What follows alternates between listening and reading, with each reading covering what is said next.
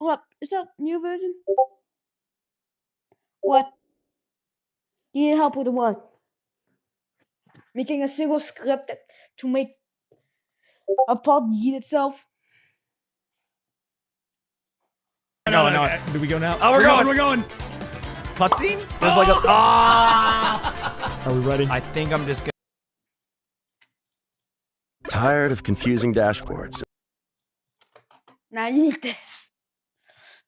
En ce moment, votre Non, machine là. Senseo vous revient à 49 € avec de nouveaux coloris. Poppy. Salut, c'est Franck Leboeuf. Vous voulez Hey, savoir God, combien vaut Matt, votre voiture? it's not my Allez car. sur I don't have a vendezvotrevoiture.fr. car. Rentrez.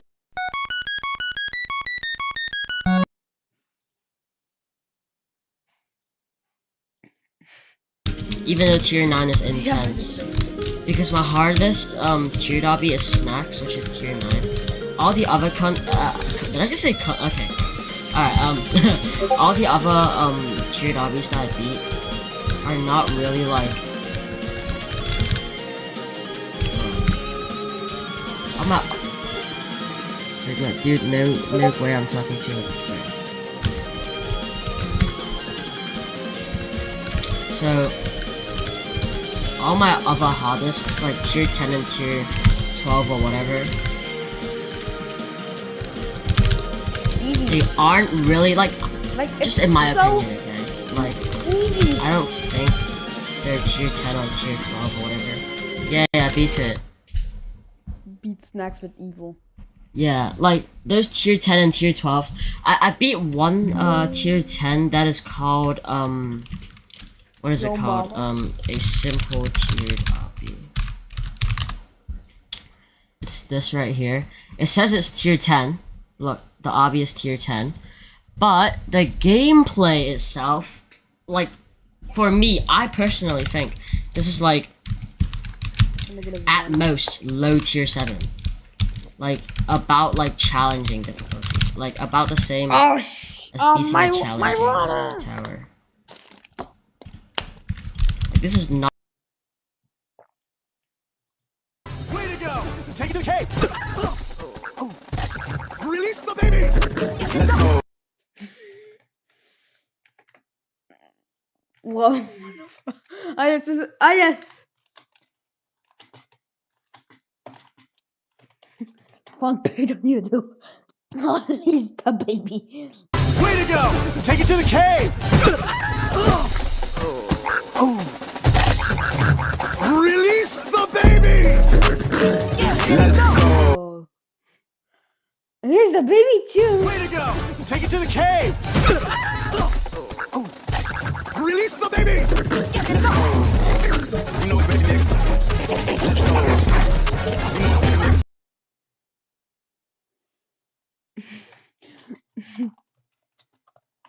Part 2?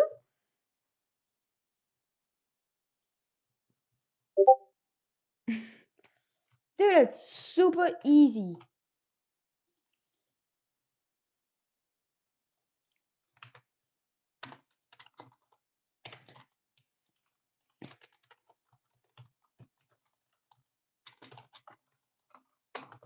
This is very simple. Just like I need to grade it then.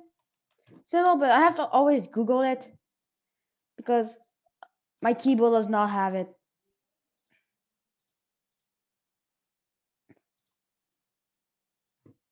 I'm done. It should work. It should try to teleport you. Now, the thing I'm gonna try is wait. This doesn't teleport you to the same place. Ain't less enough. Bounty. The idiot.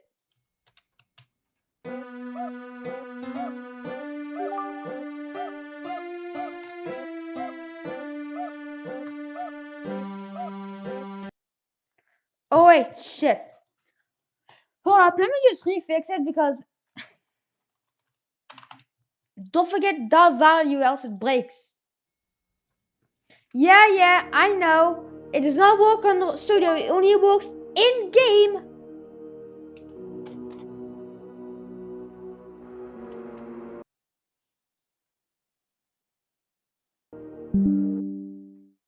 So look, this is the error it shows.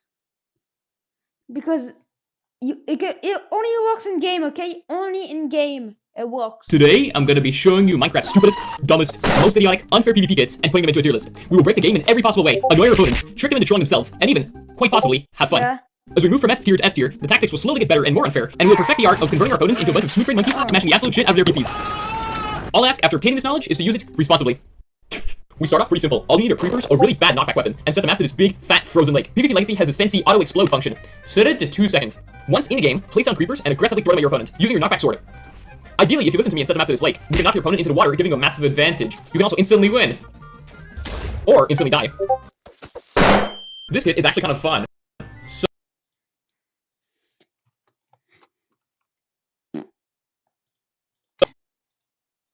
Oh, why am I putting it in F tier? Well, you see, today, I'm not ranking fun, I'm ranking pain. This kit actually gives your opponent an equal fighting chance, so F tier. Next, grab yourself some 1 durability wooden swords and nothing else. This is less PvP and more who is better at switching hotbar slots faster. You hit your opponent, rapidly move along the row, and go in for your next attack. That's about it. It also makes this horrible noise, which you can burn into the brains of your enemy and slowly make them lose. After a few hours, the noise will be permanently stuck in your brain, and your existence is ruined. Trash. F tier. Now, you might be wondering, how exactly are these kits ranked? Well, there are many ways you can do this, but this tier list goes by average success rate, which is how often the gimmick actually works. But one of my other favorites is the chat reactions. Anyways, back to the tier list. Set the map to this bedrock field, and get yourself a ton of obsidian. Yum. One of the major issues with this kit manifests before the game even begins, as 90% of your opponents will leave the second they see the inventory you have plotted out for them. Once you do start the game, your objective is fairly simple. Run far away from spawn and try to trap your opponent in one of the numerous holes throughout the map. Wait a few minutes, and the border will close, winning you the game. You have no skill. Bye-bye. I don't know if you can even call this PvP, but it works, sometimes. F tier. Starting off in D tier, we have skybasing. Possibly the most annoying tactic in the entire game. Just nerd pull up into the sky, and sit there. Forever. Once up, there aren't that many options. In order to win, your opponent needs to come up so you can knock them off and break their knees. If the opponent is having a hard time coming up, I like to motivate them by taking a fat dump off the side of the tower. Basic clutching skills are also recommended to prevent accidents and falls. We are not playing Bed Wars. D tier. Poison. Who doesn't love poison? This kit involves a little-known game mechanic where Honey removes the poison effect. Simply exchange green fluids with your opponent and hopefully don't know about the Honey mechanic. I like to fill the inventory with a lot of other junk as well, making it harder to spot the technique. Your only real problems are 1, your opponent figures out what's going on, which honestly happens about 50% of the time, and 2, being a fucking idiot and missing your poison. Yeah, I wonder who would ever do that. Also should probably mention that the poison only does about half of their health, so you still need to kill them after. D tier. For our next kit, just leave your computer on and take a nap. Staring contest.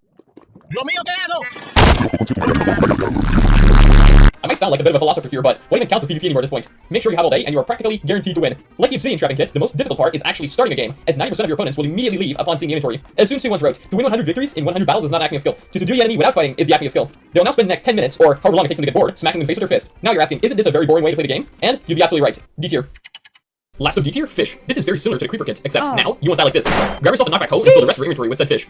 This works because when you physically touch Arbor Fish in a game, it gives you poison for a few seconds, slowly reducing your health over time. Now, for a quick demonstration, throw a fish, run, get stuck in water, throw a fish, run, chase, throw a fish, direct placement, throw a fish, troll self, get hit, chase, run, die, get stuck in water, throw a fish, run, collect fish, throw a fish, get stuck in water, opponent kills himself. You win. Fun, but not always the most effective. D tier. In C tier, the PvP gets a little more interesting and also requires a little more brain cells to use. Now we are making a living hell for anyone with red color blindness, also known as paranoia. Can you tell which is the odd one out? Well, here's the original. And if you are red color blind, screw you. Nah, just kidding, here it is. All of these arrows are healing, so they deal no damage. But there's one stack of harming arrows, which most people don't notice. You, however, being the goofer you are, know the location of these arrows from the start, and can use them to literally 3-shot your opponent. Beating people who are much better than you requires little to no effort, and also creates maximum confusion, sparking some of the best chat reactions in this entire tier list. How does this work? You shoot up with arrow. But they're healing arrows. GG hacks. He gave instant health. LMAO. Dumb shit. Want to see a magic trick? C tier. For this next kit, we are back on the frozen lake, but now we have weaponized the lake itself. Use your TNT to blow a hole in the ice and make a drop shoot as shown here. In order to utilize this, you must be sneaky, fast, and precise. Lure the enemy in front of the drop shoot and give them a little nudge.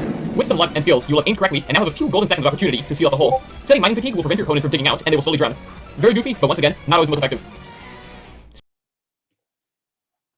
Tower fun and fun and fun and fun and fun. C tier. Way to go! Take it to the cave! Door PvP. You've probably heard of this gamer before, since it seems to be a pretty popular meme in the PvP community. But its biggest downfall is exactly that. Due to its popularity, almost Take it to the cave! Release the baby! You know it's ready, nigga.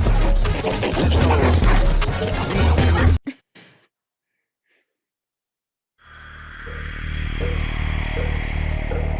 Guardians Vault is the 7th most viewed Minecraft prison on YouTube. The process that it takes to imprison a player takes more kill checks than I've seen in any other Minecraft prison. And the interior is so convoluted, I don't even know what's going on the inside. But what's more intimidating is the outside, which is surrounded by 192 block wide area bands. And I'm gonna break someone out of this prison, but each button on my keyboard and mouse can only be hit once. To be more specific, here is all 100 keys on my keyboard. I can hold down any key for as long as I want, but as soon as I let go of one, I can never hit it again for the rest of the escape. And the scroll wheel will count as a button. So let's let the escape begin. The first button I'm gonna press is the most important button on my keyboard. Obviously that is F5. I don't want to do the whole escape in third person, that was just the intro. But now that I pressed it, I cannot press F5 ever again for the rest of the escape. Now I'd love to just start walking towards Guardian's Vault and mining in, but like I said, the area bands are 192 blocks thick, so there's no way I'm getting anywhere near there. But you might notice this thing right here, that's actually the visitor entrance portal. How are visitors supposed to get to that portal if this whole area right here is area band? Well, actually, the guards have to disable it for a visiting process. So all I have to do is tell the guards I want to visit, and they'll literally just disable the area band in front of me. And if you couldn't guess by my hotbar, I'm not planning on visiting. Now, if I wanted to, I could just start walking towards Guardian's Vault, but I don't want to waste the W key this early on. And besides, it's not even the only key that I can move around with. So to conserve my keys as much as possible, instead, I'm gonna move forward with S. Well, okay, not forward, backwards, but if I turn around, then it's forwards. Now, you'll notice the arrangement of my hotbar is a little bit interesting. You'll see why that is in a moment. And now I'll hit F3 to make sure my coordinates are right. Yes, they're right over here. Whereas here, you may ask, I'm currently standing over the coordinates of one of Guardian's Vault's area bands. I mentioned this in an earlier episode of this series, but all of Guardian's Vault's area bands are completely defended by nothing but dirt, which means I can disable them permanently with just a bunch of TNT. So the next button we're gonna press, if you haven't guessed, is right click. As we place blocks though, since I'm pressing S, you're gonna find that it gets harder and harder to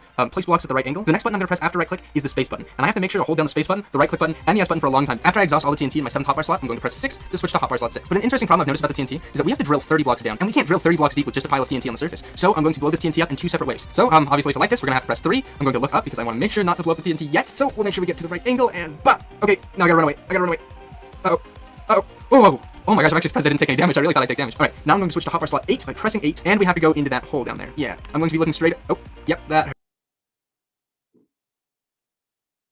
Alright, Steve, I gotta go. Question mark? Right, man, airplane, palm tree. Watch, off button? Exactly. I'm taking some time off. I'm going on vacation. Honeybee, minus sign, honey, back arrow, soon button? Yes, I will be back soon. Great. Thank you for waiting. No problem. Update. Man, your job seems stressful. My job is stressful. You're the one who has to translate Steve and all of his emojis. I think you win. Yeah, you're probably right. It's tough to leave me behind sometimes. I feel bad. Well, you deserve a break. I mean, hey, we both do. Exactly. Let's head to the airport. Alright. What are you laughing at? Oh, nothing. I was just recalling the time Steve flew an airplane. Whoa, he's a pilot? He's a lot of things. But him and the captain had terrible miscommunication because I was stuck in the back of the plane. SOS button. What's wrong? Nose, diving mask, prohibited mask. Wait, does that mean we're in a nosedive? Where's your translator? Back arrow. See, he's in the back of the plane? Oh, uh-oh. Feels like we're in a nose diving mask, prohibited mask. First place medal teacher. Is that first class? We need him here. I can't understand you. No entry door. Pilot. Oh, right. Well, do you know how to fix it? Thumbs up. Phew, what a relief. Thought bubble, face screaming in fear. Wait, do you or do you not know how to land the plane? ID button, regional symbol letter K. ID K, so you don't know either. Mobile phone off. Oh, you're right. I forgot to put my phone in airplane mode. Did that help? Warning sign, 100 points, footprints. Whoa, if that means we're only 100 feet off the ground, reply with what you had for lunch today. Green salad. Oh my god, pull up. Control knobs. Up button. Wait, just hit the up button. That was easy. Airplane, butter, peace symbol. Yes, now the flight is smooth and peaceful. Airplane arrival. Oh, we landed already? That was fast. Wow, so he really saved the day, huh? Sure did. Hey, how are we doing on time? Well, to be honest, I'm a little lost. Oh, let me just turn on the GPS. I want to give you directions to the airport. I agree, navigate, right, exit 4. In about 1 feet, let and repeat. You have the right now, get out of the car and soar. Okay, yeah, nice. You got the new GPS update. It's a little annoying though because I can't keep up with your singing. Yeah, it kind of reminds me of the time Steve sang karaoke. Wait, don't flash back to that. Well, why not? Well, because then this video will be demonetized. Oh, and if we don't get monetized, then no money for our vacation. Exactly. Money reminds me of the time Steve played poker. Well, was he any good? He was a little too good. And regional indicator symbol letter E up button. Excuse me? He only speaks using emojis. He means Annie up. Wait, hold on. What type of poker are we playing? Crown, honeybee? What? Queen bee? I don't get it. Oh, he was making a Beyonce joke. Texas Hold'em. What about something more fast-paced like 5-card draw? Confused face. Oh, Steve, he's asking digit 5 card file box crown. Thumbs up. Sure, let's play. All right, let me deal you guys in. Are you gonna call? Call. Telephone receiver. Oh, okay, so he called 2. All right, I'm gonna bet 1. Call. Eyes, digit 1, raising hands, index pointing, digit 1. He sees your 1 and raises you 1. Okay. Disappointed face, biting lip, raising hand. Oh, he regrets that. He's nervous about his hand. Well, don't tell me that. Now I'm all in. I fold. Money now face. Huh? I have a straight. What do you have? Crown toilet. Ah, a royal flush. So you were bluffing. Oops. Joker. Wait, you had the Joker too? Oh no, he means he was joking, like as in bluffing. Money bag, money bag, money bag. Okay, so wow, Steve is pretty rich then. Oh yeah, after that day I got a huge bump up in salary. Wait, what else does Steve do for money? Oh, that's a great question. He's a film composer, a weatherman, and installs volcanoes around the world. They're not natural? Yeah, which reminds me, we were trapped once at the bottom of an empty volcano and there was a bomb. A bomb? Well, you obviously survived. How did you defuse it? I can't remember. Let me think. What's that sound? Speaker high volume, stopwatch bomb. Uh-oh, sounds like a time bomb. How much time do we have left? Hourglass down, 1:30. Phew, 1:30 p.m. is so far from now. We'll figure it out by then. No, you didn't let me translate. He means we have a minute and 30 seconds left. What? Okay, how do I defuse it? Satellite antenna, magnifying glass, tilted right. He's going online to conduct a search. Wireless key, question mark. Oh, what's the Wi-Fi password? Nimbus 3000. Thumbs up. Oh, cool. He's in. Great. Now, which wires do I cut? Green square, green, red circle, red, blue heart, blue. Whew. Man gesturing no, light blue heart. Oh no, he means light blue. Wait, what? Collision. Explosion. Oh no. Oh yeah, so I guess we didn't defuse it. But how did you survive that? Just best to move past it. Wait, did you say move pasta it? Was it a pasta bomb? What's a pasta bomb? Never mind. I'm thinking of a different video that I saw. Well, we did have to go to the doctor's office after that explosion. Well, I bet. What did the doctor say? Well, I'll show you. You know I can't see inside of your mind, right? Oh, right, yeah. Well, I guess I'll just tell you what happened. All right, can I call you Steve? Okay, hand. Steve only speaks using emojis. Yeah, I'm here to treat. Oh, yeah, great. So when did it first start? 1 button, 5 button, mobile phone, man walking cloud with lightning. When he was 15, he was walking outside while texting and got struck by lightning. High voltage, exploding head, lightning shuffled his neurons around. That's scientific sound. Any family history? Family girl, trophy, money bag, slot machine, dashing away, graduation cap, office building. A while back, his sister won a ton of money at a casino, so she dropped out of college and started an extremely successful business with all the funds. I meant medical history. Man gesturing, no. Nah. All right, open up your mouth and say, face with open mouth. That's not gonna work. Okay, let me get your pulse. Beating heart. Boom, boom, boom, boom. Okay, 70 BPM, which is normal. Let me get an X-ray. Exclamation question mark. Well, the results are startling. Skull. Good work. You have a skull. That's right. He couldn't figure out a treatment. Man, that's so sad. Hey, you mentioned pasta earlier. Are you hungry? I'm starving. Oh, thank God. Same here. Want to hit a drive-thru? I like the way you think. Oh. You mind if I order for us? Oh, please go ahead. I trust you. Hey there. I'd like 3 number 12s, please. It's an order. Somebody had on the move. Nice. Wait, what? Yeah, sure. We totally have that. 1 second. Hey, Adam, do you have any extra number 12s? What's happening? Oh, this happens a lot. They're asking similar chains if they have the order because they're all out of stock. Hey, that's kind of a funny video idea. Yeah, it is. Have you and Steve ever been to a drive-thru? Oh, yes. And that was a real challenge because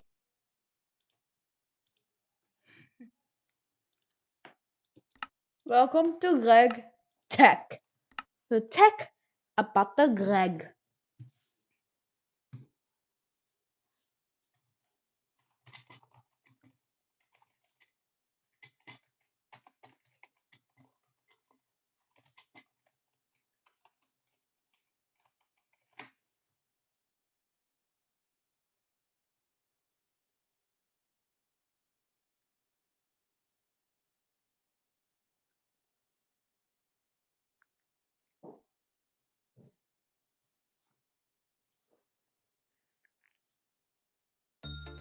So, you want to get into GregTech. There are various different mod packs that use GregTech, so I decided to make this video to make it easier for beginners to get into GregTech. GregTech is a mod that completely overhauls Minecraft to be more realistic. The goal of GregTech is to create a large factory in which you produce every single material in the game and progressively become more powerful by unlocking better materials and producing more energy. Starting in the Stone Age, you will barely be able to survive until you get your first steam machines and eventually reach electricity. GregTech's huge tech tree has 9 or 15, depending on the version, tiers of electricity, with each of them getting harder and more complex. There are 2 major versions of GregTech: GregTech Community Unofficial, which is on 1.12.2, and GregTech 5 Unofficial, which is on 1.7.10. On 1.12.2, there are 2 important GregTech mod packs: the GregTech Community Pack and Nami Factory. GregTech Community Pack is a pack for people that are new to GregTech and want to try it out for the first time. The guide explains everything in detail so that you can easily follow along. It only contains a few important mods like GregTech and Applied Energistics 2 for automation. Nami Factory is a tech mod pack focused on automating large-scale factories. It doesn't contain any magic mods or mobs, and it can be played on peaceful if you want. Nami Factory skips the Steam Age so you can get into the Electric Age as soon as you start playing. It will quickly gain access to resource generation methods like deep mob learning for infinite diamond/basic resources, and Applied Energistics 2. On 1.7.10, there are also 2 major GregTech mod packs, those being GregTech New Horizons and GregTech Impact. GregTech New Horizons has been custom built to provide the hardest and most painful GregTech experience possible. It has a ton of tech and magic mods that are all integrated into the GregTech progression. The early game is incredibly painful, with multiple machines taking 4 to 6 hours to get at the start. It also has infernal mobs and special mobs that can kill you in one hit as soon as you start playing. However, the quest book is really good, and if you ever get stuck, there's usually an alternative way to get most items. Impact GregTech is a Russian GregTech 1.7.10 pack. It is much easier than GregTech New Horizons, and it also has no magic mods or unfair mobs. Impact can also be played on peaceful mode. Sadly, the authors did not write a guidebook because they think that the pack is only played by GregTech experts. I still think it's good though. There's also GregTech 6. This version of GregTech is the one that is still being maintained by Gregorius T. But the gameplay of GregTech 6 is quite different from the other versions of GregTech, so it isn't recommended for new players. Greg. Dude. 2 minutes of GregTech, and it's the wrong version.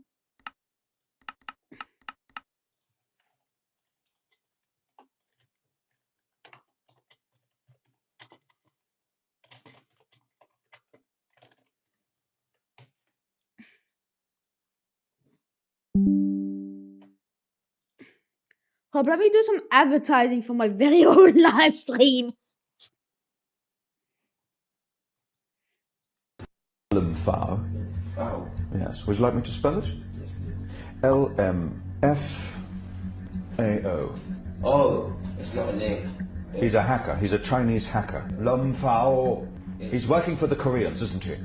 You've heard of him, haven't you? No. You have? I promise you I haven't. It stands for something. Laughing my off. What about the F, though? It's a swear saying, laughing my bloody head off or something like that. Bloody. L-M-B-F-A-O. Lmfao.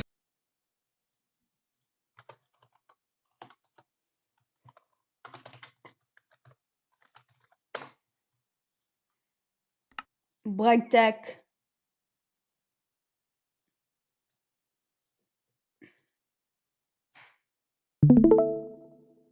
Pizza. Shut the fuck up, Nitro. I want Nitro for live streaming on Discord. Live.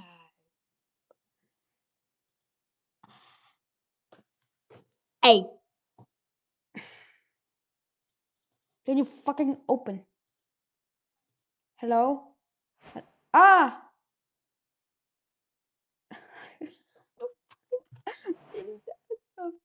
I'm off! Wait, this is bad. You know what? Fuck this. I'm just gonna chunk boost.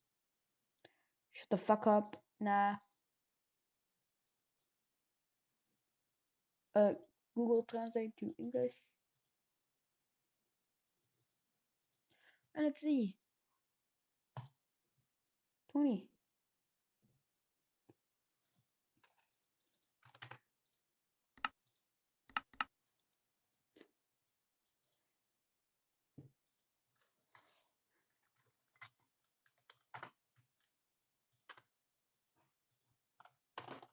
Star technology. I am stranded on a floating island with nothing more than a single tree and the void below. And the only way to escape is to make the Stargate, but it won't be easy.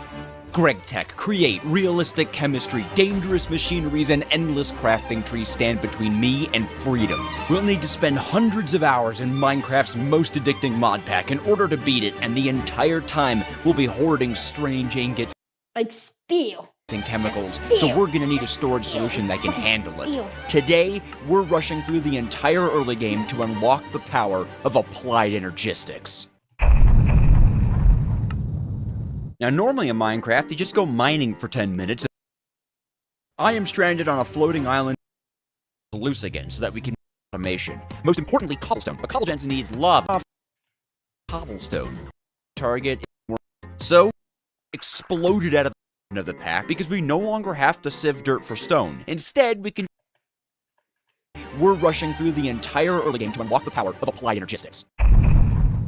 Now, normally in Minecraft, you just go mining for 10 minutes and then you've got gold. But here we've got nothing but a tree and some grass. So how in the world do we go from this to this? Well, chopping trees is still the start, and expanding the islands, we'd have room to catch more saplings and build machines. Immediately, though, our start's different to the old version of the pack because we no longer have to sieve dirt for stone. Instead, we can just explode it out of the grass in infinite quantities. The true clicker game experience. So here we are, the typical one-tree skyblock start. Cooking leaves for worms, using worms for string, using string for a bed, and making our first sieves. Our first sieving target is gravel, which we can actually make by destroying cobblestone with cobblestone. We make a cobblestone hammer and can use that to crush cobblestone into gravel, and running gravel through a sieve unlocks the first ores of the game. Most importantly, iron. With iron unlocked, we actually have access to the create mod, meaning we can start pulling off some useful automation. Most importantly, cobblestone. But cobblestones need lava, which actually first needs water, and that we can get from extracting the juices out of leftover saplings inside of an oak crucible. But that takes a while, so in the meantime, I clicked in some more cobblestone and andesite, and hammered the cobblestone all the way down into dust, which left just enough time for the water to ooze out of the baby trees. And in my overexcitement, instead of making an infinite source of water, I used one of the sources to convert a single dust into a single clay block. And then I had to wait all over again for another source block in order to actually get the infinite water. You might wonder to yourself why we need clay for lava. And don't worry, it'll make sense soon. But first, we really need bone meal, which we can only get from composting saplings. Did I mention I was playing in peaceful mode? Also, it turns out you need a ton of saplings for just one single bone meal, and we need 7. So it was off to the tree chopping land for a while again. And after 2 stacks of saplings, give or take, we had 7 bone meal and 7 clay balls, which we could combine to create porcelain clay. The porcelain clay can make a crucible that gets hot enough to melt cobblestone into lava. After a while, of course, which gave us plenty more time to move on with planned infinite cobblestone. A regular cobble gen is slow and boring, so instead what I'll do is use a GregTech hammer to mash 2 copper ingots into 1 copper plate, which is a terrible ratio, but it's what we've got, and use those plates to make a create mod pipe network hooked up to a stone barrel. We now have to move our lava, and the only safe way to do that is with an iron bucket, which we'll need more plates for. And thankfully here I remembered that the create press lets you make 1-to-1 sheets for a few early game metals, including copper and iron, so I made sure to set one up. With cheaper sheets, we could easily make an iron bucket, because of course you need sheets for that, and safely transport our fresh lava to the stone barrel, and make chutes to automatically pull cobblestone out of them into a storage drawer for automatic infinite cobblestone. Letting that build up, I did some storage sorting, and even set up a create super smelter, so we wouldn't have to wait for things to smelt in a furnace or use any fuel. I also let the worms loose again, so that we can make 20 more sieve meshes in order to sieve 25 blocks at once, which I used on sand to get gems and sea life, and dust to get weirder gems, redstone, glowstone, and sulfur, all of which we need today. We're closer to gold than ever before, but gold needs steel, and so first we have to make a primitive blast furnace, which means we need a massive amount of clay. And our only way of producing it is to right-click a barrel filled with water while holding dust. Not wanting to do that 1 bucket at a time, I used fluid pipes to connect a bunch of barrels to a cobblestone generator, so we didn't have to do this manually, but this probably took a lot longer than it needed to, since I could have just made a separate pump for this, and it would have gone way faster. But if you think I learned from my mistakes,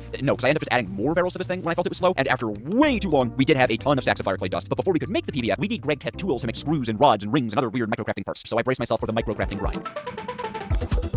Using the new tools, we could shape the dust into raw bricks, get those smelted, and turn them into fire brick blocks. Now we just needed some wrought iron, which is like iron, but better, and surprisingly easy to get. It's not a bit annoying. You just have to sizzle iron ingots on a campfire, and they'll pop right off as wrought iron. More like campfire iron, if you know what I'm saying. With a bunch more microcrafting, we finally have the PBF controller, and...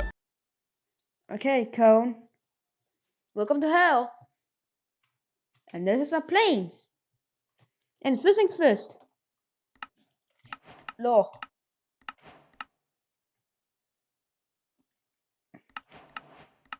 And all that. And quest line. Holy Jesus Christ.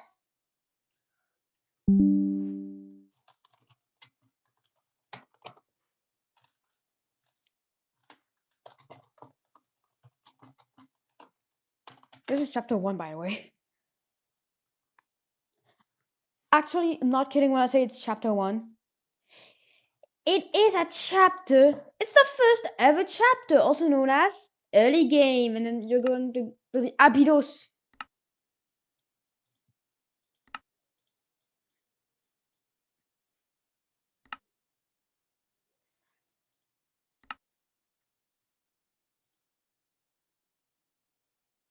What? No. Dear God, there's more. No. Wait, what? 3 billion EU? Oh, guess I'll die.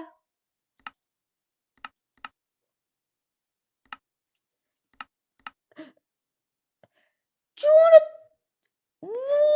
What?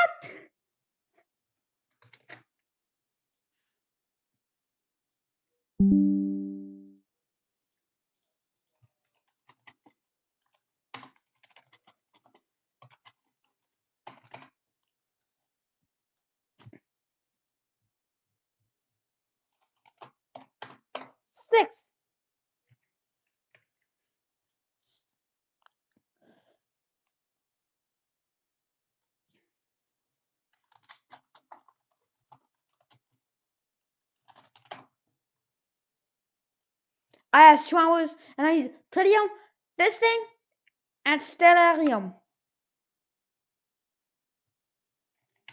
What the hell? No. Not the bacterias. But what the fuck was the bacteria? Oh no.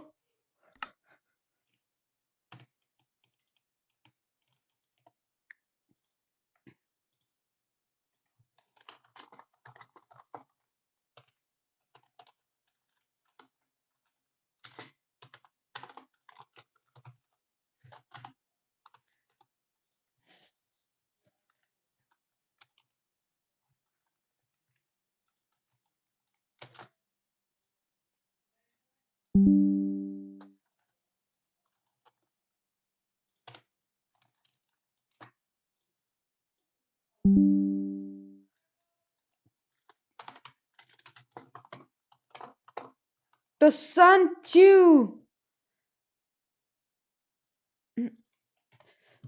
Anyways, let's touch some grass. And we got the cobble. Look at that, I touched grass. By the game standards. Gee, come. What the hell? Let's make a craft table. Let's do some diorite.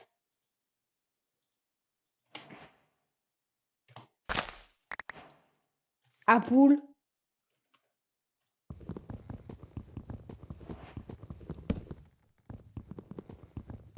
Flashing lights warning.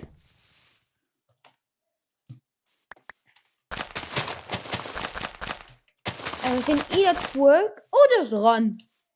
No, really running grows trees. Source Minecraft. Well, insanely modded Minecraft. And when I mean insanely modded, I mean like real life modded. 64 Okalagi. Turn that into turn that into my riches. God damn it. There's too many. Yeah, there was like 9 logs floating. So now I have a whopping 78 logs.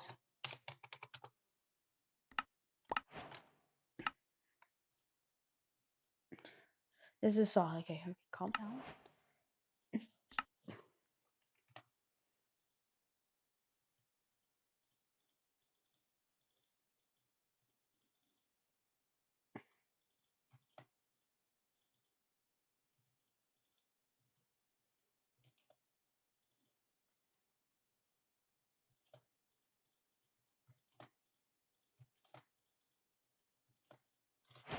Gaming. I need a bone meal? What the fuck? What the hell, man? Well, I guess we're gonna make some water then. Oh, how to make oak crucible. Thank you for knowing how to make an oak crucible. Now let's make 2. Because double speed is way better. Now let's just start making some water. Next thing they want us. Oh wait, yeah, I need a wooden bucket. Let me just real quick make a. This is not how you make a wooden bucket. This is how you make a bucket for D1. Bucket for noobs. Oh yeah, you have to touch the glass.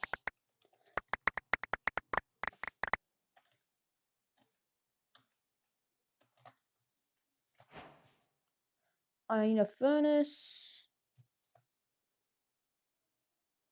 No menu. This is the quest done.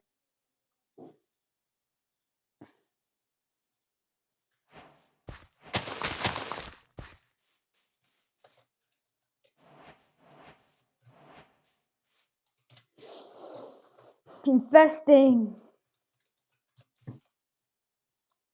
Rock. So yeah, I learned a lot of stuff. I know how to make I need a latex sandwich. The record is ELV. Bro! I need ULV input. Hello? Which makes latex very fast without wood screw, which is short wood sticks, which is stick. And yes, you saw a stick, you get short wood sticks, and then you use a file to make a screw. Then you can boil it for nothing. Kill it for short wood stick and distilled water. Or use another water. Native plantation, which is way better. Fuel? Wait. Fuel? Oh, Christmas. Yo, Christmas already. Yeah, we already got Christmas. No, this mod pack has Christmas, and it's just as fun as getting 5 trillion. 5 vegetarian.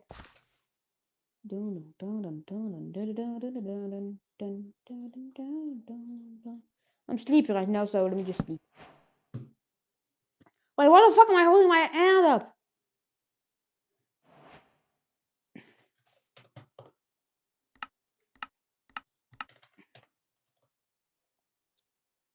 I need sieves. So we need how much? Yeah. It might be too expensive. So I might have made a little bit extra. A barrel.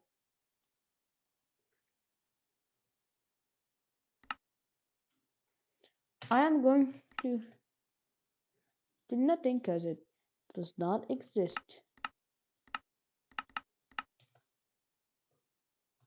Was it because of the stick? Stupid stick. We don't want 27, but we want 25. And then we're gonna make some meshes, so.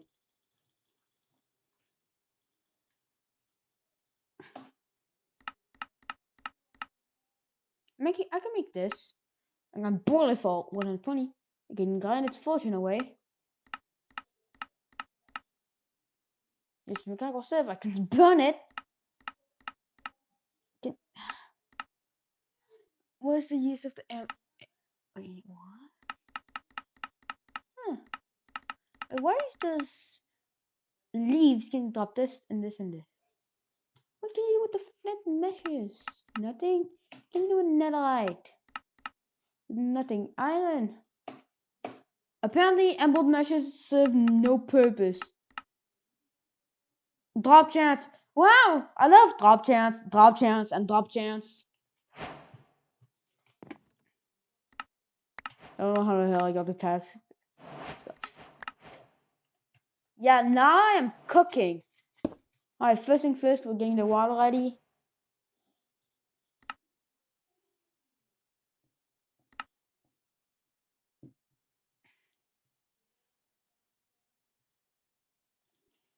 So now let's start using cobble.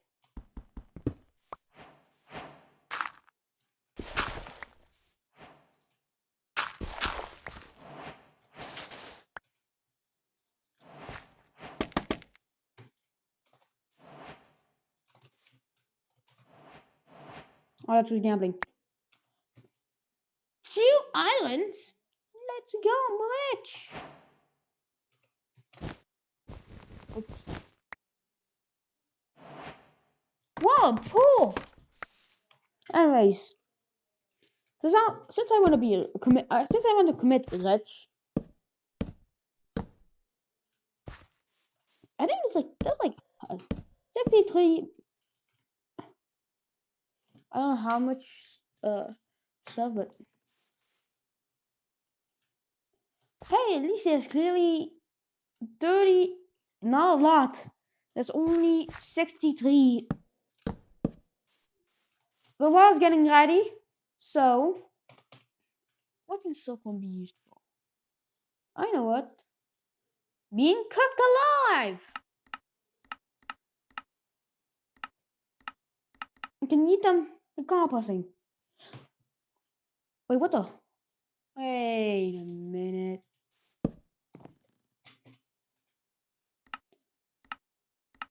Composting from the composter or the bad composter, that's a 100% chance to give me 7 bone meal. Worms. Just fucking ate worms, what the fuck? Bro, what the fuck?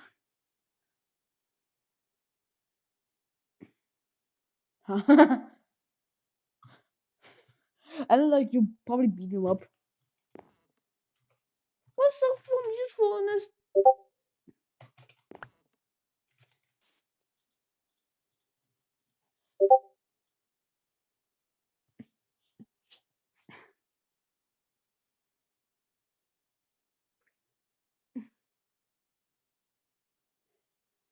Defeat your mama. Anyways, we're getting cheers. I don't care, I got a resource for the days.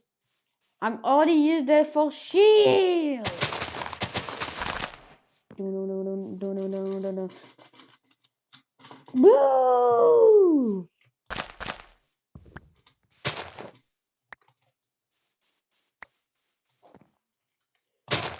Oh man! Gambling 101! Keep gambling!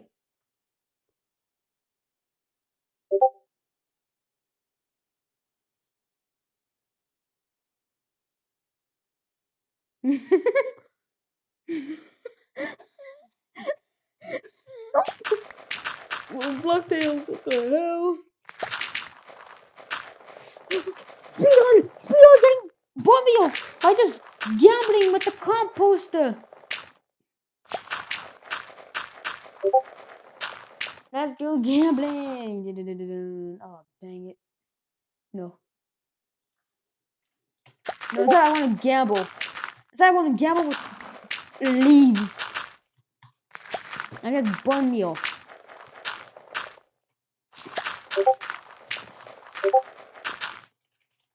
Oh, but I don't care. I need leaves. I need technology. I had to beat my past with me dumbass dying because I had less than 19 HP. And everything's gone, but even Boomio. Hey, seed! Finally! My phone gets stopped. But first thing first. Don't mind that.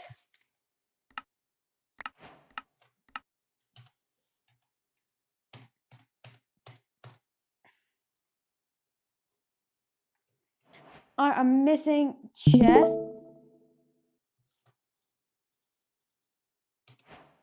Well, oh god, hold up. Let me just mine 53 oak logs.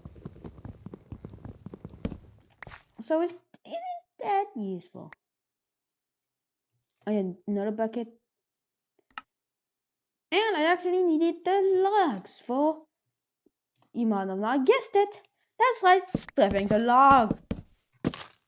Got stripped oak logs, which is then... Why?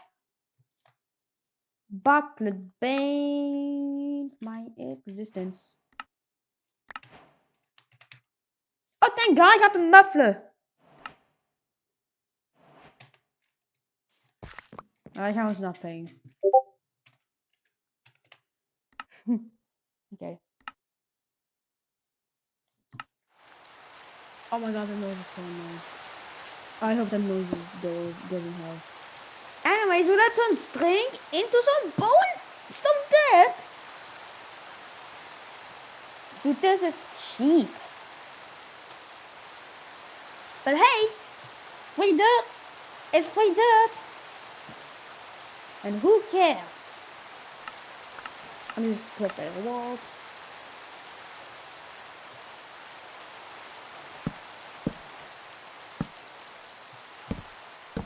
I'm gonna start my nut Nico farm. Go. You guessed it, cops. I need some cops, so.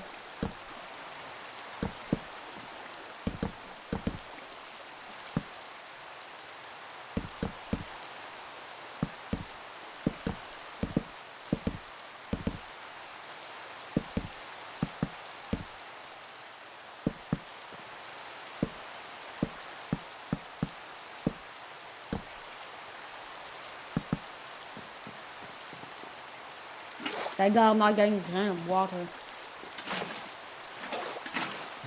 Alright, there we go. I went back to took a couple damages, but hey, damage is damage. Now, first thing first, I gotta commit farming. I gotta become a peasant and start farming for my own food, cause 12 hunger. I got a couple more, like 6 lost, and then I cannot split. I cannot heal if I take damage. So, yeah, I really want a sweet bacon I use.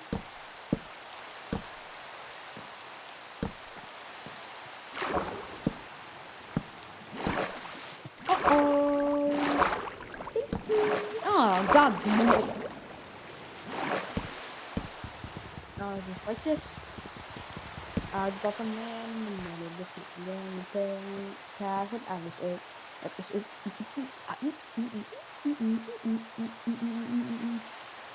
I just got one hole and stole the soil. Now we're getting crops. I don't want to wait, so let me just run.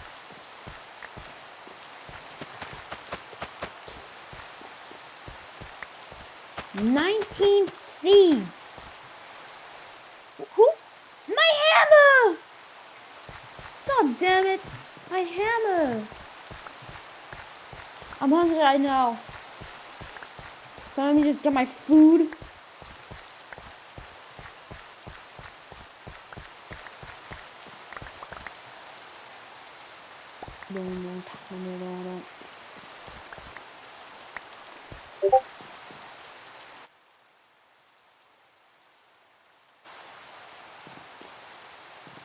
Oh god. How many seeds? Dude, seeds are too easy to get. I need bread. My oak.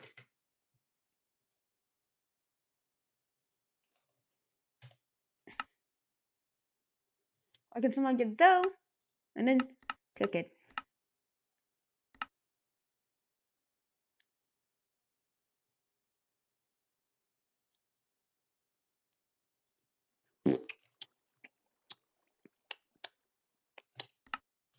$64 bread and 25 bread. Oh my god, it's so beautiful. My bread!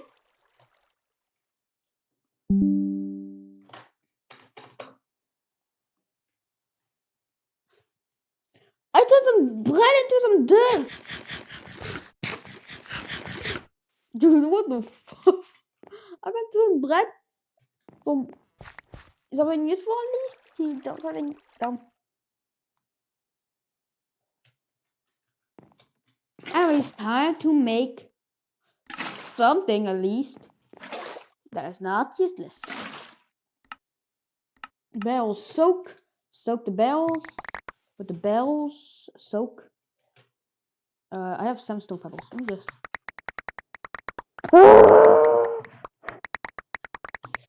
right click speed. 21 cobble. 21. I clicked so hard just for 21 cobbles.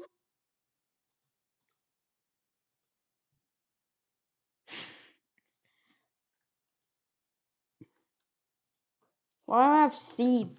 What? Compost it. Let me just make a hammer. Oh god, I messed up. I must have this, and this.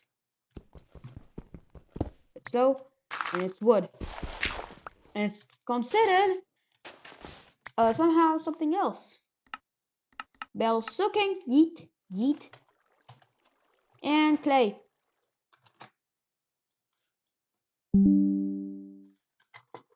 What the fuck is this?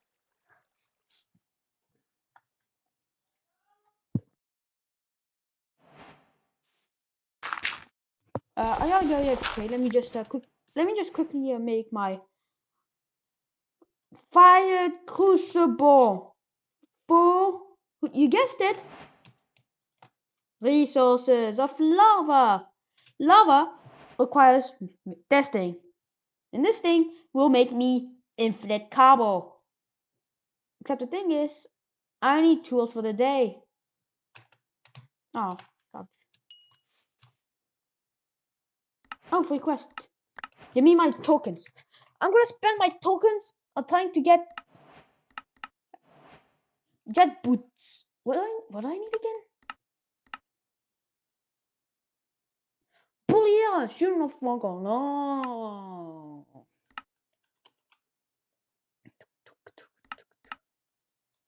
LV.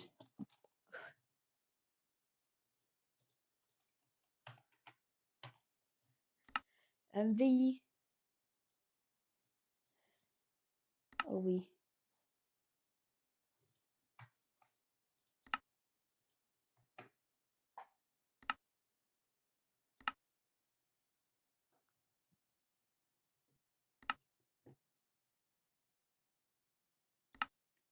Is there a ULV? UHV? Anyways, I'm gonna commit AFKing.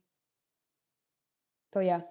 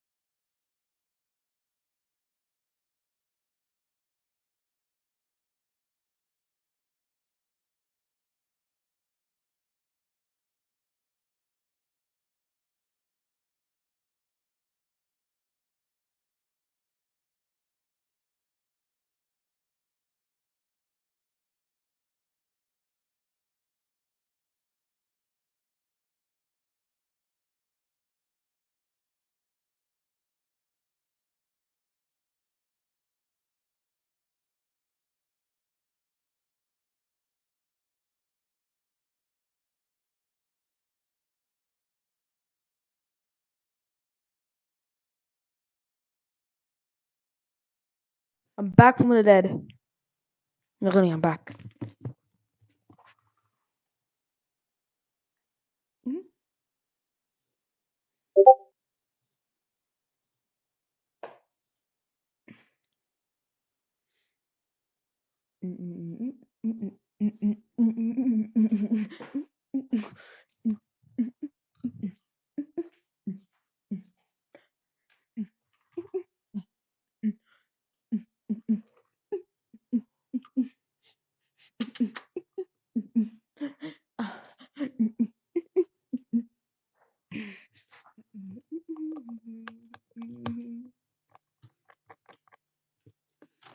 Alright, cool. So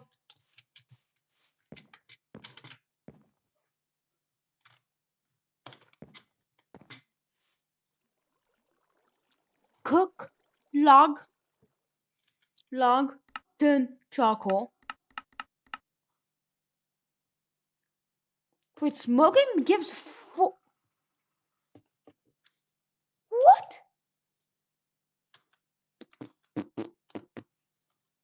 The hell is this? Give me my campfire real quick.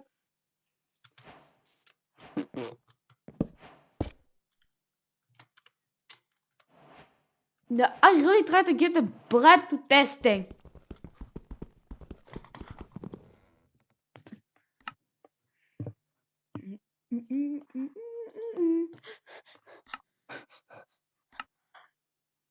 Holy poop, that's a lot of power.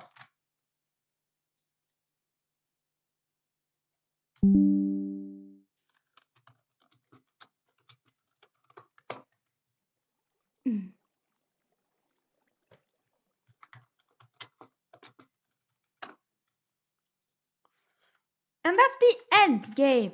But we're on the early game. So we gotta get tools for the day. Wait. Steel.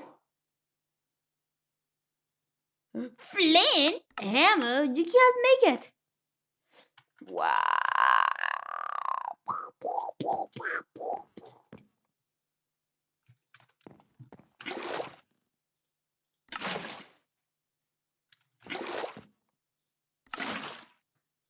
Give me my dirt, man.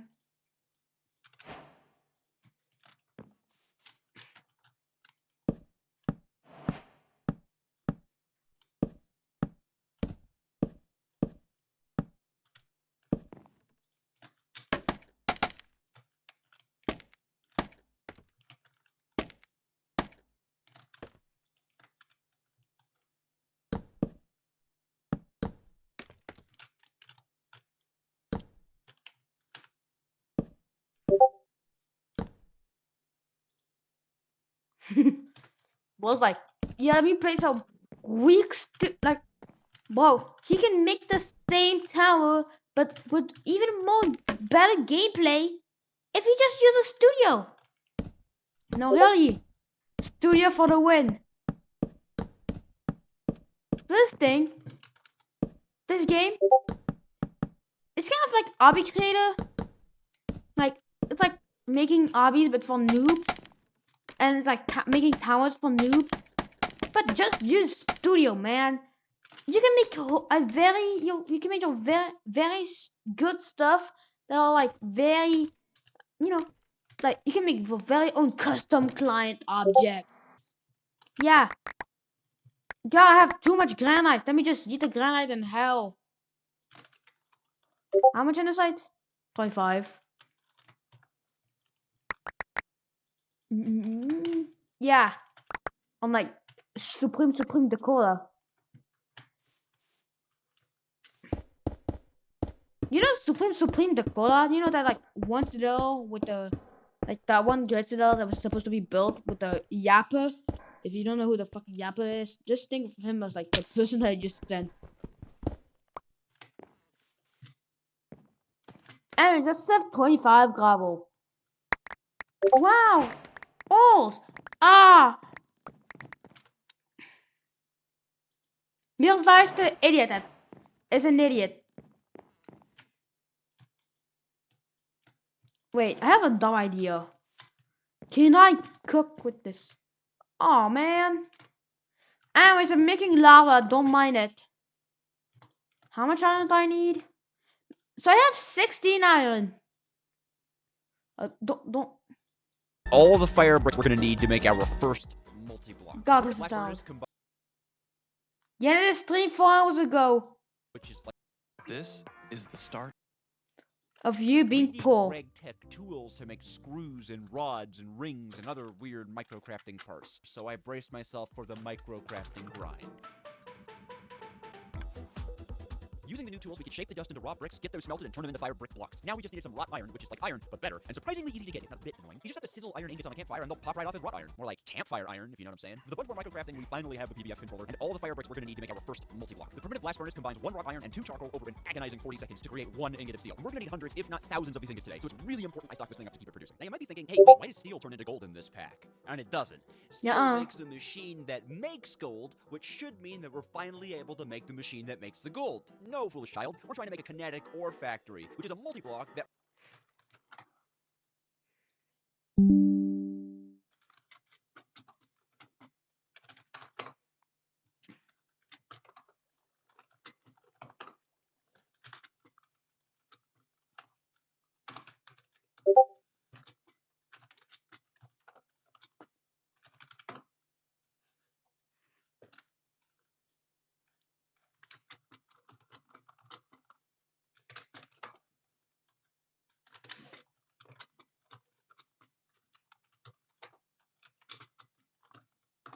Let me know what's the hardest stuff. Block of iron. And below. And the site. Give me my andesite alloy. You piece of shit.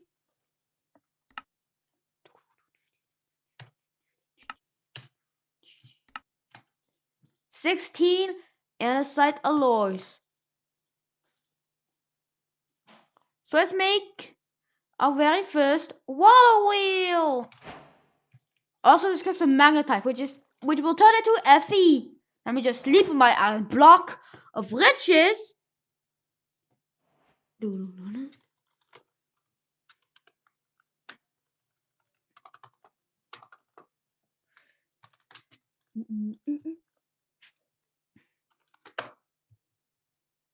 Shut the fuck up, Nitro.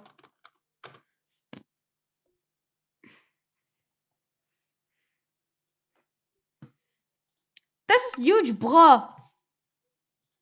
I gotta make a start on machinery V1.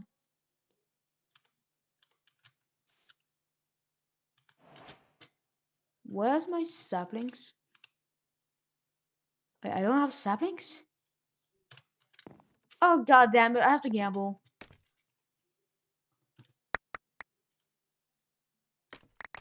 I can't have my saplings back.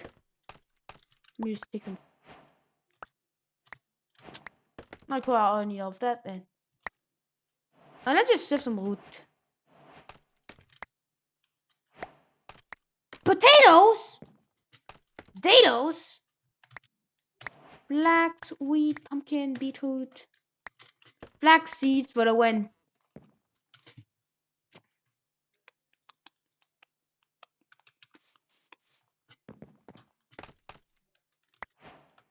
Potatoes, bamboo. Scaffolding, canvas. Bamboo crook.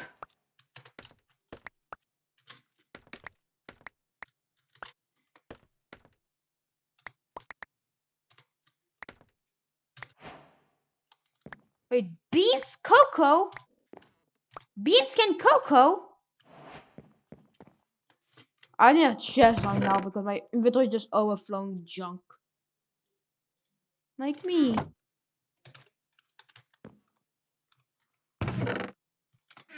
Anyway, let's get a large water wheel. Because SU is the most important thing. Actually, no, I don't need a big old SU thing. Actually, I have an idea. Water wheel will spin faster. Like, sorry, I guess I'll use these two. I need to get trees.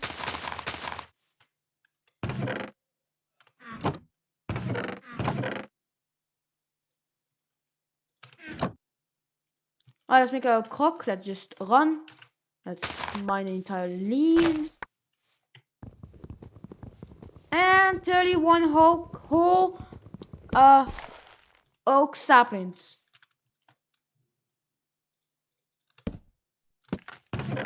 Let me get my andesite alloy and the andesite ages now.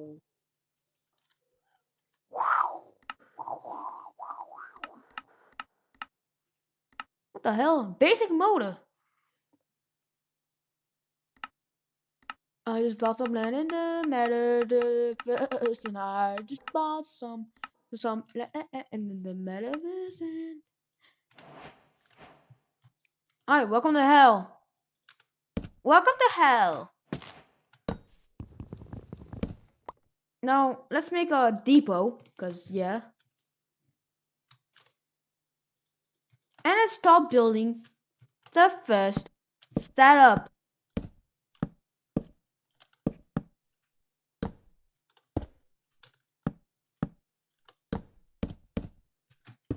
I'll place this then. Let's move. Why?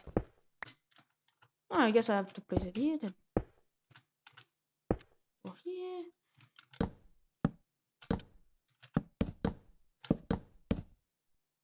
Then let's place a single water wheel, then a large version. I don't mind the big old stuffs.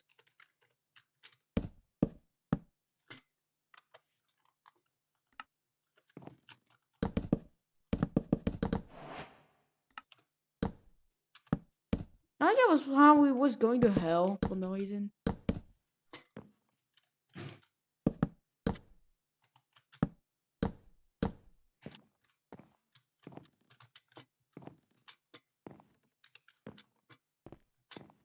I need water right now. Time to take out the water bucket. Water bucket! Water! Let me just get up. Alright, cool. I harnessed the hydraulics.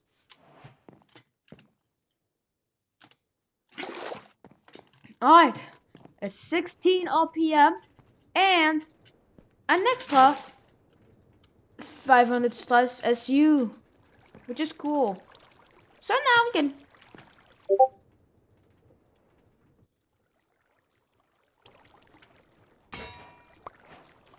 Dude, this is so damn slow. I really hate this.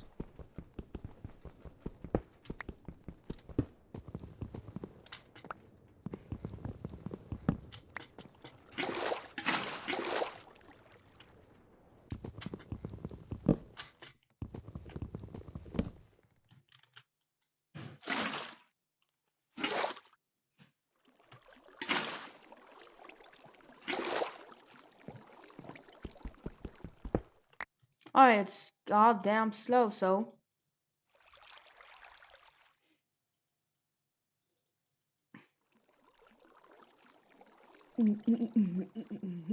Oh my goodness. Oh my damn.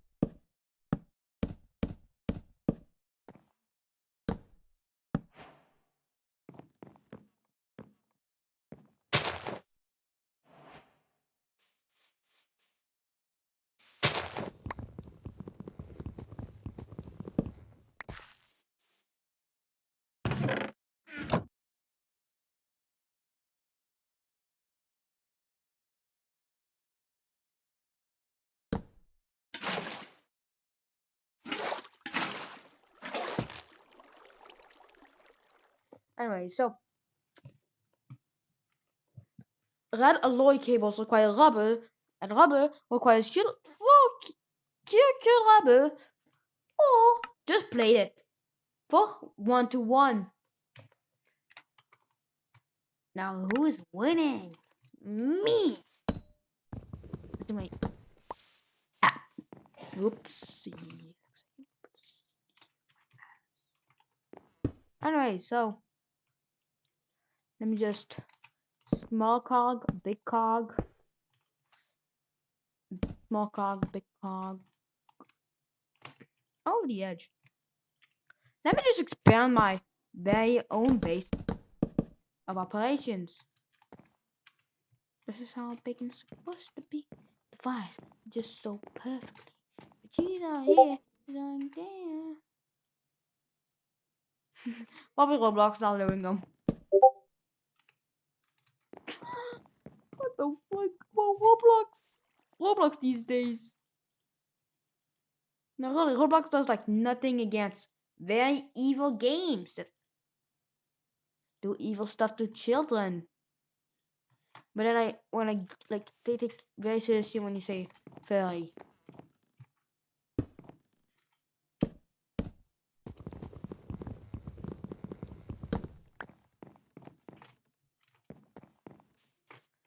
Oh, let's make some water wheels. I will only get 2, so that I can get 2 large water wheels. Also, yeah, 2 larges. So now let's get up that thing and let's just spin it. What? Why didn't it spin? Okay, it's not that fast.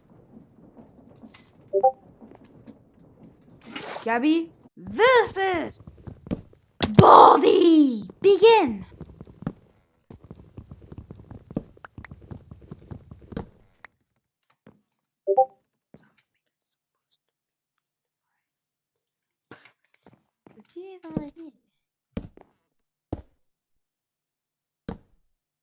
I don't want it up here. Oh, now I need a. Ow. Update. He's running away. Update again. He's dying. Boy is going to catch up to him. Update 2. He dies.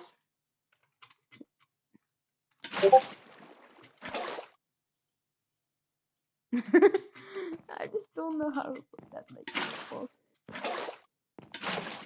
Too little power. More water.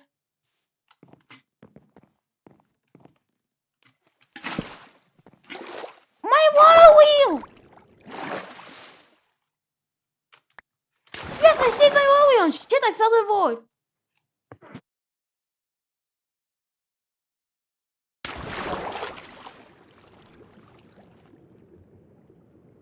Anyways, I fell to the void and decided to go back up. So, we're ready for some... God.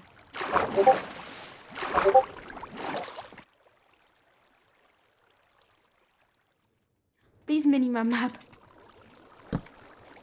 This is just a failure.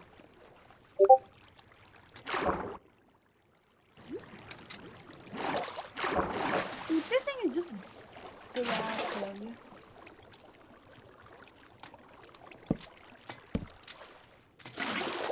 I'm trying to finish stuff. Okay, cool. I saved myself.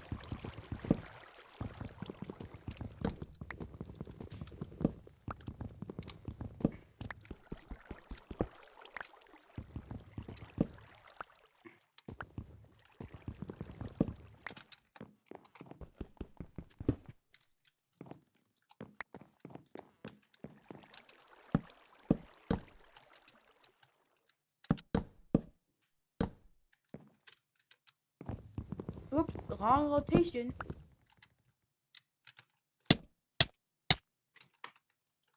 No.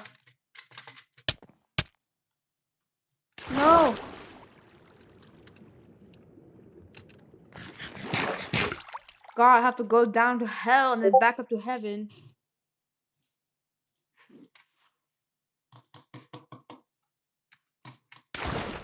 I don't want to eat bread right now. I want to save myself.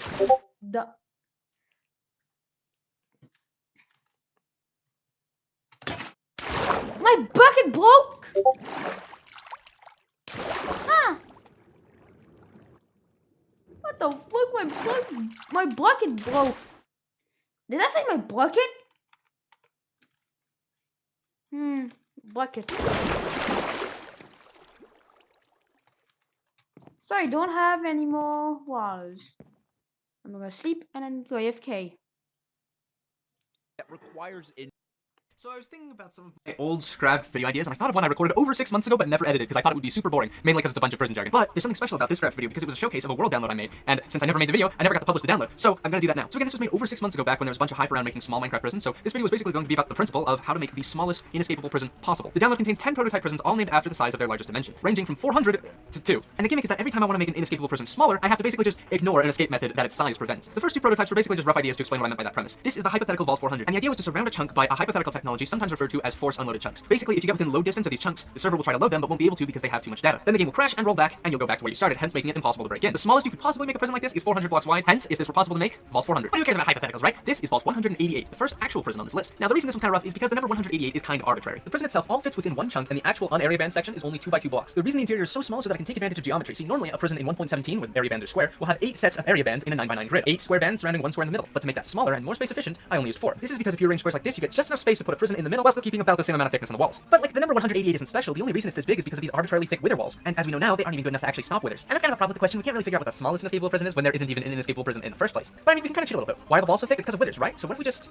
ignore them? So what is the smallest wither-ignorant prison possible in Minecraft? Vault 111. And this is what Vault 111 looks like. Okay, technically, to be fair, it's 256 blocks tall. I'll explain that in a moment. Vault 111 uses the same geometric design principle as Vault 188, but more extreme. Because the typical area band machine is 2 blocks wide, the area band kind of covers more of a rectangle than a square. It's very close to a square. And we can use these rectangles and line them up in such a way that there's a 1 block gap that is an area band, and that is where the prison is. The entire thing is a 1 by 1 column. Here's the cell, here's a composter X-ray, here's the prisoner portal, here's the visiting portal, here's the guard room. And all the controls can be accessed in this 1 by 1 space. It's a pocket prison. But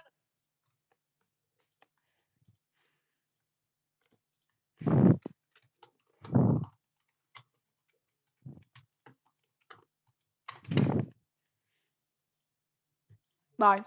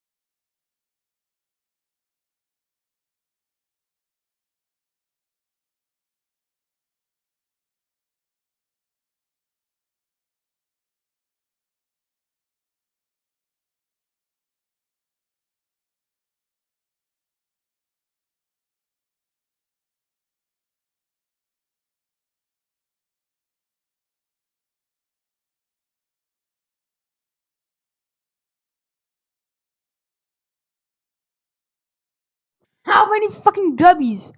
Well, what the fuck?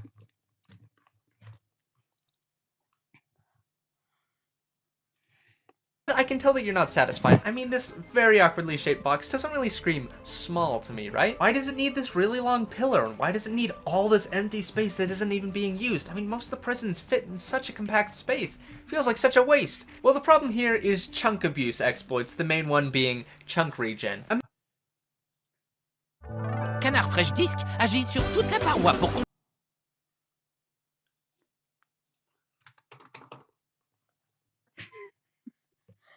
Chaque jour.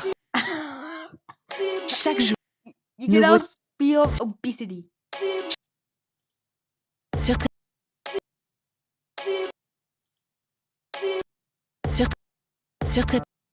Salut. Salut. Nouveau. How much do they fucking pay for ads, bro?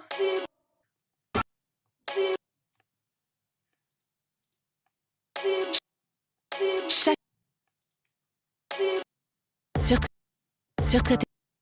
Nouveau. Voici. Salut, c'est Franck.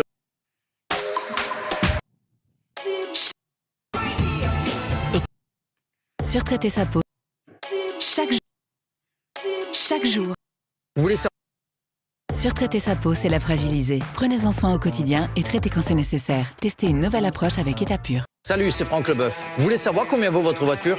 Allez sur vendezvotrevoiture.fr. What I eat in a day. Breakfast, 5 cinnamon rolls. Here's what I eat for lunch as a high-fat 5-year carnivore, and I eat this way to maintain my 30-pound fat loss.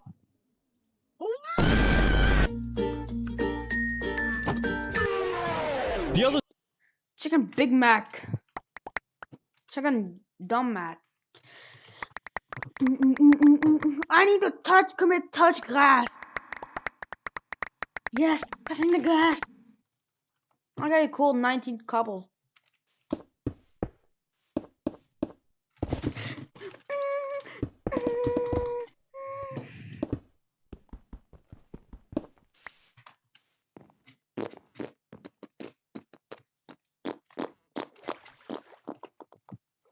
Give me more lava.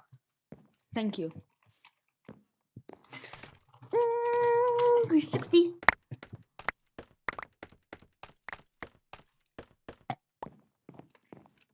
Oh, I have even more iron. That means I can make more stuff.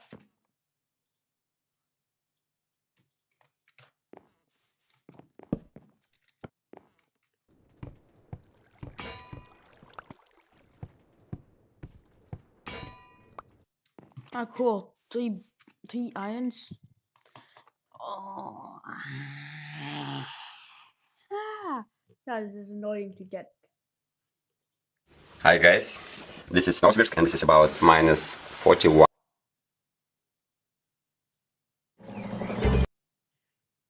Seven-segment displays are great. We don't see them as much in electronics these days because screens are a lot cheaper than they used to be, but these used to be everywhere, from clocks to supermarket checkouts to calculators to slot machines. Here they're being used as part of the mega processor at the Centre for Computing History in Cambridge. This is the clock speed that the whole system is running at.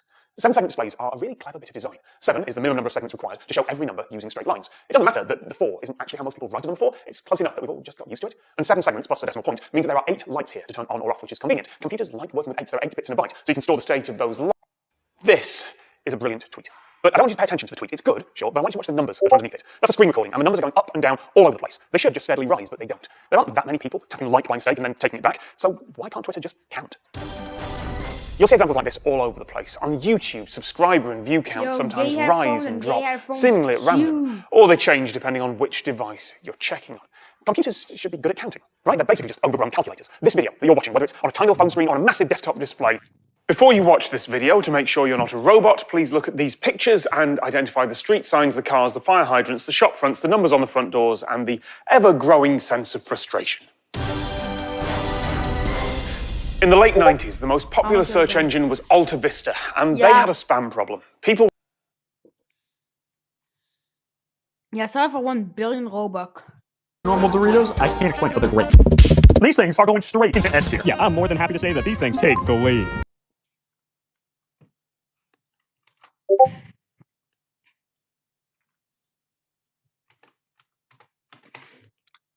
Doritos.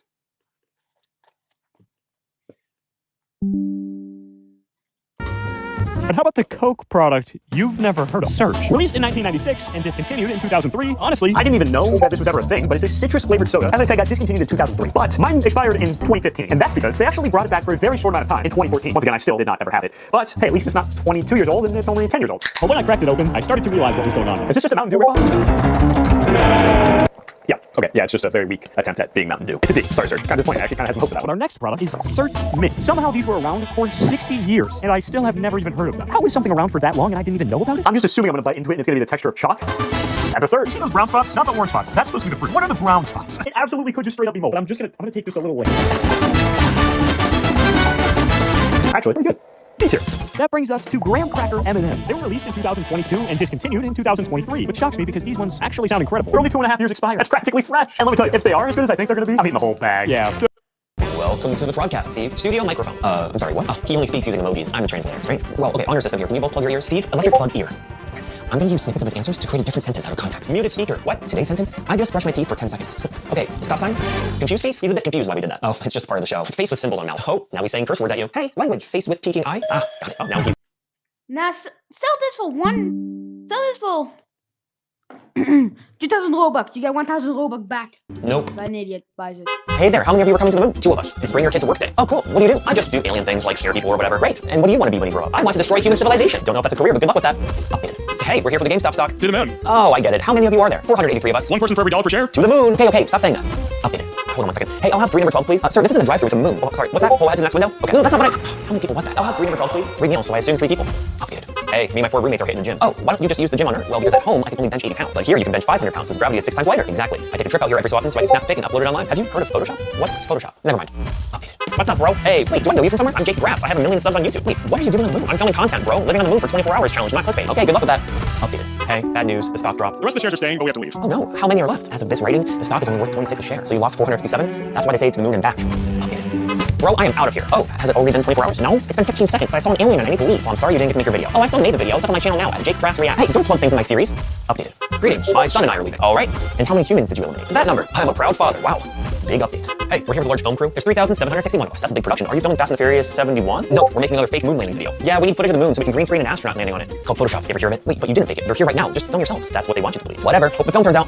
Updated. All right, see you later. Hey, where's my food? Oh, you drove off before I can tell you. This isn't a McDonald's. Oh, wow, whoops. I must have made a wrong turn. So, I assume there's 3 of you leaving then? No, all 3 meals are for me. I just really like onion rings. All we have here are crater cuts. Adjusted. Hey there, how many of you are coming to the moon? 2 of us. It's bring your kid to work day. And then it loops.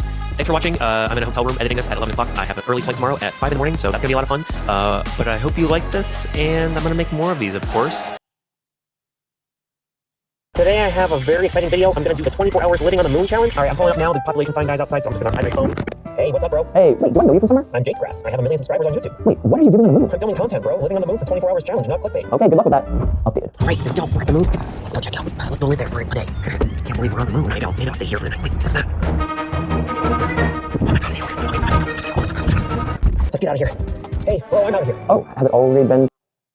5 half of the child 2 superposition did this. The dead half did not. Now timeline B is in a superposition of containing or not containing child 1. This causes the newly superimposed child 2B to get revenge on child 2 prime by going back in time and killing his grandfather and producing timeline C, which begins a chain reaction opening more and more alternate universes, all of them simultaneously existing and not existing. Meanwhile, in the A plot, child 3 takes the original child 1's limbs and puts them back together into a near replica, but child 4 has the flute and isn't sure which of the 2 child 1's is the real one. He offers it to the child 1 made of the original one's limbs, but he says to double it and give it to the next person. Child 1B says the same thing, and he asks every instance of child 1 in every branching timeline the same question, until child 1-101 tells him to half it and give it to all the previous instances, creating upwards of 2 non-alien flutes across the multiverse. And now the outside of each of these 100 universes is labeled randomly with the numbers 1 through 100. Child 1 prime goes to the universe labeled 100 and opens every universe corresponding with the order of magnitude of flutes in the previous one until he finds the one at the end of the loop with 2 of the 100 flutes. Child 1B turns off the lights in every universe. Child 2B turns on the lights in every other universe. Child 3B every third universe, and so on and so on. Child 2 prime also toggles the lights in every other universe, putting half of them in a superposition of non-existing, having the lights on and having the lights off. Child 3 prime tells the first 100 universes that at least one of them contains an instance of Child 3, and then an observer in universe prime sees an odd number of universes with the lights off. After 100 days, with just the given information, the universes 1 through 100 logically determine whether their own lights are on or off and escape the experiment. Child 3B is now adult 3B and solves the Riemann hypothesis. Child 3C starts selling pork chops on the side of the street for a bargain. Child 3D oven the cold food, hot out, eat the food. At this point, a simulated version of Child 1 starts traveling across a line of universes at a rate of 1 universe every time it expands by 10 universes. Paradoxically, he eventually gets to the end and sees a superimposed trolley about to kill 5 people. He redirects it to kill 1 person who just so happened to be Child 2-10 to the 44th, which stops the entire chain reaction of timelines. He asks himself questions until he determines which door the crystal is behind in this timeline and takes it. The simulation of Child 1 has now become f***ing God and begins an epic battle against Child 1 Prime, who has another instance of the God Crystal. Their battle tears apart the multiverse, holding time and space over itself several times until Child 1, in perfect rationale, directly observes Child 2, causing the superposition to collapse, deleting the entire multiverse that was entangled with him. As promised for giving him the flute, Child 1 then hands the crystal to you, both of you knowing it was all part of the master plan. If you carefully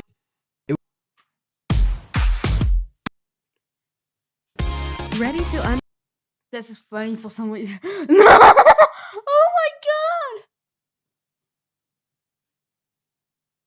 Oh my god, 99 billion Robux? That's cheap. Don't mind the video I just sent. And let's make hammer.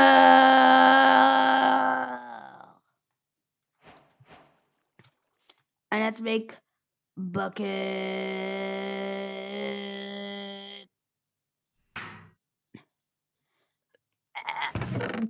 I'm probably going crazy, so.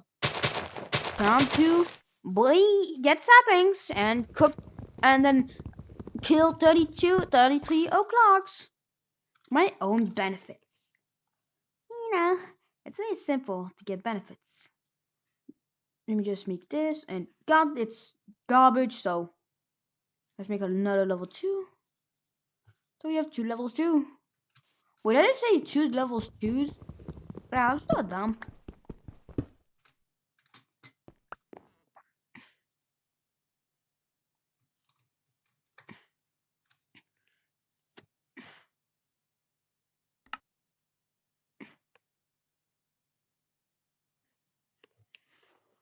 Ingot, bonk, block ingot.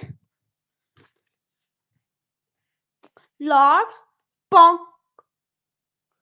dumbass logs. Yes. Base burning? What the fuck?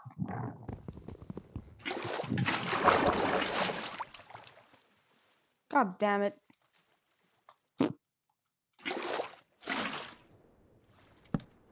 Oh.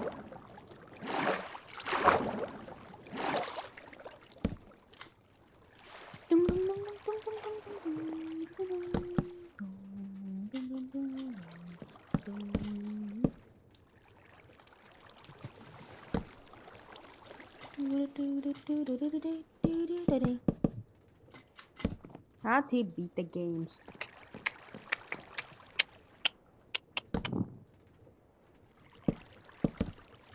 Yeah, we got some oak.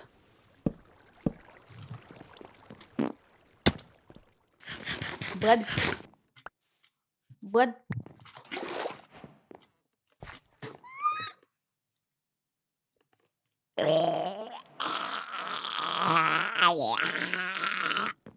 Don't mind me just going crazy.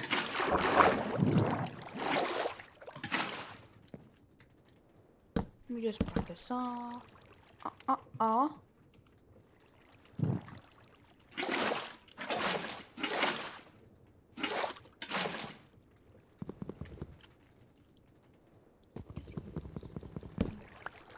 Yeah.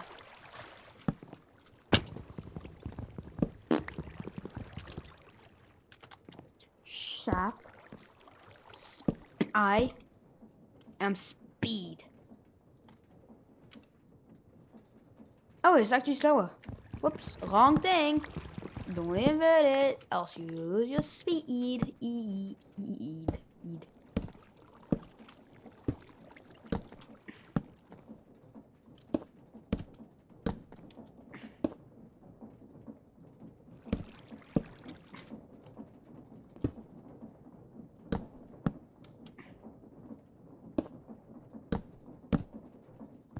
Apparently this is max speed.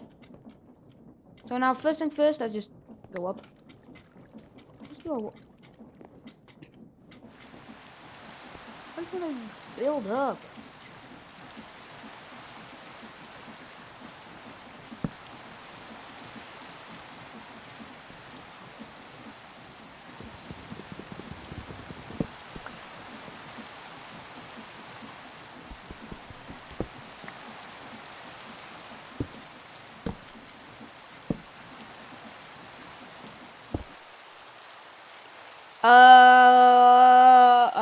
What the fuck? I need more power? Oh well. Time to make some power. Click. Clickety click. How much stuff do I have? Oh. Yeah. God damn it! I am.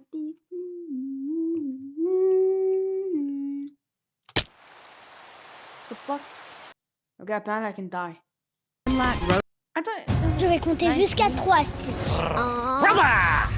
Lilo et Stitch, actuellement au cinéma. Okay, so my Minecraft house looks terrible, right? But here's the problem, okay? I wanted to decorate it with some glazed terracotta, but I didn't have any, so I took my entire net worth over to the glazed terracotta store, and holy heck, 1 emerald per block? This guy's trying to charge 26! Inflation is crazy! 9 terracotta obviously wasn't gonna be enough, right? And then I thought, man, if only I could just make terracotta at home. And then I realized, I think I can make terracotta out of water. So I took all my money to the place where I keep the wandering traders I've kidnapped and found the one that sells pufferfish in a water bucket. I spent 5 emeralds on the bucket, 3 emeralds on kelp, and even though I only had 1 emerald left, I decided to buy moss since I figured I'd need it later. Then I took the hidden boat to my secret chemistry lab where I'd be able to turn this water into terracotta. To do this, I started by placing water in a chamber where I could place the kelp and the flowing water to make a second source block. Then I just brought each of the 2 source blocks to my lava press and filled in the entire tray. I also set aside some water and cauldrons for a step that will come up later. Now all I have to do here was apply a coating of lava to turn my water into a pure layer of stone, and I was ready to collect the stone and bring it to the designated moss chamber, which is what the moss is for. A few minutes at the skeleton grinder, and I had enough bone meal to bone meal the moss and convert all of my stone into more moss blocks. And I took all of my moss to the taiga chamber where I used the last of my spruce saplings to grow a 2x2 tree and transform all of my moss into podzol, which of course would be mined as dirt, which is what I set aside the water for. Set all of the dirt on my drying racks and used bottles of water to moisten them into mud, which thanks to the dripstone below it would slowly turn the mud into clay that I could finally smelt into terracotta with the spruce logs I got, and smelt it one more time to get a final yield of 1 stack of crystal blue terracotta. And with that, I could finally make my house beautiful again. Yay!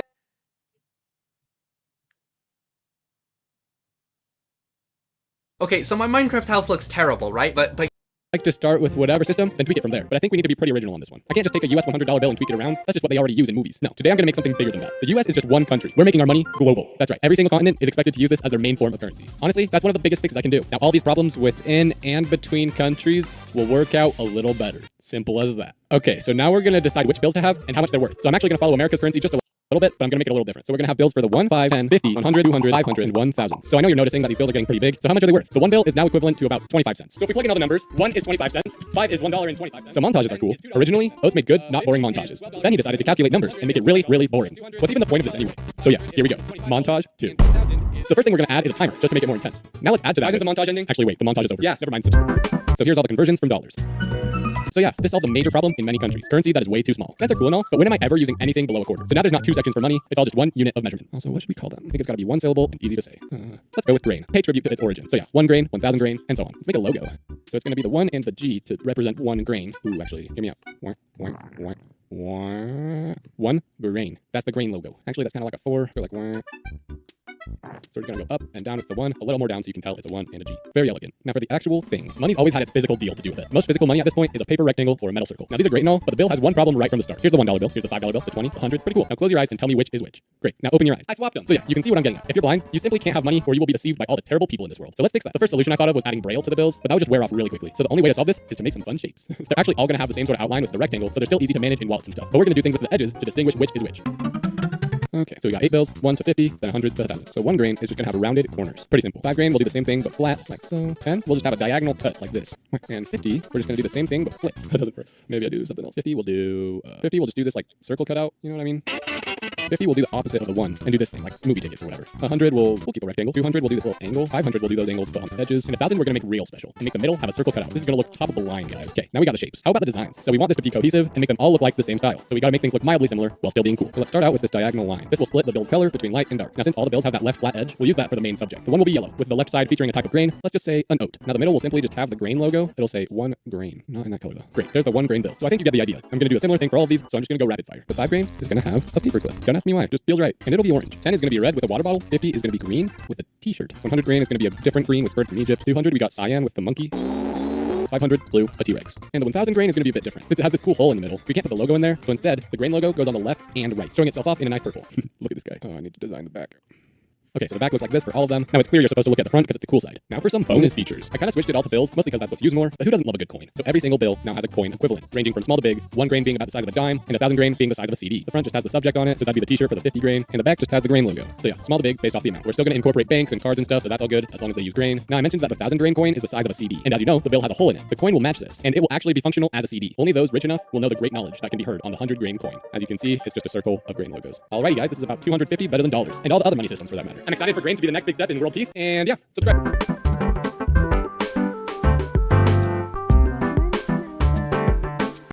I'm getting paid.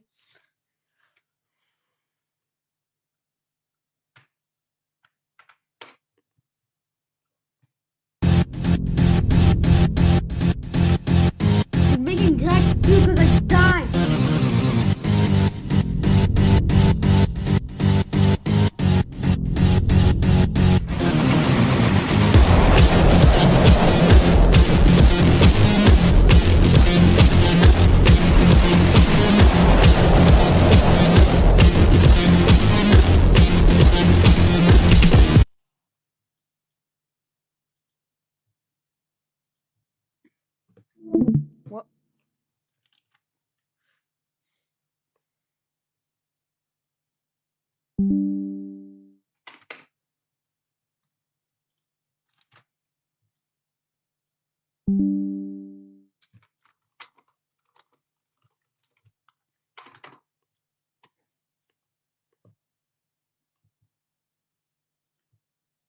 no skins. And then I get a scam. Join any Roblox player. And he was like and subscribe for the fucking thing to work. Also, wow, 3 hours front playing fucking go dumbass motherfucking garden. Pizza.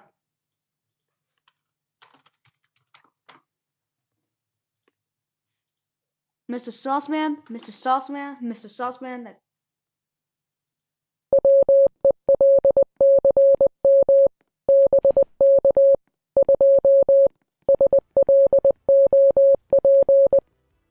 Welcome back to Slop Live. In today's Slop, a YouTuber has been banned for sending death threats. Welcome back to Slop Live. Yep, you can probably already guess what happened, but after my PC, my...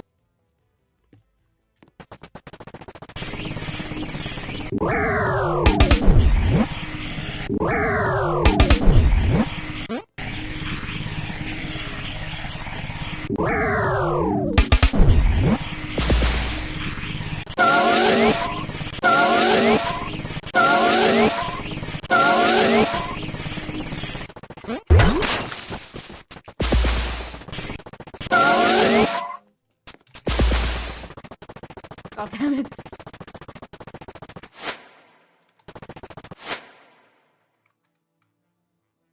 Oh, I'm going to hell. We have these 3 secrets?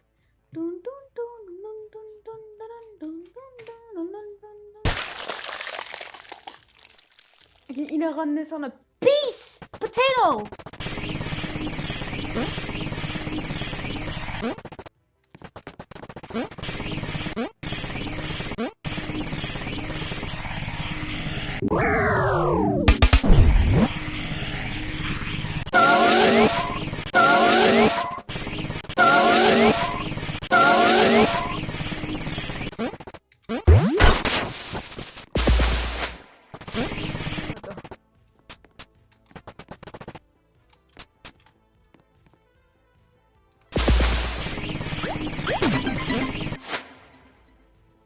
Jeez. I haven't done it.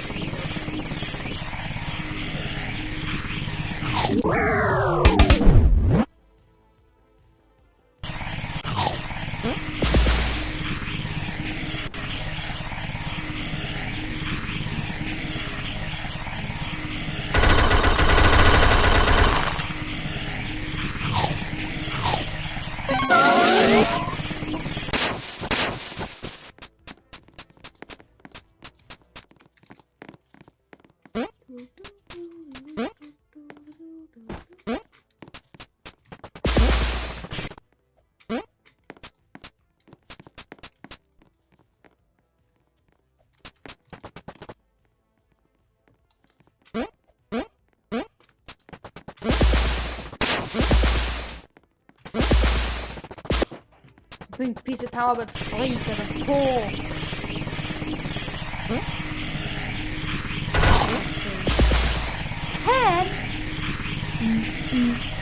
10.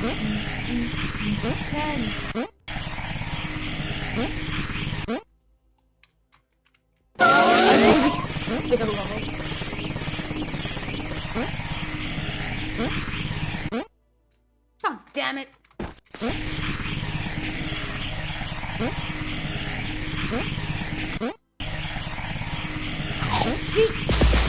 No! Back no blade. Hex blade. Stop fucking get. Physic. Go with me.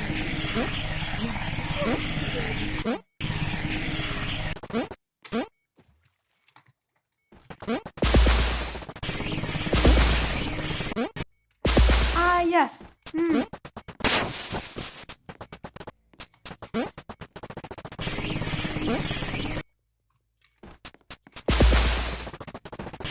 Physic.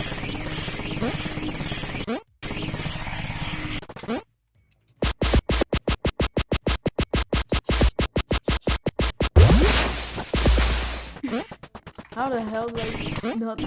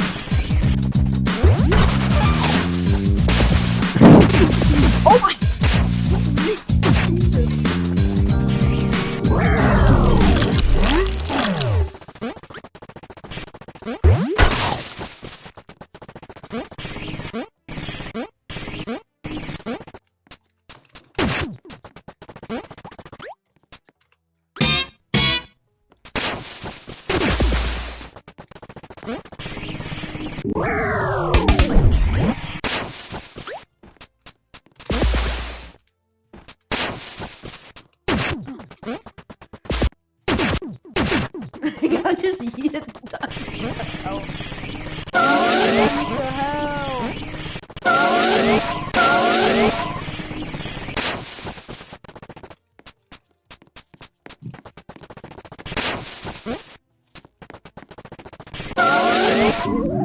Vince needs to restart playing Roblox. Oh, this guy. Only plays Reblock.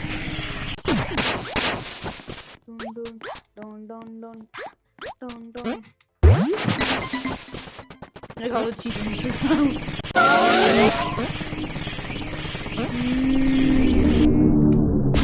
Oh, it's actually playing John. No! What the? Oh my god, I got stuck. Really?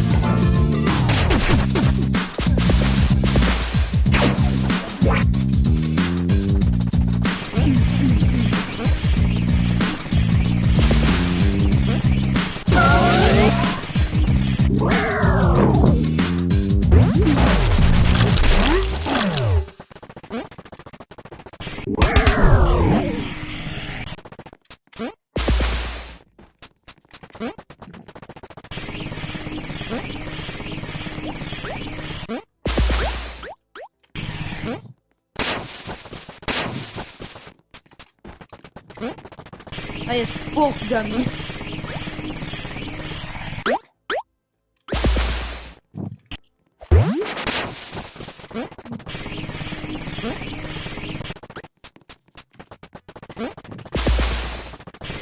Nah.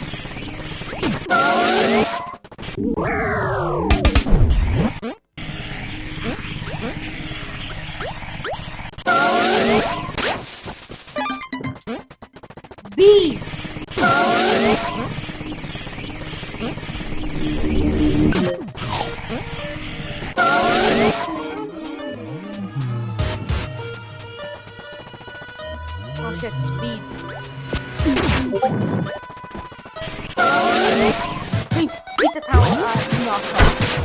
And I can't live right now because speed on section.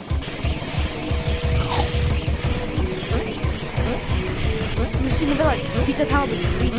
And I sent the link already, so you don't need to play. Oh, just look up my real YouTube, right?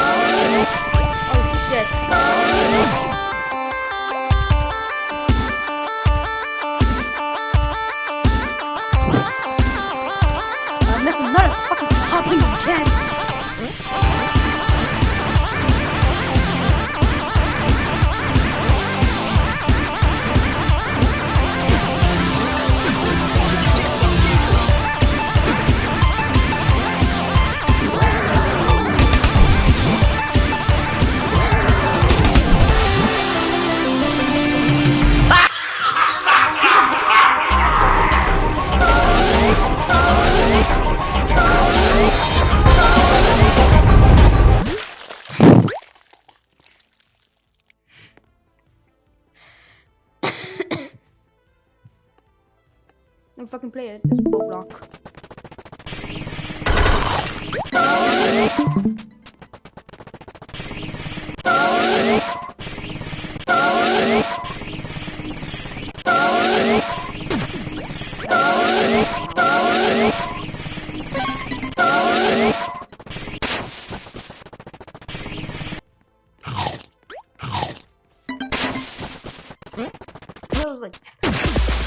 Die.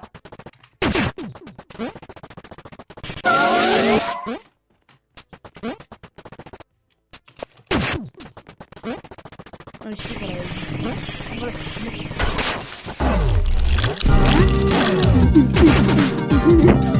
I am you stop my camera.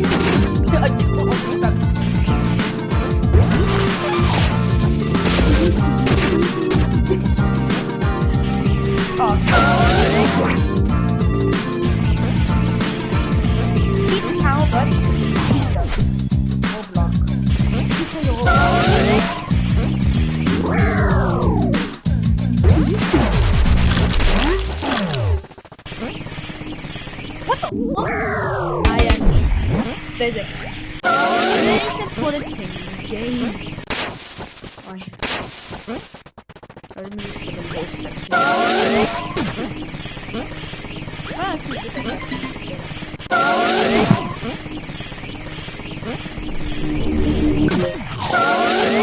I killed him.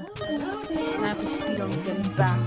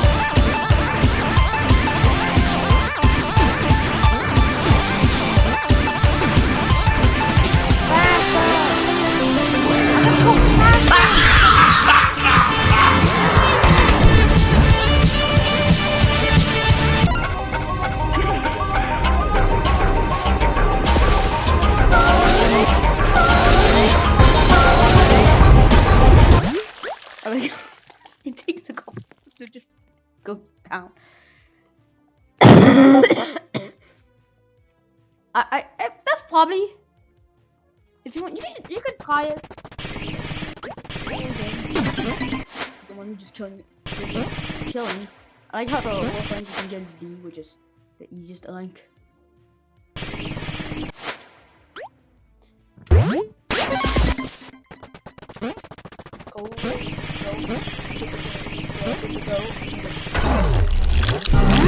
Alright, we're going out.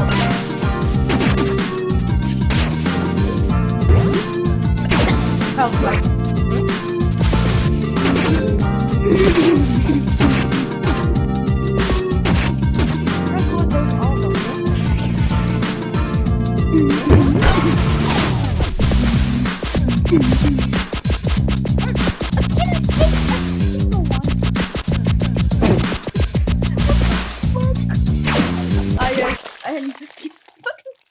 That does nothing. Oh, bug. I want to hold the gun.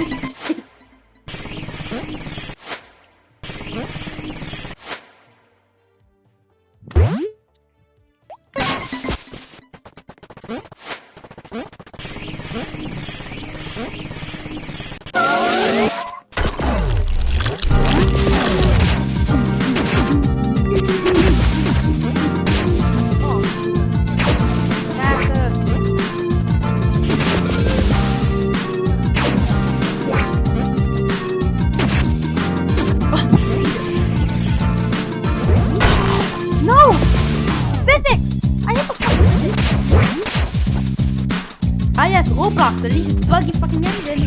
Where is the bugs from? Backhoe.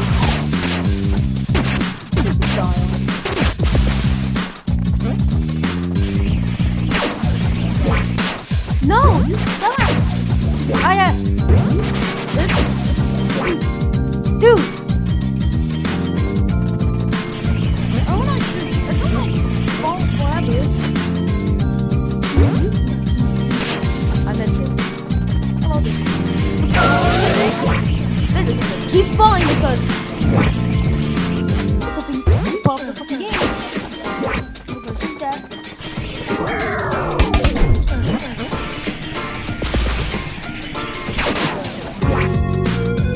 And again. Can I stand up for at least 5 seconds? Castillo stuck. Die.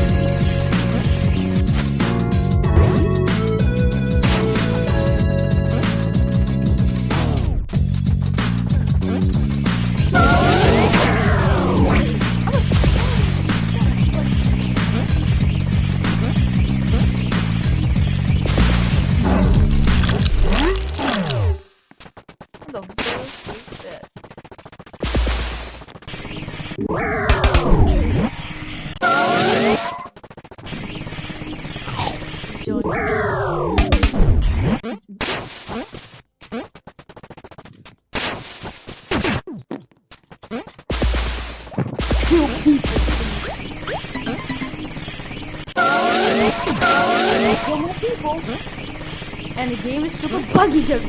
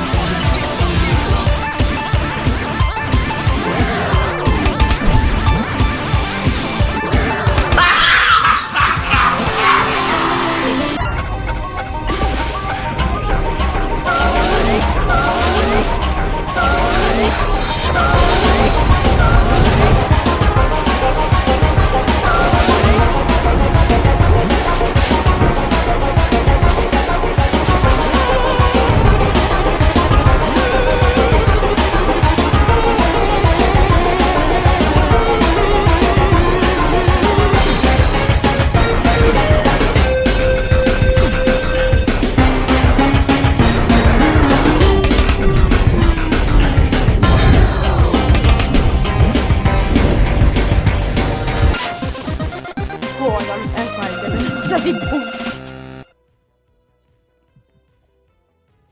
There's like more laps, and just look at my live. Okay, just look at the whole challenge. If let's say you somehow beat him at lap 3, and then you go to lap 4. Oh, good luck on beating him. This is the entire thing. So you have one chance. You need precision.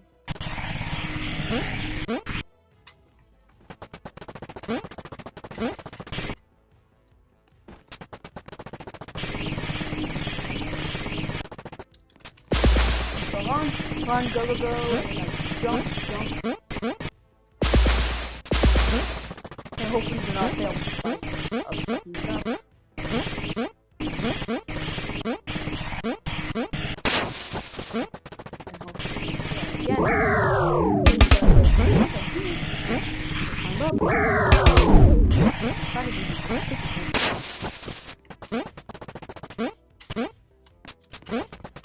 And hopefully you don't fail because of the fucking motherfucking physics, which like if you stop falling, you'll fall until you die. Because yes, that's it.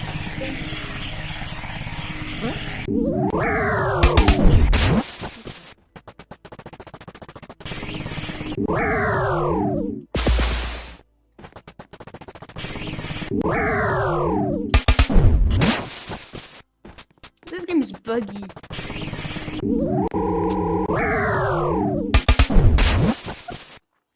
Ah yes, I already headbutt myself, but what the?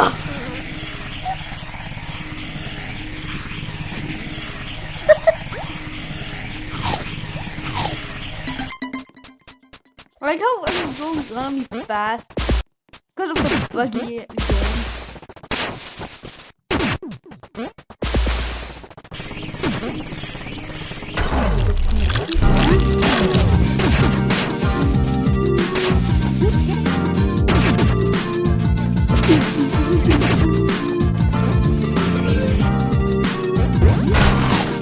No! Doing all the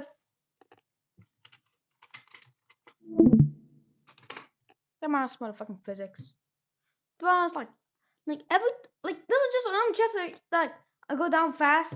I just go down fast, and I just randomly get ragdolled. Cause yeah, it's a feature.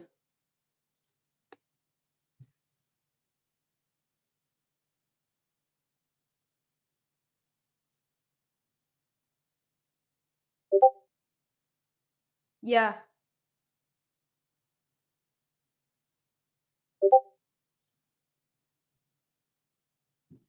Made by the fucking devs. Ah yes. Are you sure, Abby? In Sunlight Spire. The same game. Except kinda different.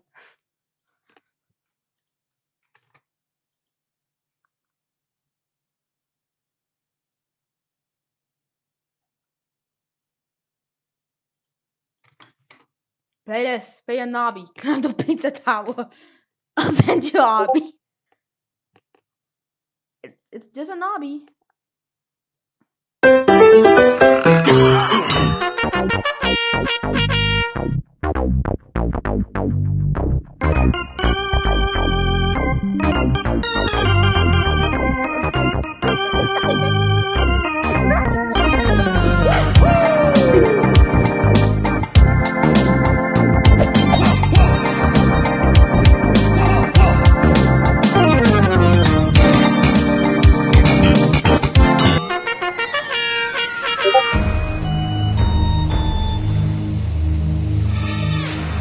Oh my god, he's playing the dumbest game.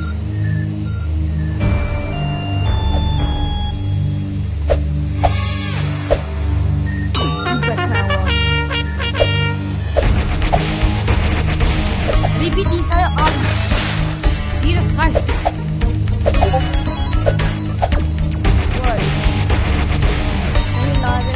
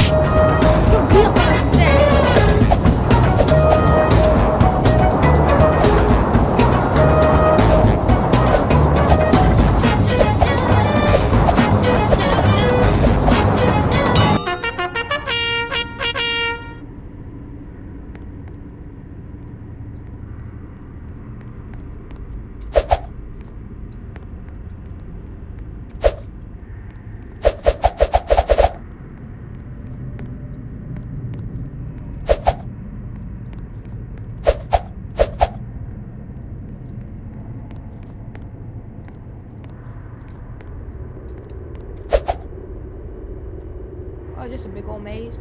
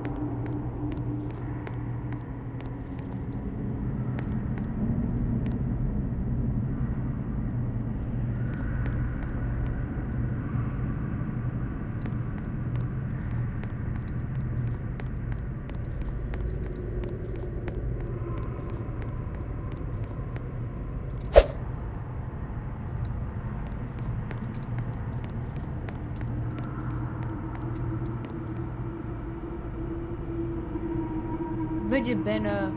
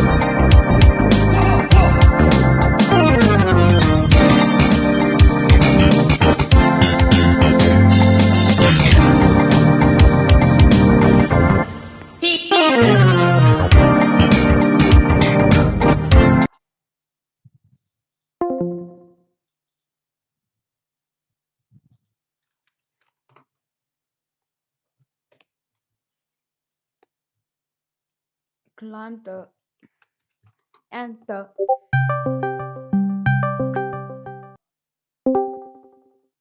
So, yes. Oh my fucking god! I only have 1% left on my phone. You can charge it now. I am. I was in my bed for the entire time until I realized that my phone only has 1% left, and I started questioning. Go garden shit. Or you guys go garden shit. Baby, my baby, you're my baby, singing. Bro, wait, bro, do you watch BFDI? All I know is like they used one music from Kevin MacLeod. What? They used something from music from Kevin MacLeod. Yeah. Did you say McTeo? MacLeod. Yeah. Well, I don't know how to pronounce his name. It's like McLeod or something. I don't know how Kevin MacLeod. Okay, Kevin Bro, you know BFDI? Not a lot. You watched it. Bro. Not a lot. Although this is the music. Yeah, the music is really peak. But the thing is, the latest episode, bro. The BFDI A20, yeah. Basically, Coiny and Pin kind of fucked up their like relationship and shit. And basically, I don't know what to. So basically, now the viewers have to vote like who to vote out for the episode? Yeah. On the next episode, and everyone's choosing Pin because Pin is like the thing is with Pin, okay, Coiny, okay, was trying to calm Pin down and like trying to like actually care about him while Pin is being like really mean. But I just realized that Nath. What? So basically, Pin only became like careless about Coiny after he got all his she got all her limbs taken away. Like all Pin only became careless and hold on, wait, let me hop on. Can you fuck? I can now hear you better. Oh my days, bro! Oh my days! My thing doesn't work. US. So I'm disconnecting myself and reconnecting myself suddenly. Am I hearing you right now?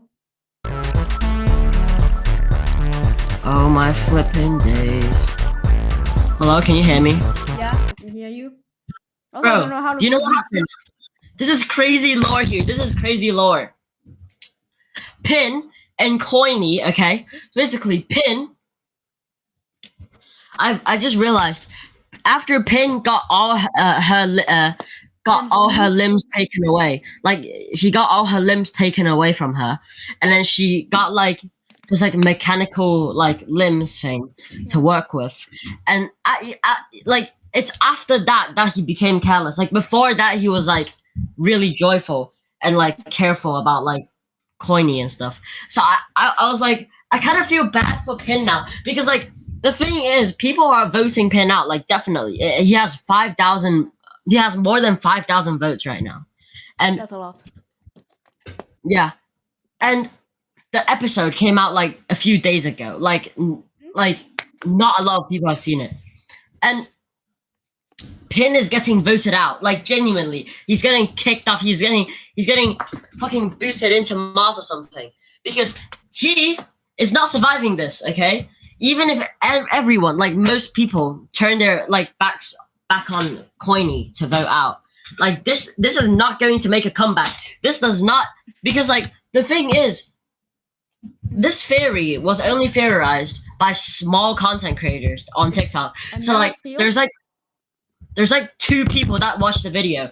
This theory is actually really peak because I can see how like it connects, if you know what I mean. It's actually so crazy, bro. But now I feel bad for Pin because he's getting fucked away, bro. He's getting like booted to Mars or something. He's getting like, yeah. I don't know how to explain it, but yeah. You get the point. Like, I kind of feel bad for him now. This plot is actually crazy, man. Genuinely. I never watched a single BFDI, unless it's if you count playing Regret as watching BFDI. Yeah. I can watch some like RAM stuff from like RAM episodes for like RAM stuff.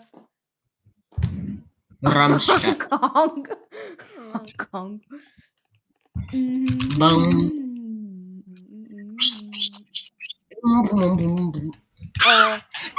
I'm edging. Can you stop? Okay, fine. Look at this.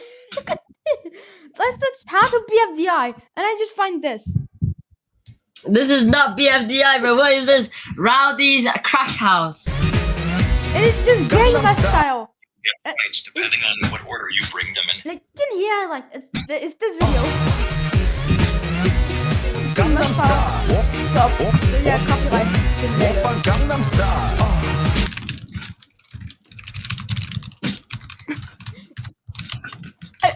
Why is there an explode more option? Like, what the fuck? Why the explode more? Just like this thing just go just Crack House Style. Secret. Why? Like that.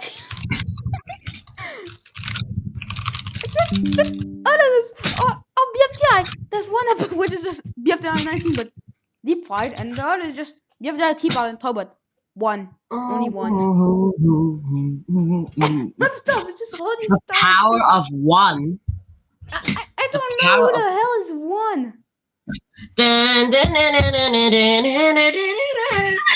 Fuck me. Let me get the World War III trailer. Yo, check this video.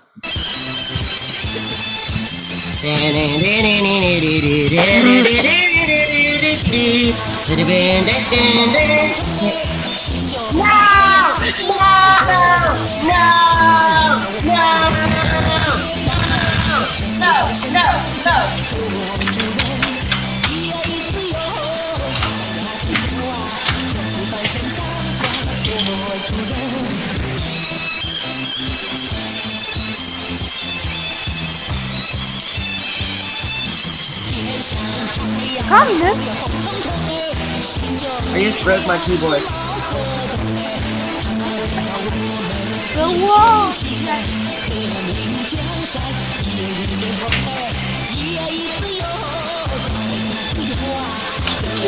Take down the balloon! We're taking down the balloon.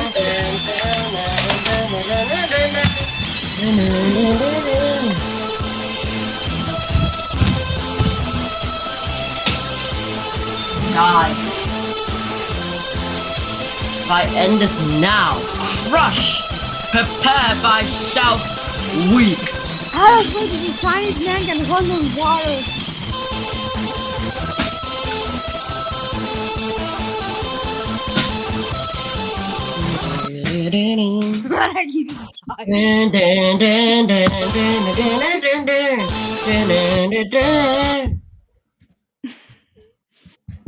Like this is one of the final scenes. That's the virus from 2020. Yo, is that Joe Biden? Get out. It's Biden, that's Pooh, that's Panda, and that's Virus. Who hates Minecraft?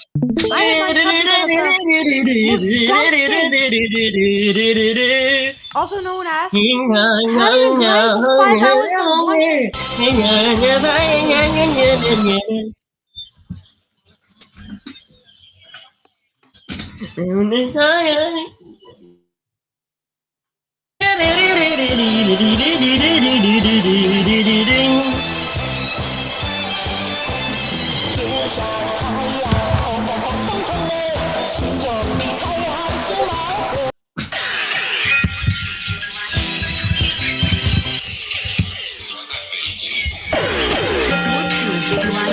我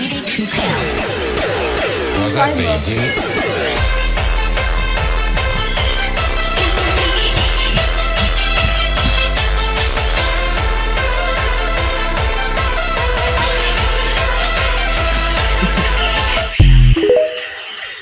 TikTok. Rift made in China. Salut, c'est Franck Leboeuf. I Vous got voulez an savoir ad combien for vaut votre voiture? $1,000. Allez sur I don't sell my car vendezvotrevoiture.fr. for Robux. Rentrez.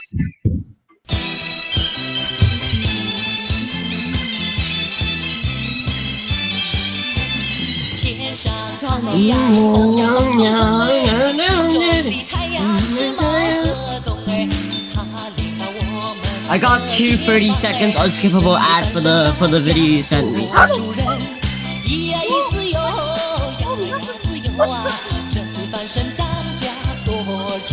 Mini China. China, my favorite. Did you move along with the wall?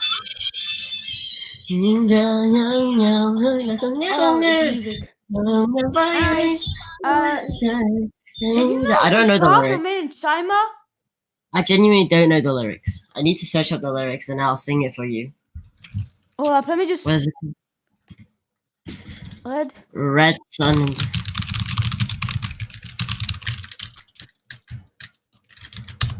Ding, ding, how die, how.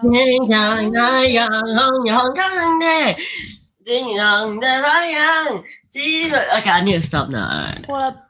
What if I just, take the video and then like hopefully find a. No, I don't want to use my location. 张牙舞爪，健身操，祝您健康，步步高，撸的。Well, you be good luck with death moves. 健操，祝您健康，步步高，注意。Yes, these are life and translation.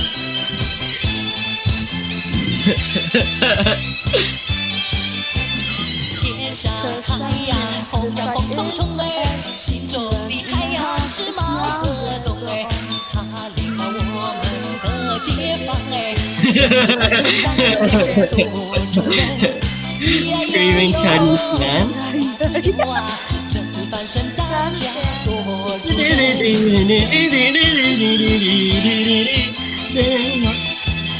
天上太阳红呀红彤彤哎。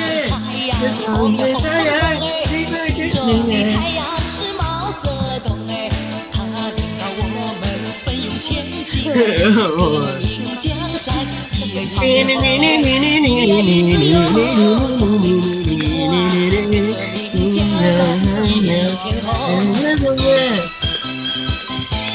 brainwashing, but Chinese version.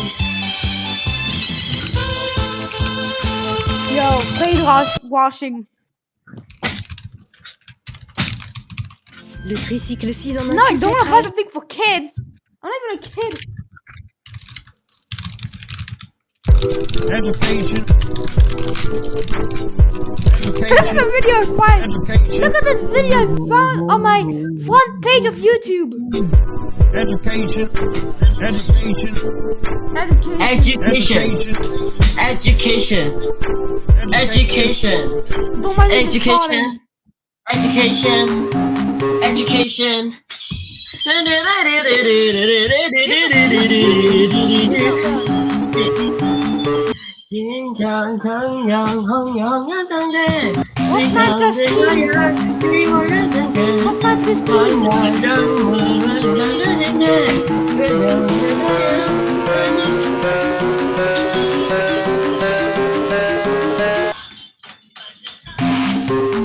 Yo, newbie.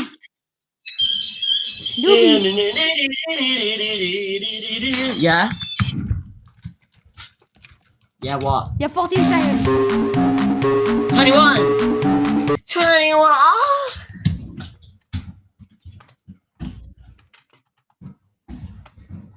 What's my last name?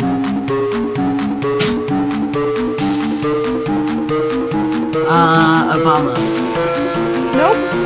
answer. Wrong. The actual thing's like, you can answer the first one, but if you try to answer Obama, the question, it just goes up. No, right. Joe. Look at this. This is the actual thing. What's 9 plus 10? Taiwan. Click Obama. It goes up. Now, this is like an actual example. Somebody just Obama, you dumb. Okay, this is a better video. Ba-da-boom, ba-da-boom, ba-da-boom.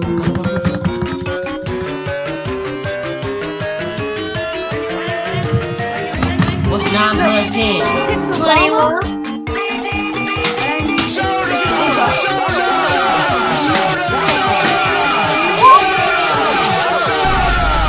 He died. Noises calling, pick up phone. Noises calling, pick up phone. Noises calling, pick up phone. Noises calling, pick up phone. What's 9 plus 10? Pick up phone. Noises calling, pick up phone. Noises calling, pick up. Oh my days! Oh my god, that's an even longer version of, instead of noise, it's dog. No, right. Your dog is calling. It's just Jingle Bell.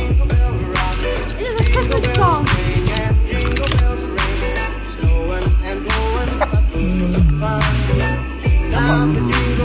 Copyright strike.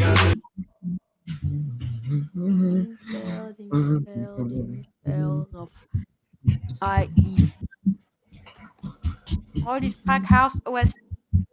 No, I don't want every meme. Wait, no? Guys, as you can see, I'm currently playing some Xbox right now. In this video, I'm going to show you the easiest way to grow Cordyceps militaris using Uncle Ben's Ready. Man, I don't give a fuck. I'm wet, I'm cold, you're done. This does not Mamma Mia, so you all know about this character, right? What the hell are you doing? Quack. Rachel, I just smashed your phone. You what? No!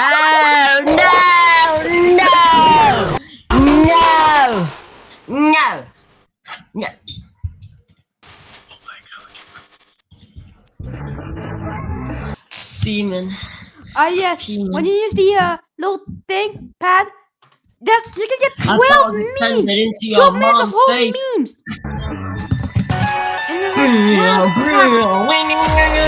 Guys, as you can see, I'm currently playing some Xbox right now. Uncle Ben's Ready. Man, I don't give a fuck.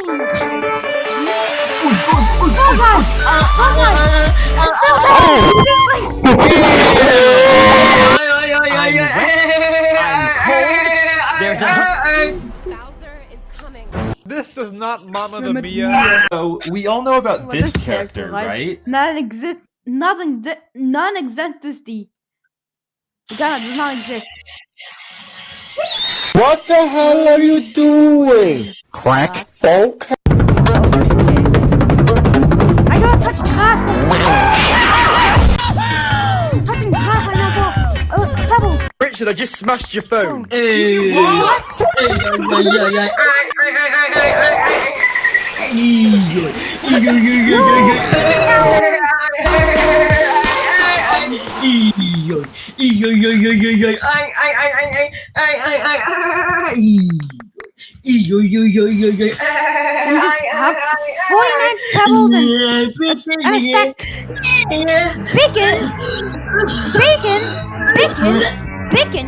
Bacon.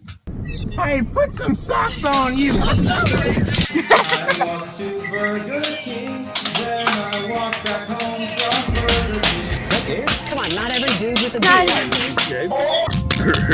Banana. Oh, hey, Taco Bell. Give me some of that. 64. Dude, this car's ass. Oh, yeah.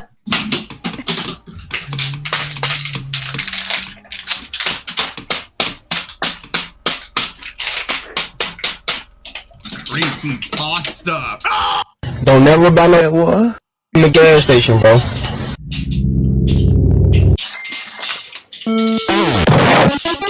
Super suka matur lagi.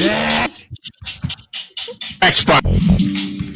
But what the fuck is this meme? What the fuck is this meme? SpongeBob got the juice.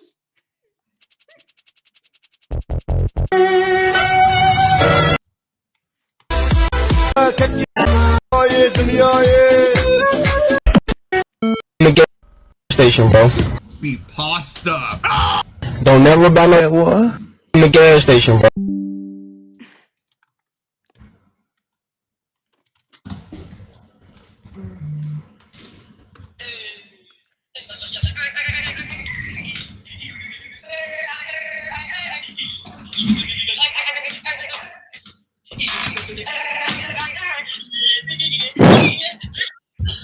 Bro.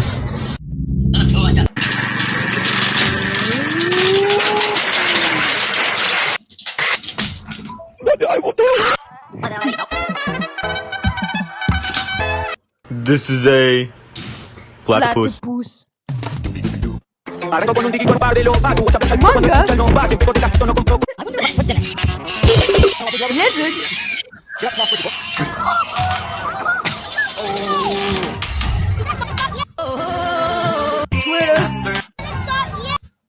What the hell? What the helly? What the heliante? What the hell? This is Twitter. What the hell? I'm supposed to play right now, but I touched the grass, so I have a stack of cobble from the grass. How the hell is grass? Hey, Bingo bell, bingo bell, bingo bell. Hi.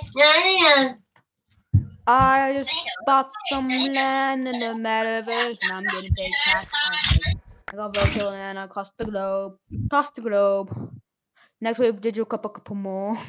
You know, like Hi, Nanigaski. Don't mind me. Don't mind me. Just doing something weird. Hi. Hammer.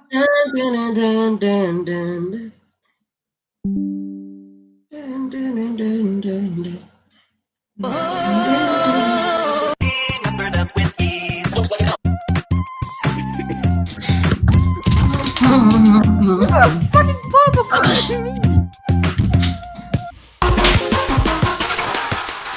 The same thing with me, except with a bit of noise.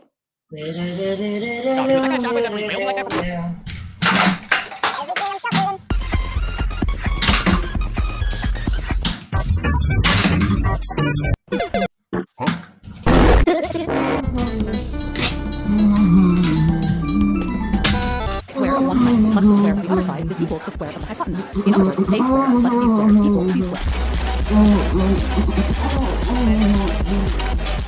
You know, I changed my mind.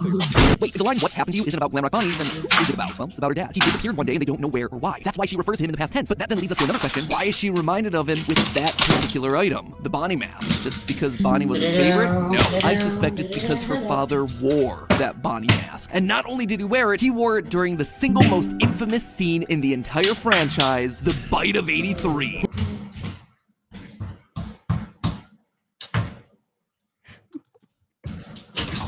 Most Scott Coffin. Was that the here? Right here. All your needs will be met. And I'm gonna. This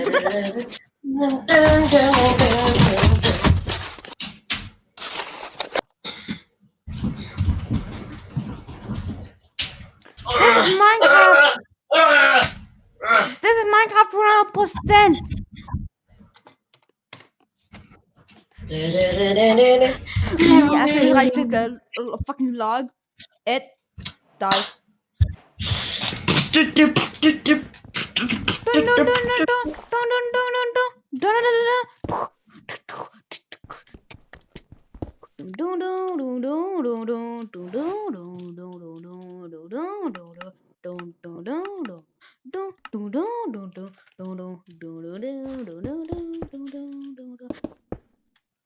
Let me just make a floor real quick though.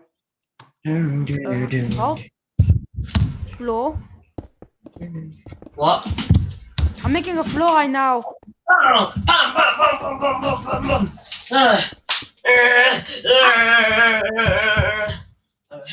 Fear.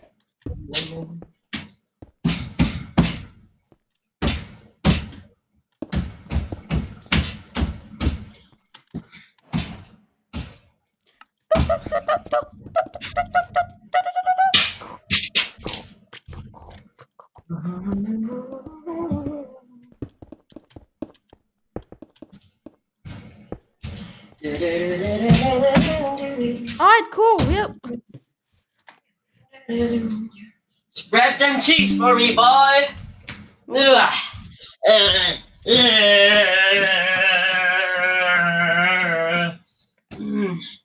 me put on my base and up. What's the rest? What the fuck? Spread them cheeks for me, boy. Are you crazy?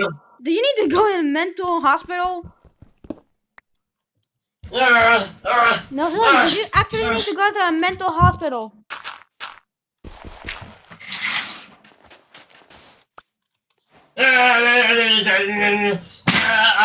I think you need a mental hospital.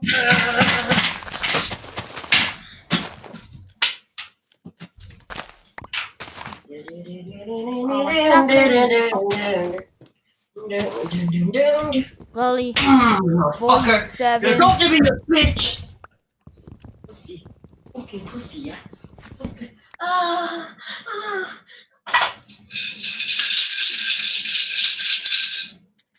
Die. Die. If I end this now, You crush. night out with me to Prepare myself. you though. I'll have one on your behalf. Thanks, smiley face. Smiley face. Smiley face, slightly blushing. Die. And don't I overdo end it. this Calories. Don't tell me how now, many calories I need, bitch. crush. Prepare thyself, weak.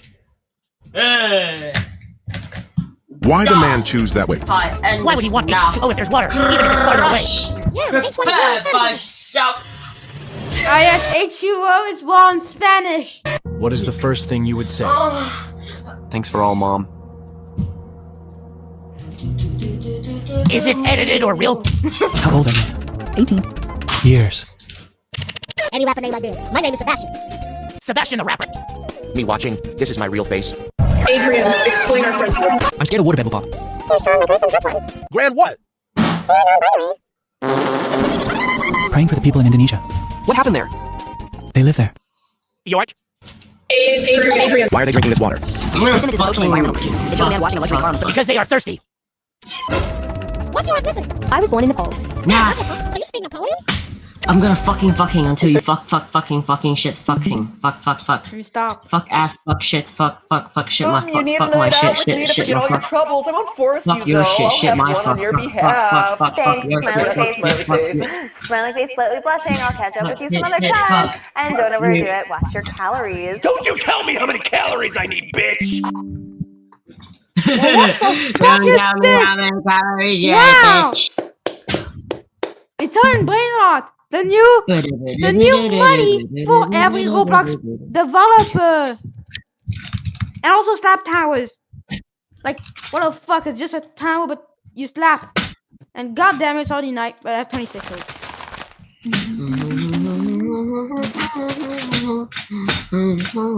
Alright, it's not me. Also, why is that last please? Nice. Angel. Now spell. No, now spell. Now spell.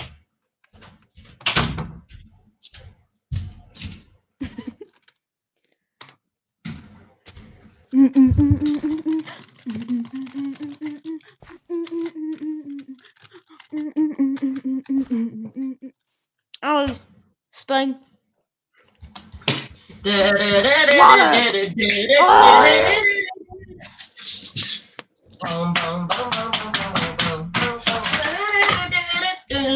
Wow, it touched lots of pebbles.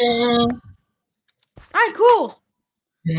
I make a strong cross, a dialite cross, and need the rest.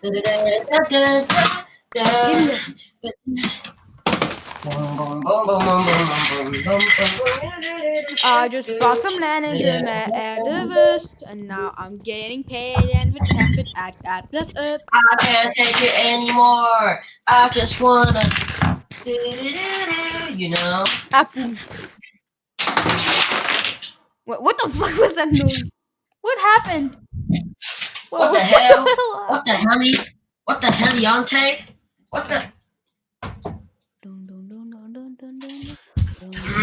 Let me make 25 things. There. Wait, do you have You know that do you have a piano? whole keyboard? Piano. Do you have a whole piano? Yeah. How? What do you mean how? Dude, I don't even have a piano. I need to play. Hold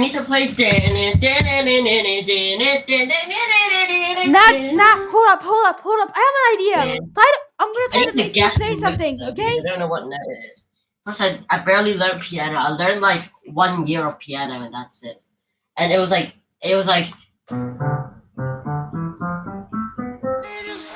I got it. Listen to this. No. Oh shit, that's the wrong thing. Whoopsie. Yo, do this. Yo, do this. Why does it do with this? Land in the metaverse. Now I'm getting paid cash out. Okay, alright, sure. Hold on. Let me. Hold up. Can you hear my piano though? Can you hear my piano? Yes. Yeah. Now I'm getting paid cash with Atlas Earth. Yeah, virtual land all across the globe. Next wave is digital, catch me on the way up. The glow up is visible, couple more. Watch mine gon' go up, it's about to go nuts. Now I'm getting paid, running cash with Atlas Earth. Atlas Earth. Atlas Earth.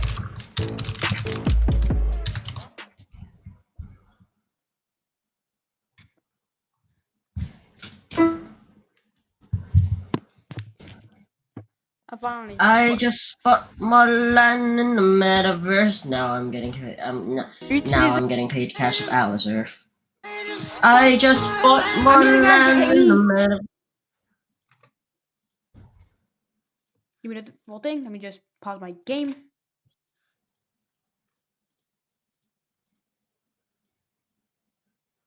No.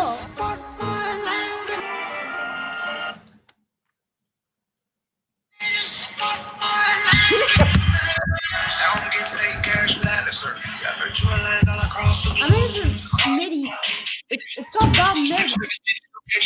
Why do you have to Bob Mid?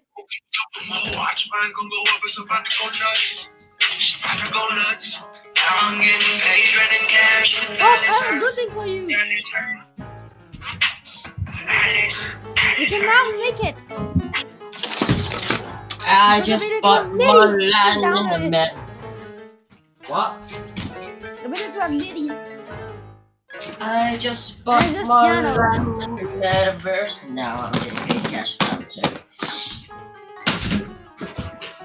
I just bought more land in the metaverse. Now I'm getting paid cash with Atlas Earth. I just bought more land in the metaverse. Now I'm getting paid cash with Atlas Earth.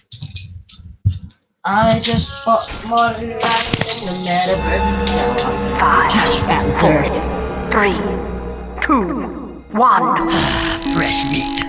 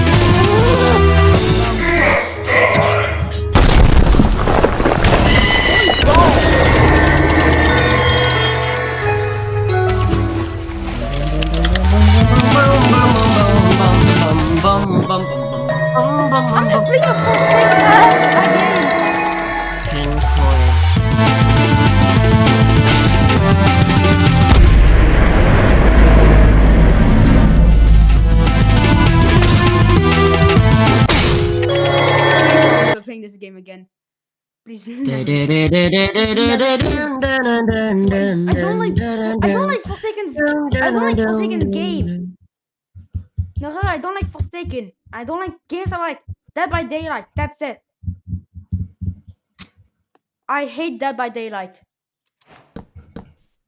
Alright, so we gotta get some of the water. Done my oak. I just bought one land in the metaverse. Now I'm getting paid cash with Atlas Earth. I got virtual land across the globe. Next wave, digital couple more. I'm getting paid. I just bought one land in the metaverse. I don't know why there's a YouTube activity. I just bought my land. And we have 25 oak steves and 25 sling meshes. Wait, what is the mechanical steve controller? I just bought my land in the metaverse. Now I'm getting cash as a virtual land across the globe. I just bought my land in the metaverse. Now I'm getting paid cash of Atlas Earth. Now I just bought my land in the metaverse. Now I'm getting paid cash of Atlas Earth. Nice.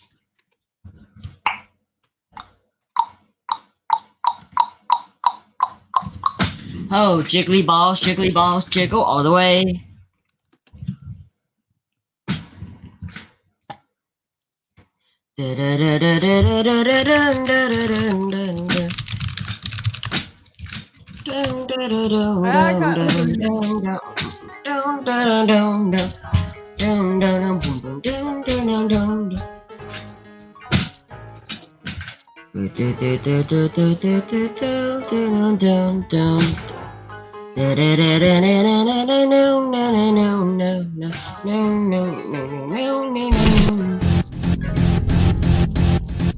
Guess what?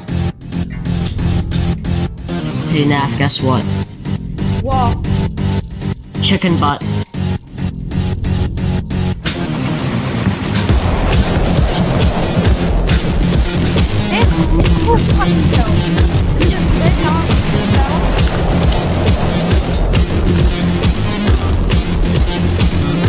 Well, this is painful.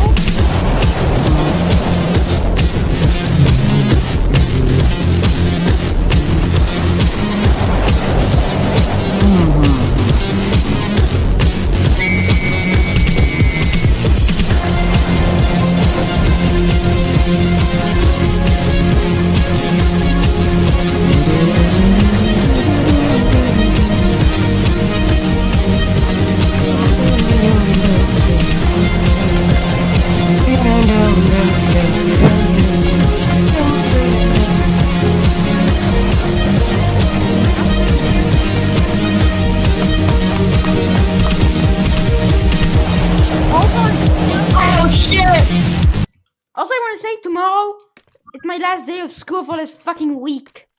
That means I'm free, which is good because I hate school. How do I help like a Wilson and store for phone? Mobs is today's week. What? Wait, shut up real quick. Shut up real quick. I'm trying to watch something. I'm here to like and subscribe.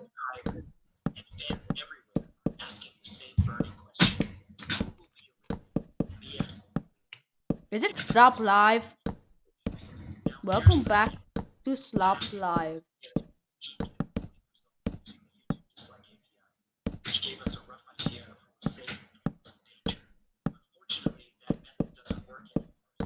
Number 15. What did I do? I created a YouTube community post asking all who should be eliminated. You guys delivered. Let's look at the results.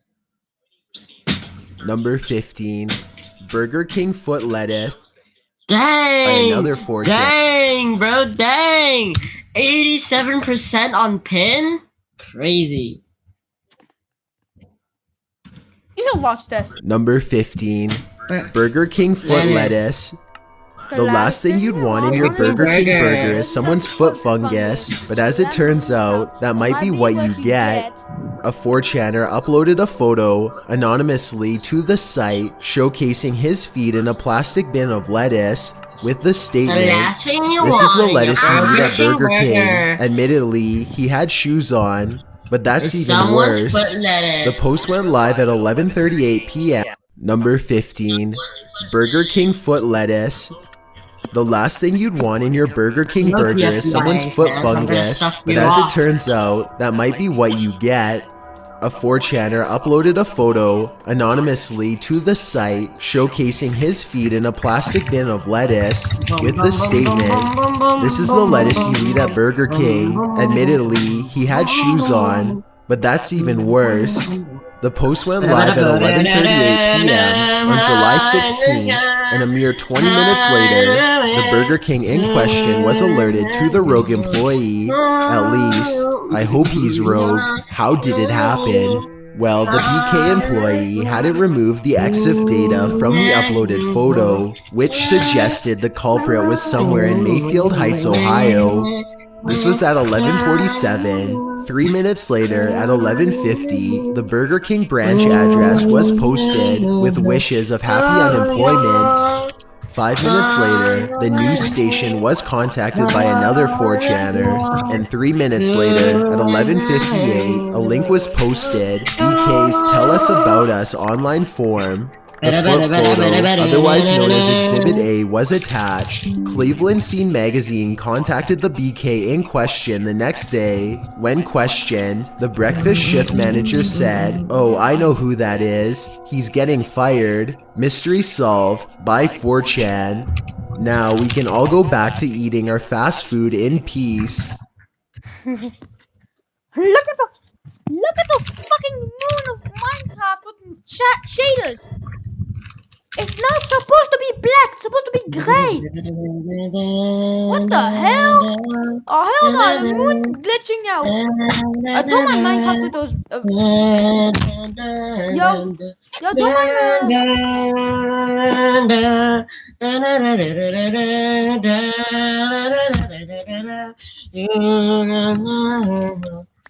Yo newbie. I hope you can you look at my live? What? Can you look at my live on Discord? Okay. So this is hell, and This is one block, right? This is one block. no. So I saw what an Oh. island like that's a fully gone through. Let me just not. I It can't looks like a work, so I have one to block. It sprint. looks like one block. No, It's not one. no, Naf. What? Hear me out. It looks like a one block. It looks like a one block map. Yeah, but how the if you hell look- could I go down in early game? Also, don't mind the shaders and don't mind the moon being funny. Don't mind the funny moon. Newbie, don't mind the moon. Don't mind me falling. And also, don't mind the moon, okay? It's totally fine. The moon is totally fine. I'm shitting bricks.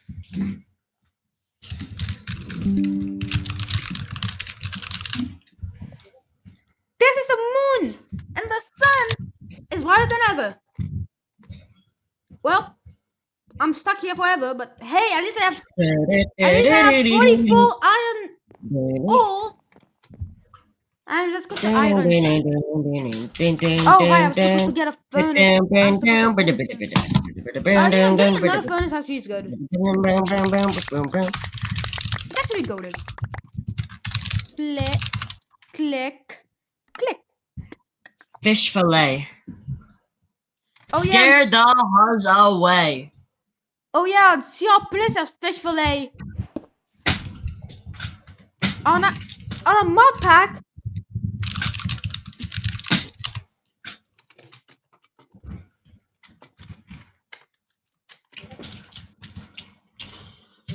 I'm gooning every day. Well, what the fuck?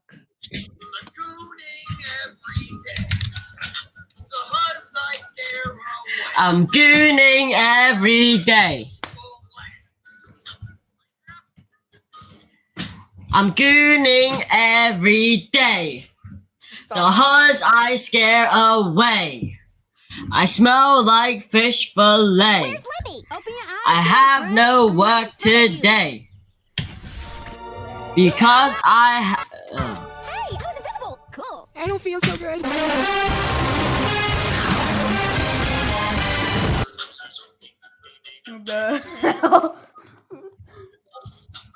Gooning every day. Feels so good. I scare away. Oh, my ass.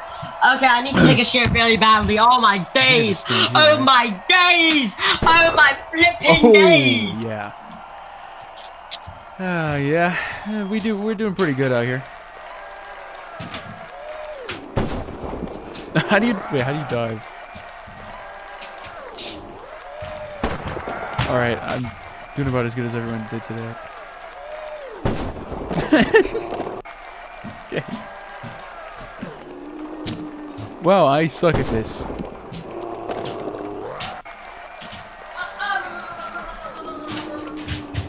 What the hell did I just do?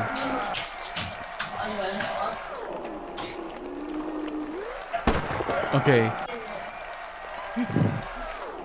Oh yes. Here we go. Alright, what the hell? How am I supposed to do this? Oh, I did it! Alright, okay, next one. I missed it! Okay, this game sucks. This game must have made in like 5 minutes. Oh, I did it! Who made this game? Oh my god, I hit restart to the next level.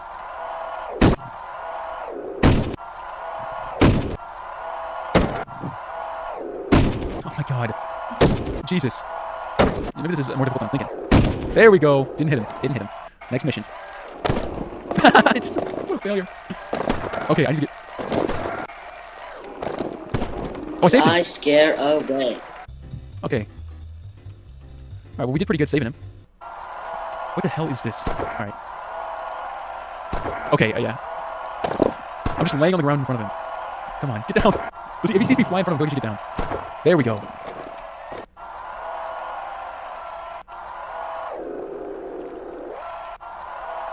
Why am I falling down the stairs? How do you walk? What the hell? Jesus Christ, I'm so useless. Alright, yeah, I just can't walk down a flight of stairs. There we go. Did I miss him? No, I didn't. Okay, he should be safe, right? Did I push him there? Get down! Oh, it's a bomb? Why is the crowd laughing? Okay, I guess that... Whatever works, works. God, dude, I'm such a goat. Alright. Okay. Okay, I made it. No, too far away. No, I missed him! Come on. No. Alright, here we go. Come on, this time I know I can save him. I just need to stand up here.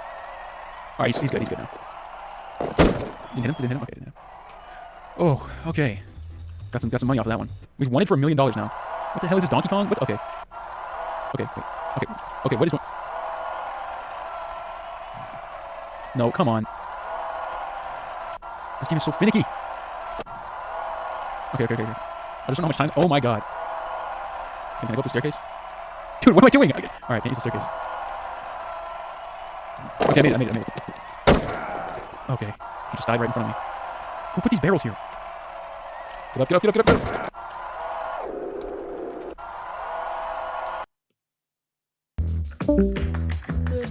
What the fuck? Huh. Gone. Of course, I got some knife, so. Yeah.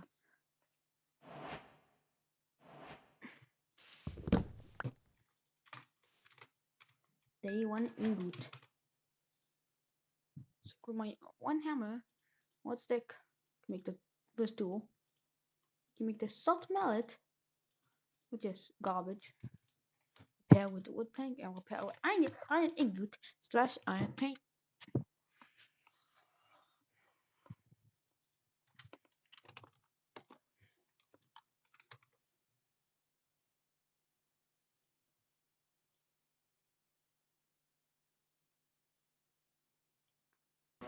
On the count of 3, cast your charms to disarm your opponent. Only to disarm. We don't want any accidents here. 1, 2.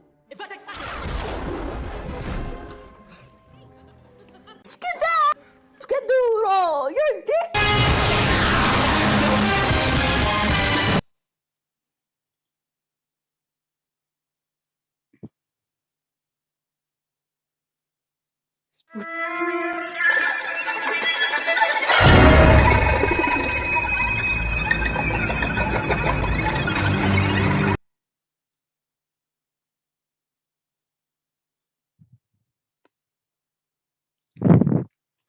So we have the tools, two tools. We have the mallet. I was like, wait, what? How do I make that? How would I make a puzzle? Ah, easy. I need this thing, which requires this thing, and this thing, which requires. Look at how many pages for stuff.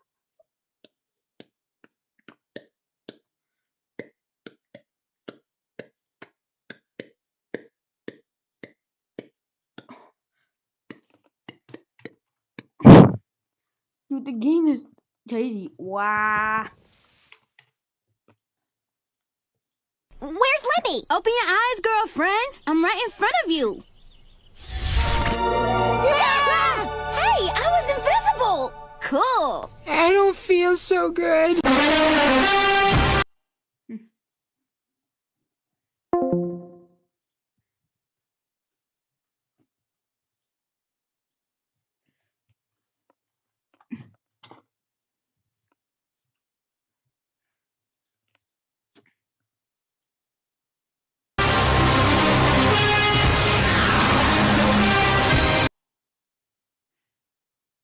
I'll find this with my friends.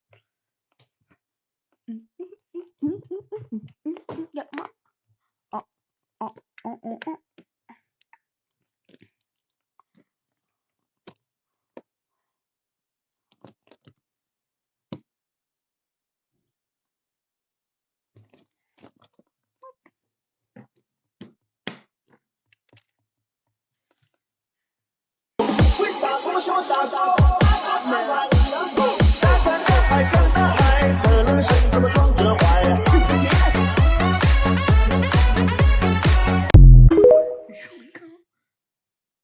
Now watch me whip it.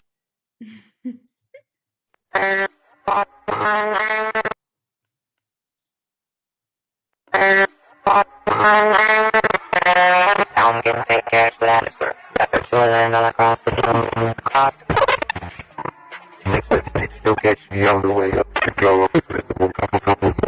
I'm gonna go up with the rock donut. I'm getting paid red and cash with the valid bird. Is the rock donut. Donut. I'm getting paid red and the rock donut. Donut. I'm getting paid red and cash with the valid bird.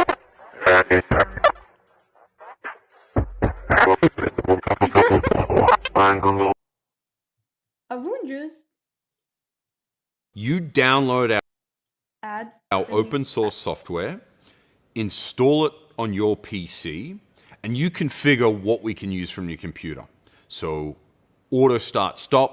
Atlas Earth is yet another app where you can buy virtual land that has no real world value at all because it's virtual. I thought this craze was over because, you know, Mark Zuckerberg has literally lost billions of dollars because he tried to make something like this, but I found out about this app through this insufferable ad. Whenever you see an ad like that, it's probably a scam, or at the very least, you're gonna probably lose money. If they got to entice you with some TikTok ad, it's probably not a big moneymaker. Also, the dollar count at the top of the app literally has fractions of cents listed on your account as you earn revenue. So you're not gonna make any kind of serious money from this. And the cash out minimum is $5, which means you have to fill up all those decimals to make $5. Good luck with that. The game or app itself visually does not look that bad for a mobile app, but just go outside, touch grass, use You'd make more money collecting recycling than playing this game, and I've collected recycling, you literally would. Atlas Earth also has gambling and racing events. Now, the racing events are still in the works, but the gambling is apparently working. They say on the website that if you win 50 Atlas bucks, it's a big deal. So I checked to see if it actually was a big deal, and 50 Atlas bucks is the equivalent of $2. They can't even buy you a bottle of Coke anymore. I think Atlas Earth is genuinely trying to be some real-life replacement, and I think that's possible in the era of tech that we're in.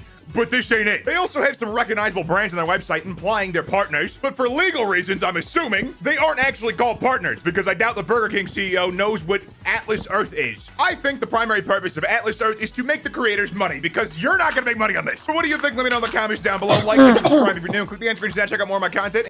So Klarna, one of many buy now, pay later apps, is like really broke. And honestly, I kind of wonder how and why, because there's no reason they should be. According to their own reports, they have a ridiculously low delinquency rate, like under 1%. And by all means, the business model is just a way to print money. Klarna not only is loaning you money with interest now, because they recently started doing that, they're also a payment processor. So they get a cut every time you spend money using Klarna. And with all of that in mind, they're still not making money. And you probably went from never seeing Klarna anywhere to seeing Klarna everywhere, because it's now an option in like every website. It's either like Affirm or Klarna. And this isn't exactly a good thing, because these are buy now, pay later things. Like basically it splits a large purchase into separate monthly payments, which can be fine every once in a while for like big purchases. The problem is people are using this kind of thing for like groceries, and in some cases, DoorDash. And look, I'm not gonna shame people if people need to use this, but it's a really bad sign for the general economy in America if people are using this to buy like a burrito. But even with the increase in users, Klarna is still not making money. Like if you look at their revenue, it looks pretty impressive. It's only going up. And then you look at their profit, which is what they actually took home from their revenue, and it's only going down. Again, I don't know how this company doesn't make money. They now take interest on payments, which they didn't do before, and they're also a payment processor, so they get a cut of whatever you buy. And somehow they say their delinquency rate is like basically nothing, even though we all know that's a lie looking at these numbers. I don't know what kind of magic they're doing to make the numbers look the way they do, but there's no way the delinquency rate is like under 1% if this is their profit. And from my understanding, most of the buy now, pay later apps are like this. They're all losing money, which is not a good sign for the general economy. Like if a payment processor, the easiest job in the world, can make money, that's a big problem. Like literally their job is to process a payment and they get a cut of that payment. That's all they do. So if they're losing money, people aren't paying these things back. It's that simple. Like, they might report some ridiculously low delinquency rate, but we all know that's a lie, or at least not the case, because if the delinquency rate was actually that low, they would be making money, which they're not. But what do you guys think? Do you think the payment processor should be this broke? Let me know in the comments down below. Like and subscribe if you're new. Follow me on Blue Sky down below, and check out my Discord as well.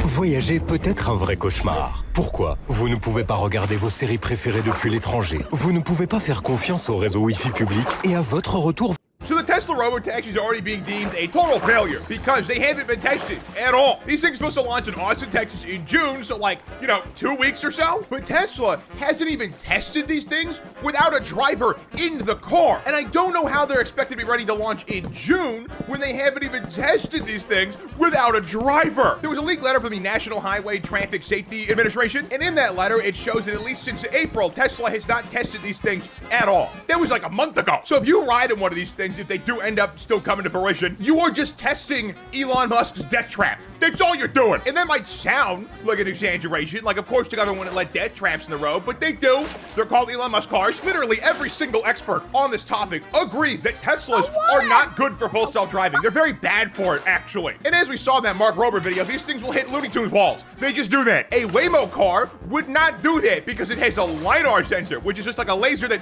shoots everywhere. These LiDAR sensors are basically how it can tell how far it is from an object, and this is what you want in your full self-driving car. You don't want camera-only vision because when it's camera-only, it crashes. And even when the full self-driving is better, like a Waymo car is infinitely better than a Tesla full self-driving. I will bet my life on that. Even when they're better, like a Waymo car, they still have problems. Waymo just voluntarily recalled 1,200 cars. That's their entire fleet. The reason they recalled these cars is because they kept hitting things like gates, chains, and parked vehicles. So if Waymo can't get full self self-driving cars, right? With a car that looks like this, with sensors literally everywhere on it. I don't know how Tesla, with Elon Musk's brain at the helm, expects to make their cars better at full self-driving. They're just not gonna be better. They're going to kill someone. But that's been the video. Let me know in the comments down below. Subscribe if you're new, like the video down below, and click the extra for more of my content, and have a good one.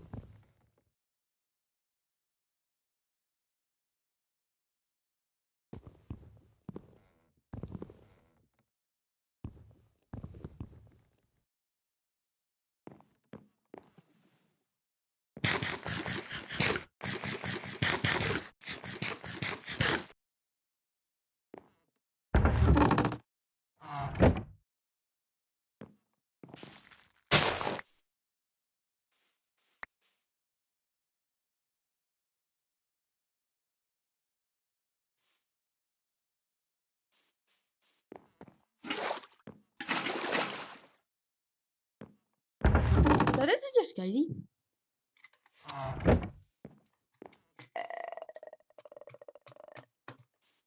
Where's my stuff? No. Did I throw it out?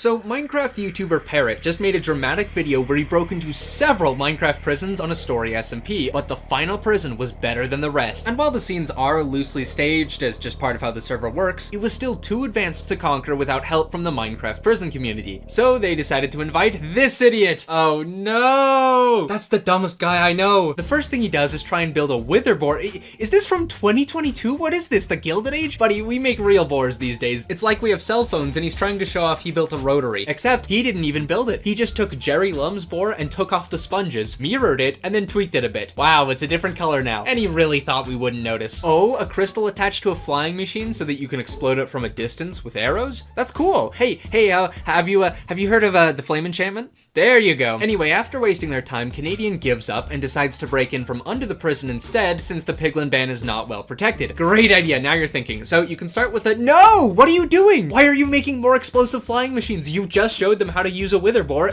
Do that. Why are we evolving backwards? They waste so much time making TNT missiles when better tech was just shown on camera, only to proceed to attempt to kill the piglin a 25th of a heart at a time. Canadian, knowing fully well that it would take 15,000 TNT minecarts under the prison to actually kill it, has them set up a bridge and send stack after stack of minecarts. I can confirm it is damaging the piglin. Bet. Like many people, I wondered how he had confirmation that the piglin was being damaged. Turns out there's this leaked screenshot where he goes into the prison in Spectator to check its entity data. Look, I know it's staged on purpose, but come on, let me explain exactly why this is pointless. You know what Canadian's first prison escape is? It's against Vault 69, and he dispenses dirt to clog an area ban. You know what Canadian's last escape on his channel is? He uses flying machines to squeeze colorful blocks into an item ban to clog it. You know what his middleiest escape is? He dispenses cake to a fox so that it trades away its ban for the cake. Ken, may I interest you in a crazy technology called sword? Any sword. Put sword in flying machine. Sword go forward. Sword go up. Sword is the item the piglin tells you not to worry about. 5 minutes later, the prisoner is free. Yay, I'm free now. And that took me 25 minutes of real time. It took you 5 hours. Maybe if you weren't so anxious and hyper-focused on following social cues and acting normal on camera, you would have had enough brains to figure out the obvious way.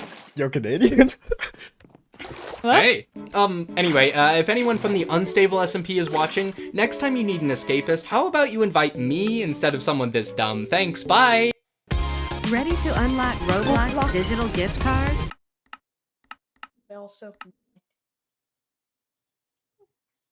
Humans have been trying to revive dead species for a long time. We kind of make them extinct and then figure out that was a bad idea, so we try to bring them back. And we actually have brought back an extinct species for literally a couple minutes. And it was the Pierian ibex. It is the first species that we know of to be brought back to life. But in the future, we might be able to bring any species back to life. We only need some DNA from the extinct species and a cousin of that species that is not extinct. And one of the animals people have always tried to bring back is the woolly mammoth. And Ice Age also probably piqued the interest just a little bit, but we could use elephants and woolly mammoth DNA to bring back this hairy elephant. And humanity has gotten one step closer to this goal by creating a meatball made with woolly mammoth DNA. This meatball was revealed at the Nemo Science Museum in the Netherlands. It was made to demonstrate cultured meat, which is just a really fancy way of saying lab-grown meat, because where else would woolly mammoth meat come from? They're extinct. Now, I don't care that it's lab-grown. I know some people are scared of lab-grown meat like it's gonna give them the measles or something, but I don't care. If it's meat, it's meat. And if it tastes good, it tastes good. If I ever got offered woolly mammoth meat, of course I'm going to eat it. Why would I pass on the opportunity to eat an extinct species? But I do hope this meatball actually turns into a real living woolly mammoth, because that would be really cool. And I also think polar bears have gotten way too comfortable and they need some goddamn competition up there, okay? But what do you think? Let me know in the comments down below. Click the end screen down to see more of my content. Like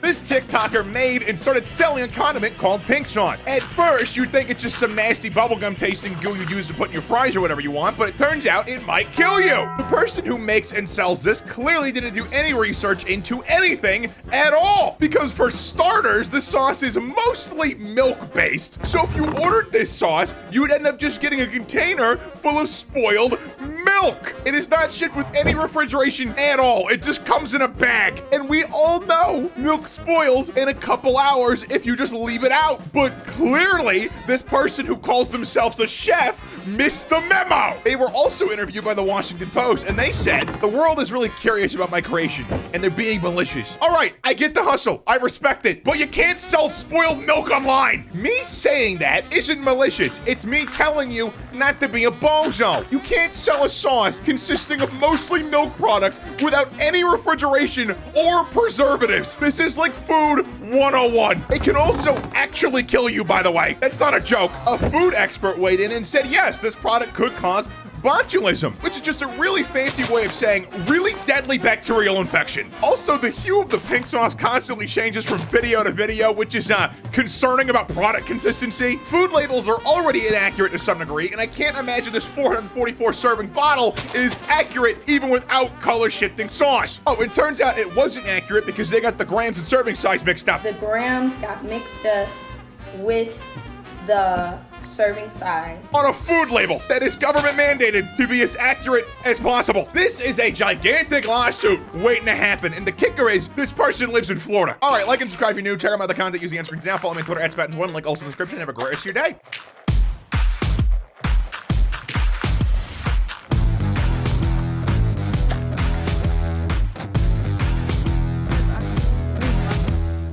Tired of confusing dashboards and unhelpful chatbots when running your WordPress site? I didn't get that. Chihuahuas. I hate them, and you probably hate them too. Like me, you probably first discovered your hatred for these demonic rats at your friend's house. Your friend invites you inside, you take off your shoes, and then it approaches. And once that starts, it never ends.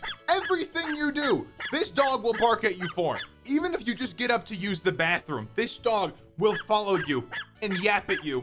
And then even when you're inside the bathroom, you're not safe. This creature is waiting on the other side of that door, barking at you while you're trying to use the bathroom. You cannot escape it. And the craziest part about this is, none of this makes sense. Chihuahuas typically weigh 3 to 6 pounds. Dude. Boy. Anyways, I have to cook some of this. Oh shit, I'm gonna go piss.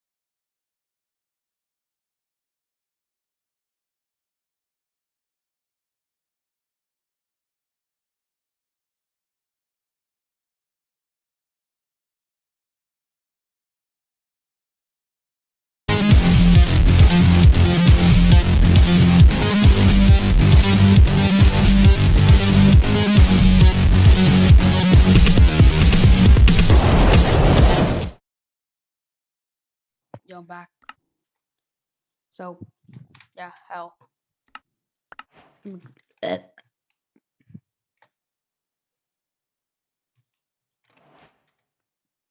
let's make campfire. Amazing. The stick.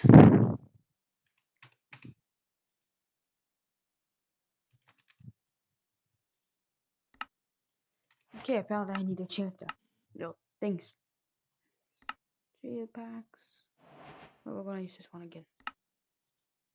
How does this dog not realize you could kill it in a million different ways if you really wanted to? You can literally fit the thing in a blender. Okay, is that too far? And the owners of these dogs usually say something like, oh, that's weird. They're usually so sweet. Really? Really? Are you sure about that? I haven't met one Chihuahua that hasn't tried to bite my ankles off. And supposedly, Chihuahuas have the biggest brain to body ratio out of all dogs. Even with their massive, ugly heads, they still think it's a good idea to challenge everything they see. They'll even go after way bigger dogs than them. How does this tiny Chihuahua think it has a chance against a 70-pound German Shepherd? If the German Shepherd really wanted to, it could rip the Chihuahua's face off. How does it not realize that? And even knowing all of that, people still love these dogs. I don't understand it. Every year on Cinco de Mayo, people hold Chihuahua races. Chihuahua races. First of all, that is literally the equivalent of racing snails in the dog world. And second of all, why are we celebrating these things? They're not even cute. Like, they're really not. The only people I know who like these dogs are the people who own these dogs.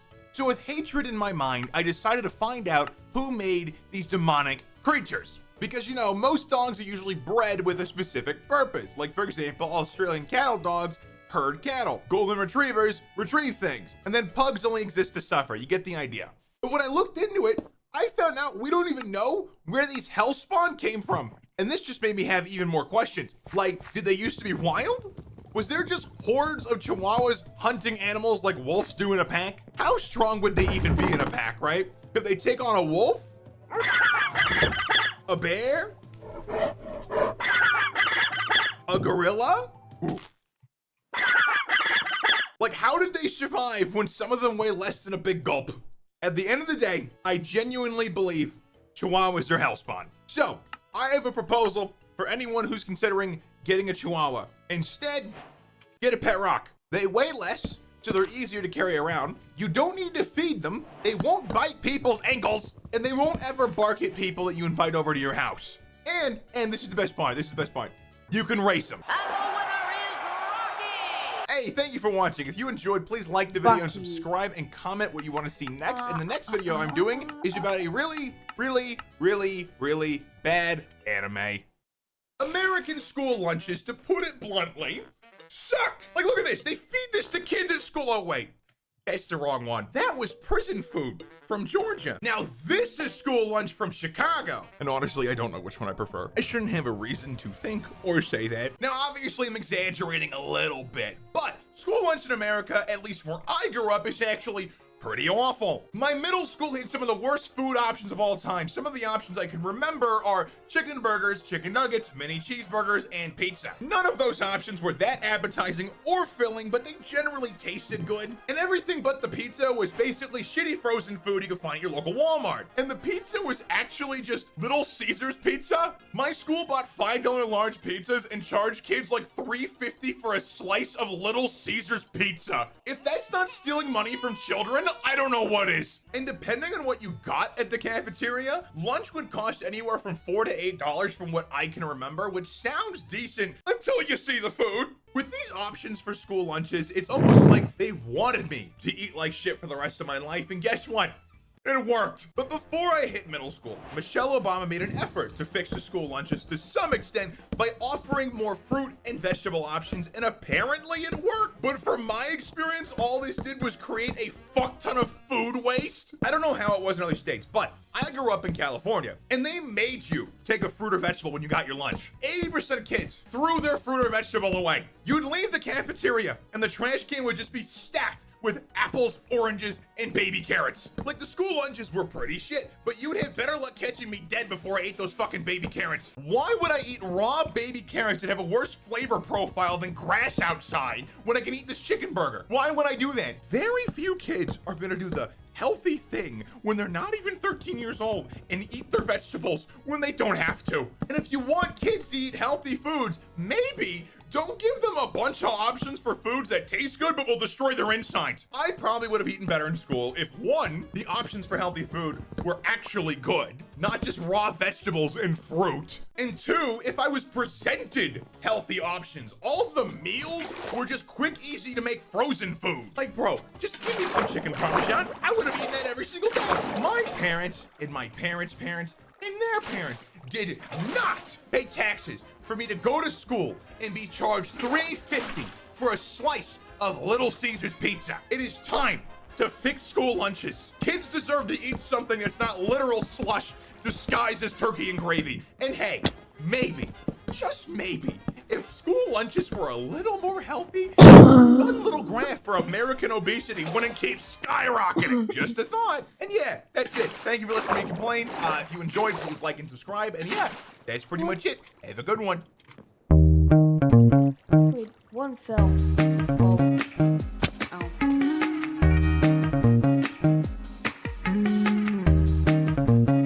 Just you?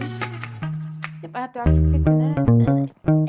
The whole pink sauce controversy got a little bit worse recently. So we all remember the chef who made this pink sauce and then shipped it in plastic bags with no refrigeration with milk products in it. They also messed up their own food label saying it was 444 servings when it was supposed to be grams. We all remember them, right? Well, this chef went on live stream and was asked if they were FDA approved, and this was their response. What do you mean FDA approved? I don't sell medical product. The pink sauce don't contribute to your health. I never said that. Okay, so the F in FDA stands for food. You don't want someone making your food products to not know that. In her defense, she technically doesn't need the product approved by the FDA, but she needs the place of production approved by the FDA. And I'm gonna guess that her house is probably not approved by the FDA for production of the pink sauce. The laws in Florida, which apparently is where she lives, also don't protect this product. Actually, it might not even be legal to sell because it's a condiment and that isn't protected by this cottage food products law. That law only protects things that are shelf stable. And as we've seen, this product doesn't really seem shelf stable. There is no way this doesn't catch some kind of case. If you are gonna start any business, please take the 30 minutes to look into the laws around it. The last thing you want to do is sell some quirky pink sauce and get sued for millions of dollars because someone got food poisoning for a week. All right, like and subscribe if you're new, check out my other content, use the end screens now, follow me on Twitter @Spattons1, like also in the description. Have a great rest of your day. These NFTs aren't even worth the bandwidth it takes to click save image. I have no idea why some of these people hold these ugly cookie cutter NFTs so dearly. Example. You think it's funny to take screenshots of people's NFTs? Huh? Property theft is a joke to you? I'll have you know that the blockchain doesn't lie. I own it. Even if you save it, it's my property. You are mad that you don't own the art that I own. Delete that screenshot. I think someone is really upset because they paid $3,000 for an ugly JPEG. Like seriously, if you're buying these, at least be a little self-aware. 90% of people are gonna look at these and say, damn, that's ugly. It sold for how much? I can understand buying NFTs for things that might actually have value, like the Neon Cat NFT, not a bad option. But these ugly ass bootleg Xbox Live profile pictures are not worth thousands of dollars. And to the people seriously getting upset over people downloading and screenshotting these images, you are a fucking clown. It's not anyone's fault but your own that you paid enough money to buy a kidney for these NFTs. And these people love comparing it to music piracy and the phrase, you wouldn't download a car. And I think I speak for everyone here when I say, I would download a car. Everyone would download a fucking car. If I could just go to a fancy little website called the Pirate Bay and download a Plaid Model S, I'd do that quicker than your drunk uncle ruins Christmas. If people can get things for free, they're going to get things for free. And it's not even like they're actually stealing it. You still have the NFT. They are not taking your NFT. They are just taking the image of your NFT. Like, do you really think this picture of the Mona Lisa is the fucking Mona Lisa? These NFT people have the most hysterical responses to people screenshotting these NFTs, and they wonder why people keep screenshotting them. If you feed the trolls, they're going to keep trolling. And that's why I have 500 screenshots of NFTs. How many screenshots do you have? And that's been the video. Thank you for watching. Like and subscribe if you're new. And have a good one. Dr. David Livesey is the first Chad to ever grace this earth. In 1883, he made his debut in the book Treasure Island. Except in that book, he was just a boring doctor. He just did doctor things like prescribing whiskey and cocaine. Those were the days. But then, in 1988, Dr. Livesey was reborn as a total Chad in a Soviet Treasure Island show. And it's actually kind of a good show. It's like anime and Looney Tunes had a baby. It even has those goofy cartoon sound effects that every show uses. But in the show, Dr. Livesey is just an OP Chad who does whatever he wants. And he is never upset about literally anything. He's also a little bit of a lunatic. You can't joyfully shoot at people out a window unless you're a little insane, but that's honestly what makes the character really fun. Would you rather have a boring doctor prescribing hard drugs or a Mega Chad who joyfully shoots at people? I think we'd all collectively pick the Mega Chad. But Dr. Livesey has been resurfacing as a meme recently in English-speaking countries because it's just so on point with our current meme culture. Russian-speaking countries have been using Dr. Livesey as a meme since we've had the Chad. It is literally just their Chad, and we are now adopting it as our own Chad. And I actually find it a little bit surprising that it took this long because the English dub for this cartoon is better than 90% of anime English dubs. Stop. Like, it's actually really good. It makes me a little bit surprised that this show wasn't more popular in the US, but then again, the 1980s were not exactly Soviet friendly. All right, like and subscribe if you check out my other content using Instagram now. Follow me on Twitter @Spattins1, link also in the description. Have a great rest of your day.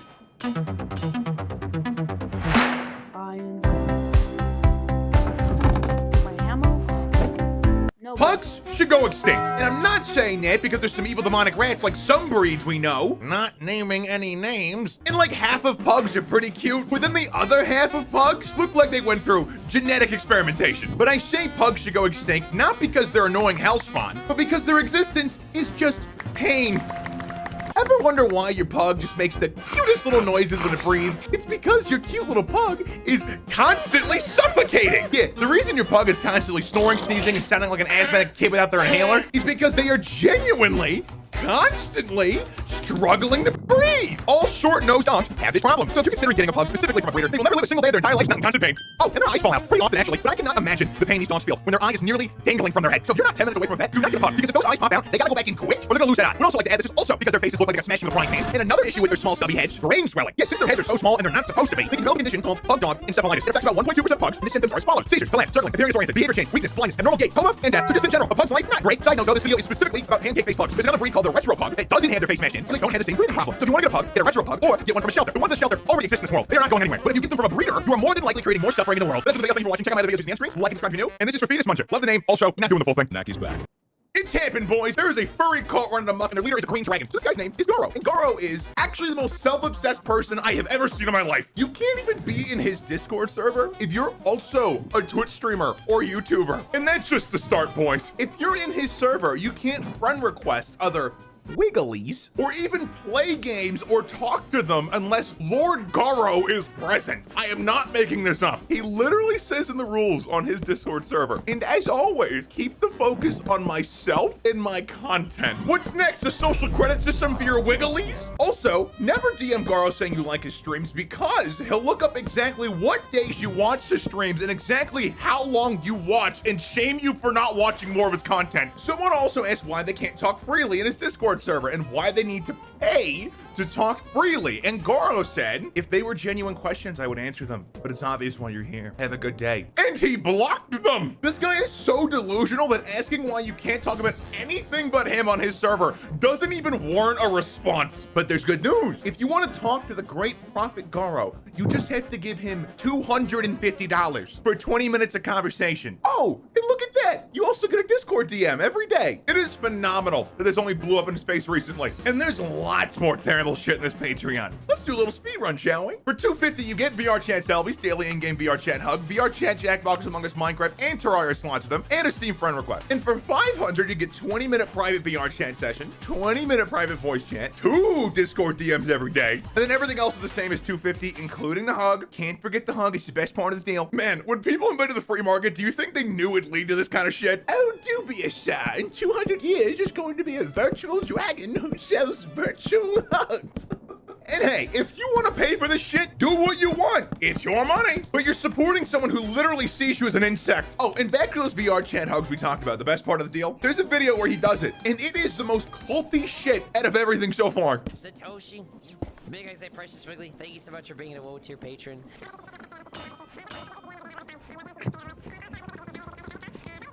Yes.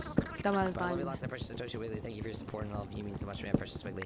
I'm so happy to have you in my life every single day. This is actually a fucking cult. And it doesn't even end there, boys. He made a response, yeah. And it's as bad as you think. Right off the bat, we get this. First, I want to apologize for being rude or offensive to several people in DMs in the past. Oh, I'm sorry. You thought you were just being rude? Not psychotic as fuck? You know, when someone DMs you saying they enjoy your content, you don't tell them the exact days they were watching and how long they were watching. Also, not to mention, Garo also had a full fucking meltdown because someone became friends with his moderators. Bare minimum, you can't be in the server anymore. That is where I'm most vulnerable and you are extremely dangerous. I have never seen someone who could build such incredibly strong attachments with my mods through DMs only and completely behind my back too. Since when does making friends make you a fucking anime villain? You don't own these people, Garo, and that was only the start to this meltdown. It went on and on and on and fucking on. It is mind-blowing to me that this dude has any sort of audience at all when he treats them like fucking cattle. But wait, there's more. He also addresses the Discord server rules. Now, I've seen a lot of discussion about my Discord rules. If someone likes my Discord rules and wants to join my Discord server, they're more than welcome to join my server. If someone does not like my Discord server rules, they don't have to join my server. I mean, yeah, people don't have to join, right? But it's not so much about people not liking the rules. It's the fact that those server rules reflect Garo's personality and mindset, and those server rules tell me that Garo is a self-absorbed narcissistic fucker who runs a cult. Yeah, shocker, I know. Who knew that if server rules literally say people can't talk about anything or anyone else but you, you'd be called a cult leader? Crazy. And the comment section of this response video is disturbing, to say the least. It's just hordes of people defending and supporting this dude. The fact you were brave enough to make this video makes this apology even better. I don't know what you did wrong, but I'm on your side no matter what. I will do anything in my power to protect the ones that are getting bullied. And there's hundreds more just like that. Now, obviously, Garo has been moderating these comments heavily and deleting all the negative ones because I finally got a video with 2.6K dislikes and 0 negative comments. And guys, all I did here today was cover the tip of the iceberg. There's way more shit. If you want to see everything, it's really easy to find, and I'll also leave links down below in the description so you guys can look into it if you really want to. But yeah, that's it. Thanks for watching. Check out my other content by hitting the end screens. Like and subscribe if you're new, and have a good one. You have seen these things in the wild. We all have. They might have been pink, blue, huge, veiny, or defending state rights. That seems to be a popular choice as well. Little did I know till recently, though, that these things have a dark history. Truck nuts? These things actually have a real history. It's really weird. So in 1980s, questionable car accessories started gaining popularity. Usually they were homemade. And in this time period, a guy named David Ham had his life changed forever by seeing these big, veiny balls. He was at a desert race in the 1980s and saw the biggest, baddest pair of balls he's ever seen on the back of a truck. And in this moment, David realized his passion in life: to make the biggest, baddest truck ball company that ever exists. He saved up money, quit his job, and tried to get someone to make his balls. Now, this wasn't easy because these weren't popular yet, and I didn't even know this, but some states back then banned sex toys for some reason. I don't know why it's your business if I stick something on my ass, Uncle Sam. And if it is your business, that's a little gay. Just saying. Nothing wrong with it. Just saying, Uncle Sam, it's a little gay. Anyways, with sex toys being banned in some states and truck balls not being popular yet, factories didn't really want to make these things. Even without the sex toy ban, I think it'd be pretty hard to pitch big, veiny balls to a manufacturer.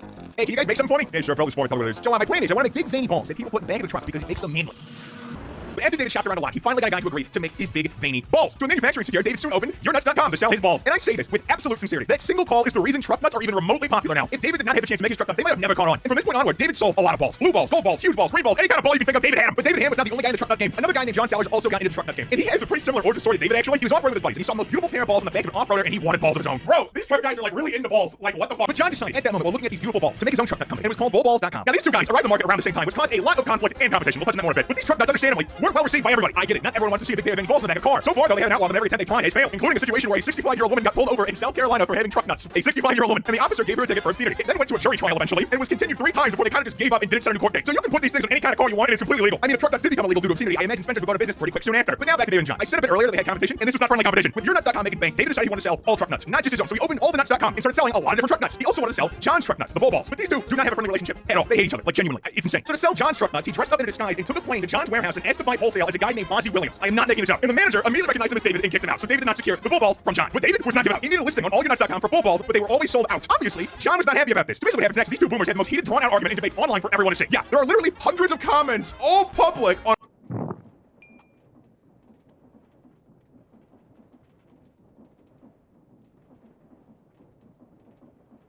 Wait. Cool.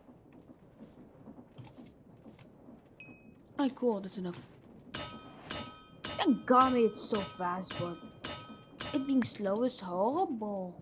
No, I'm not kidding when I say it's super horrible. Oh my god, fluid. Cog. These things.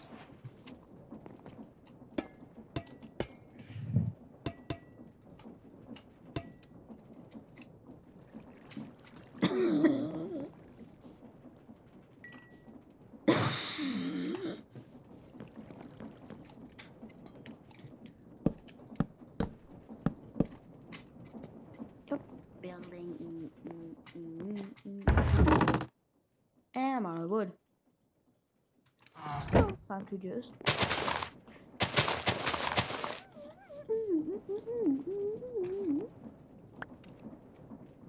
Wait, biomass?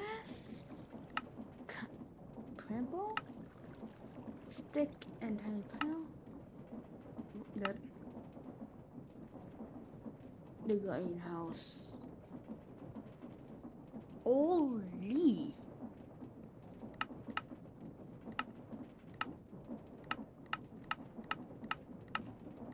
Holy, that's expensive for 2 stacks. And well, flexibility bonus, CO2, and NPK solution. Yeah! And it's only nice. Gardens, can give gardens. And then the cup.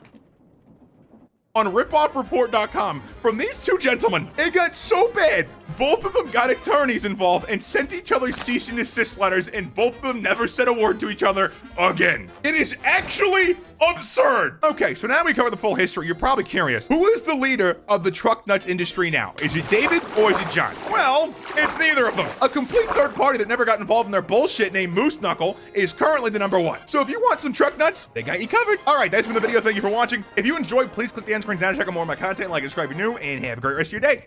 There are some really bad superheroes. It doesn't matter if you're a DC fan or a Marvel fan, we can all agree some of these characters should have never been made. Aquaman, for example, kinda sucks. Obviously, he's not the worst, but his superpower is talking to fish. It's a really useless superpower. If you grew up in a universe like My Hero Academia, and everyone around you had cool powers like super strength and super speed, but you got stuck with talking to fish, you'd probably want to redo. Especially since you could have had the ability to talk to animals instead, which live on land where you live, making it way more useful. Mermaid Man from SpongeBob is actually a better superhero, and he's a parody of Aquaman. He can literally shrink things or people and incinerate them. Aquaman can't do that. His costume is also just a little goofy. I'm sure it was cool in the 40s, but it has not aged well. There's also a superhero named Squirrel Girl, and her name is exactly what she is. She's a girl with squirrel powers, and she just randomly got these powers. Just one day, she found out she could talk to squirrels, and that's literally her origin story. I think it was a missed opportunity to have her bit by a squirrel to get her powers because she's a Marvel hero, so they could have easily parodied Spider-Man, and that actually would have been kind of funny. That also would have been a better explanation than her just having a modification in her genes for unknown reasons. But her powers are all right. She can talk to squirrels, and she has superhuman agility, senses strength, and some claws and a tail. Nothing super cool, but nothing really bad either. It kind of just depends on how good the powers are. Like, is it Hulk super strength or is it Captain America super strength? Because if it's Captain America,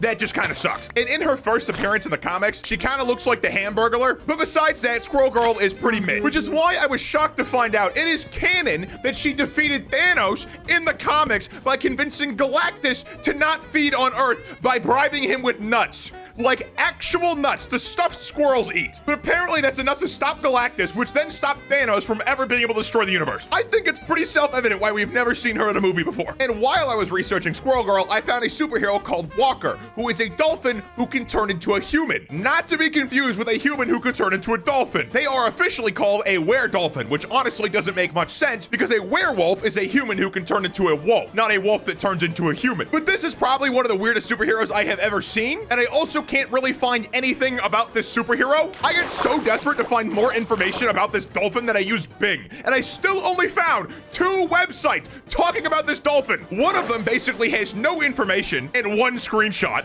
and the other looks like it's from 1996. So it's safe to say this dolphin did not last long, which might be a good thing because dolphins are kind of awful creatures. Video about why dolphins should go extinct is coming soon, so subscribe and hit that notification bell if you don't want to miss it. All right, next up we got Matter Eater Lad. His name perfectly describes him because his only power is just eating. He can digest things really quickly, he can analyze the contents of something by eating it, he can eat anything, and he gets super speed because his metabolism is very fast. I don't really know how metabolism and super speed go together, but here we are. And Matter Eater Lad is part of the DC universe, and when I said he can eat anything, apparently that also includes Superman. I don't really know how I feel about that being a thing that was brought up in the comics, but here we are. Fun fact though, Matter Eater comes from a planet of people who all have the same ability as him. So that means there's an entire planet of people who can can literally just eat Superman that exist in the DC universe. And besides eating things, Matter Eater Lad's abilities are just basic hand-to-hand combat. He doesn't really have any other abilities, and his ability to eat anything seems like it's used for really dumb reasons, like digging a tunnel. He's just super average. Definitely better than being a were-dolphin, though. It's also better than being named Arm Fall Off Boy and having your only power being that your arms can fall off. It is literally all this superhero can do. He doesn't have super strength, he's not super tough, he's not super fast, he literally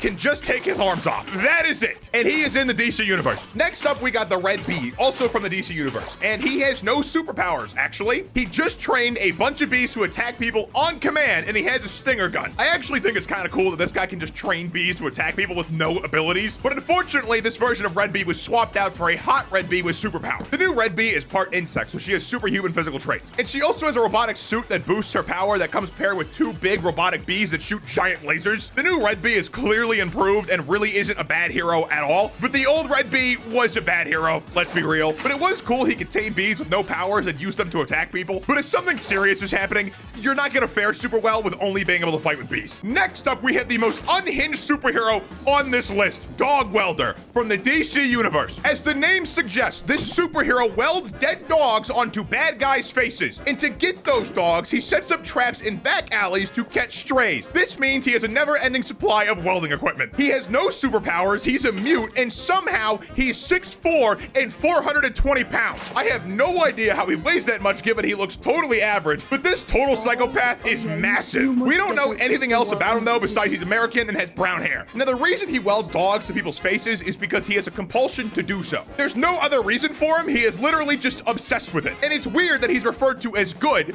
when he kills stray dogs and welds them to people's faces. Yeah, sure, it's villains he's welding the dogs to, but it's still very weird, and I don't think killing stray dogs is very heroic. If I was gonna call him any kind of hero, it'd be an anti-hero, and that's a stretch. He is definitely an interesting character though, for sure. But as a superhero, he's not gonna get much done if he has to face anybody who's even remotely powerful, and he's also a terrible superhero from a morality perspective. Dog Welder is also part of a whole group of alcoholic superheroes called Section 8, led by a hero named Sixpack. And Sixpack's abilities are basically unknown. He apparently has reality alteration, but no one can tell if he's actually doing anything. So he's probably just a drunk who thinks he's doing things. The group also has a sex offender in it, an ex-convict, a guy who can spit mucus at his enemies, blinding them, a guy who always misses his target called Friendly Fire, another guy who only throws batons at people, and finally a guy with no superpowers. The only character trait he has listed in terms of quote-unquote powers is schizophrenia. And unfortunately, he died running into a gas station with a grenade in it. Not a great way to go. All in all, terrible superheroes, but goddamn, I was interested in learning about them. And the worst hero I have on this list is called Doorman, and he's from the Marvel Universe. Now you might be thinking, how could he be bad? He looks kind of cool, and Doorman is actually a pretty solid name for a superhero. Well, his power is transferring people through walls, like a door. That's really all he can do for a very long time. The reason he has his power is because he's connected to something called the Dark Force Dimension, and this also allows him to levitate, and that does not mean flying. He can't do that, at least not pre-death Doorman. Basically what happened is, Doorman died, then got resurrected by a guy named Oblivion to serve as an angel of death, because his connection with the Dark Force Dimension made that possible. Now this deal with Oblivion gave him a huge buff in power. After he was resurrected, he gained intangibility, which means he can just pass through anything now. He can also fly now using skis that he can summon at will, and he also has the ability to collect souls of the recently deceased and deliver them to Oblivion. The character, not like Hell or something. But after Doorman died, he literally just became an angel of death. So Doorman before death was kinda awful. He was literally just a door. And that is a really lame superpower. Doorman after death though, probably one of the best heroes in the MCU just from cool factor alone. The next superhero I have is an honorable mention of not a bad superhero, just a ridiculous one. His name is Fat Fury, and he's an annoying fat kid who hates fat people. He's also addicted to lollipops and pretty much eats them in every scene he's ever in. And he wears only the finest drip. Fat Fury has Superman level strength, can talk to animals, he's indestructible, he can fly, and he's a master of hypnotism and disguise. So he's kind of just insanely overpowered. Like there's comics of him just stealing Spider-Man and Batman's costumes with complete ease. He's not a bad hero by any means, and he definitely is the most powerful on this list, if not in general, because he could probably fight every superhero I know of besides One Punch Man and win. Even Goku might have a problem fighting Fat Fury. The original publishers of Fat Fury was the American Comics Group, and he is now in the public domain, and I'm assuming that's why this comic with Batman and Spider-Man even exists. He's also apparently irresistible to women, but I just thought he was cool, and I wanted to share him, and he also made a good thumbnail. But that is the end of the list. If you want to watch more, click the end screens now. Check out my playlist bangers. It's all my videos, so you want to go to binge, there you go. You can also check out this video I made with the new COD. Like and subscribe if you're new, and if you have any bad heroes, or just weird heroes you want me to talk about, leave them in the comments below. YouTube is finally killing YouTube stories on June 26th. If you never saw this, I don't blame you, because YouTube launched stories when they really took off on Snapchat and Instagram, and it was always a redundant feature for this website. YouTube already had the community tab since 2016, and they basically have the same function. You post to your audience. And stories on YouTube never made sense anyways, because stories are a thing you spend 5 minutes looking at and log off the website. And YouTube has always had the best user retention compared to other social media platforms. I'd also appreciate if YouTube actually focused on features people wanted instead of wasting their time trying to jump on trends like stories. The live streaming UI, for example, is terrible, and it desperately needs an overhaul. I am a firm believer that the only reason Twitch.tv is still alive is because the YouTube UI sucks. Because Twitch takes an active role in making their website the most undesirable place to be. There's literally a streamer with 500K followers that has been denied partner 23 times. Twitch does everything in their power to make their own streamers want to leave the website. Everyone I know who streams on Twitch is only there because the community is there, and the YouTube UI sucks. But anyways, like, comment, and subscribe. Follow me on Twitter @Spattins1 and click the end screens now, and have a good one. Overwatch 2 is just Overwatch. That's it. It still expects everyone to play as a perfect team, even though that's never gonna happen. Best round. God fucking damn it. It still has the long queue times that we know and love. 8 fucking minutes? And the heroes that aren't balanced in the slightest. We fucking suck. GG my ass, memes. The best thing that I can say about this beta is that it looks better. Like, it's objectively an upgrade visually, which is a welcome improvement, don't get me wrong. But why wasn't this just an update? Especially when Overwatch and Overwatch 2 are gonna be cross-compatible. If they're so similar to where you can just play with people in Overwatch 1 on Overwatch 2, why is it a separate game? This is beyond stupid. I know Overwatch 2 is gonna have some co-op mode, which will actually probably be fun. But Blizzard, I know you know about DLC. And ultimately, there's only a couple major changes. McCree is now named Cole Cassidy, and the reason for that is Blizzard's, you know, situation. But ironically, I would have never known McCree's name was based on one of the dudes in this situation if they didn't change his name. To me, and I think most people who play Overwatch, McCree is the McCree in the game, not this chuckle fuck. And then the other major change is now there's only one tank on a team. I prefer teams of 5 because that's typically how it's been in most of these kinds of games. So it's easier to get a full squad of people to play the game. But you can't remove a crucial role and not rebalance the game. If some smooth brain joins my game and picks Hamster, we're doomed. I think calling Overwatch competitive is a joke, and that includes Overwatch 2 because of the same game. But everyone I've met that plays this game competitively is at risk for heart failure. Overwatch causes so much anger because the tide of the game is out of a single player's reach. You could be trying your absolute hardest and still lose because your teammates have brain damage. I wanna stop!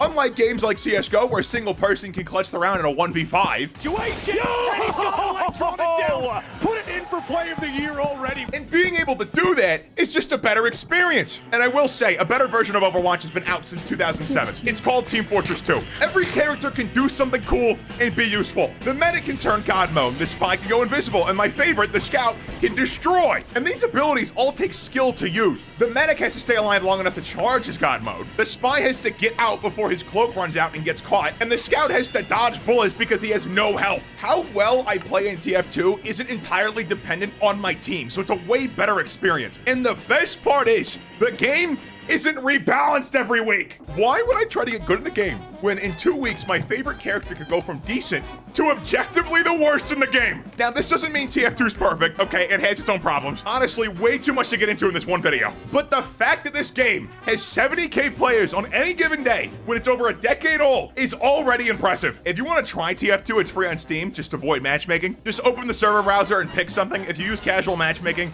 this is your fate. All right, boys, that's been the video. Thank you for watching. If you're new here, make sure you like and subscribe and check out my other content using the end screens now, and have a great rest of your day.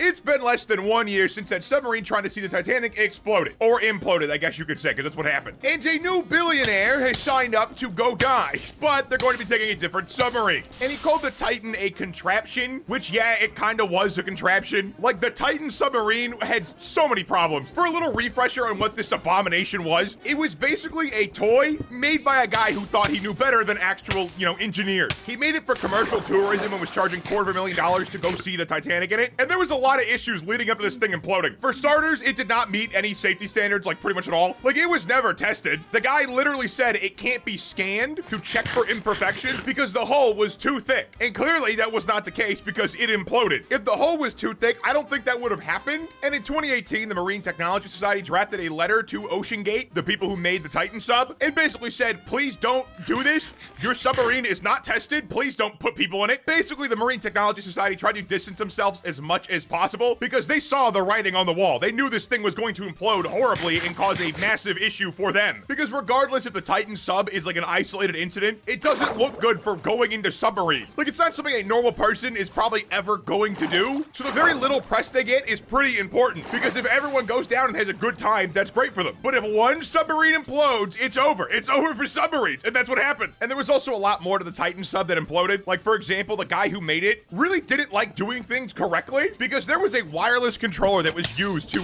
control the submarine. A wireless controller is already a horrible idea because Bluetooth connection or whatever they were using is not stable. Like, that's not something you want to be controlling something with that's like that important. Just use a wired controller. It's really not that hard. But this controller had a stick drift issue, and what would happen is if you held the controller at a normal angle, the ship would like literally drift because it would be activating the engine for some reason. So their solution to this was to hold the controller at an angle while they piloted the sub. They literally did a fix for a submarine that I wouldn't do in any game ever. If my controller is drifting and I have to hold it at an angle to play, I'm not doing that. I'll switch games or something. I'm not doing that. That's insane. Just install a wired controller. That's it. It's not even like controllers aren't used in like sensitive applications. They're used a lot for a lot of things. The controller is not the weird part. It's the fact that it's wireless. It was also having issues. Why would you keep using it? Because here's the thing with submarine. If anything goes wrong, you're basically screwed. It's like a helicopter. If anything goes wrong, you're basically screwed. It's not something you ever want to stop working in the middle of something because it's very important that it stays working. So it's really weird they used a controller like that. And let's say your submarine does stop working. You're basically screwed. So it's something you kind of want to make sure works and doesn't fail on you. Like a submarine, a helicopter, a plane, anything that is not on the land, if it fails while you're using it, you're basically screwed. Like even when cars fail, they're dangerous, but like they're way less dangerous because if something fails, you're still on the ground. But in a submarine, if something fails and you can't move, you're just gonna run out of oxygen eventually and die a slow death, which really sounds horrible. I'd rather not do that. And I'm sure everyone would rather not do that. So it's amazing to me that this submarine was allowed to do anything while using a wireless controller they had to hold at a specific angle to get it to work. But a non-functional submarine is probably one of the last places you'd want to be because yeah, they can't find you. There's no way for them to find you because pretty much every signal is gonna be blocked by the ocean, so you can't call for help. And unless they know your exact path, they're not gonna know where to look to find you. So search and rescue is gonna have a really hard time finding you. And on top of that, you only have so much time before that cabin runs out of oxygen. So you also have a pretty pressing time limit. Like if I got caught in a non-functional submarine, I would just assume I'm dead. There's little to no chance they'd actually find you if a submarine stopped working. But they did have a rescue effort for the OceanGate submarine. And they made it very clear that it was a rescue effort. But as we know now, there was no one to rescue because it imploded. They're actually still investigating exactly what happened, but we do know it imploded because we found wreckage. We just don't know exactly what went wrong and how it imploded, and they're trying to figure it out. But this new submarine's made by Triton Submarine, and it's called the Triton 4000, and 4,000 means it can go 4,000 meters deep, which is a little over 13,000 feet. Now, looking at the website for this thing, it looks nice, okay? It looks like a nice submarine, but at the same time, it looks like a concept car in the sense that I don't expect this thing to ever exist. Like, look at these pictures. Does this look like a real submarine you would see in the real world? Because to me, it looks like something out of Subnautica. Actually, this looks a lot like the Subnautica submarine now I'm thinking about it. But yeah, they advertise ease of maintenance, flexible architecture. They have a skylight, which is actually just a lot of LEDs pointed in a general direction. I don't know why they called it that. It's quiet, which is really cool, I guess. The submarine is cool. Okay, the Triton 4000 is cool, but I don't think this thing exists yet. I don't know when it will, because this billionaire's plans to go see the Titanic again, it's undetermined. Like, there's no determined date that they plan to do this. And this submarine doesn't look real. Like, I don't think this thing exists. I have not seen a single image of this thing that is real. All of it is CGI images. So yeah, I don't even know if we'll ever see this thing come out because it looks really futuristic and I just don't see stuff that looks like this pretty much ever. And there's a reason for it. It's because it's very flashy and appealing to look at, but practically it doesn't make any sense. And that's not to say they won't ever make it. If they do, it probably just won't look like this because Triton Submarines has a track record that actually, exists. Triton made submarines for Blue Planet 2, and those those didn't explode and actually got some really good outcomes of really good footage of the ocean. So Triton, compared to OceanGate, has a very good opportunity to actually make a submarine that works. Oh, and also, please subscribe down below. Thank you. But you would not catch me in one of these submarines, okay? I'm glad submarines exist. I'm glad there's people willing to do it, but I would not do it. You would catch me in space before in a submarine, okay? The deep sea terrifies me. I don't have an issue with the ocean in general, okay? Beaches are fine, water's fine, but the deep ocean, there are aliens down there beyond our comprehension, and I don't want to meet them. Some of you want to meet them, and that's fine. You can go meet them, okay? I don't want to meet them, though. And in general, I wish we did more sea exploration as like a species, because it would be cool to know what's down there, but at the same time, it's really hard to get down there. That's why we don't do it. Like, it's not a safe activity. I'd much rather skydive than go in a submarine. And I'm sure the Triton 4000 will exist at some point in time. I just don't know if it's gonna look like this, because this looks like a pipe dream. This does not look like it's going to happen anytime soon. But maybe I'm wrong. Maybe this is the turning point where concept things actually just become real, because that's been happening more and more recently. Like, regardless of the Cybertruck being a hunk of terrible car, actually manufacturing that horrible design is impressive, okay? The ability to do it is impressive alone. Does it look stupid? Yeah, it does, okay? I 100% agree with you. But it's still insane they got it to work. But compared to OceanGate, Triton looks a lot more reputable and legitimate, because they've actually worked with people before, and they're not dead. And that's not to say OceanGate never went underwater before this. When their submarine imploded, it wasn't actually the first time they went in the water. They used the same submarine 4 times before that, and that's also one of the reasons why they think it imploded. It did work for a while, but on the 5th time, they think there was too much micro damage from it continuously going under, even though it really probably shouldn't have been, and that's why it imploded on its last journey to see the Titanic. And I'm sure Triton's not gonna let that happen, because that was a PR nightmare for OceanGate. Or at least they're gonna try their best to not have that happen. I honestly don't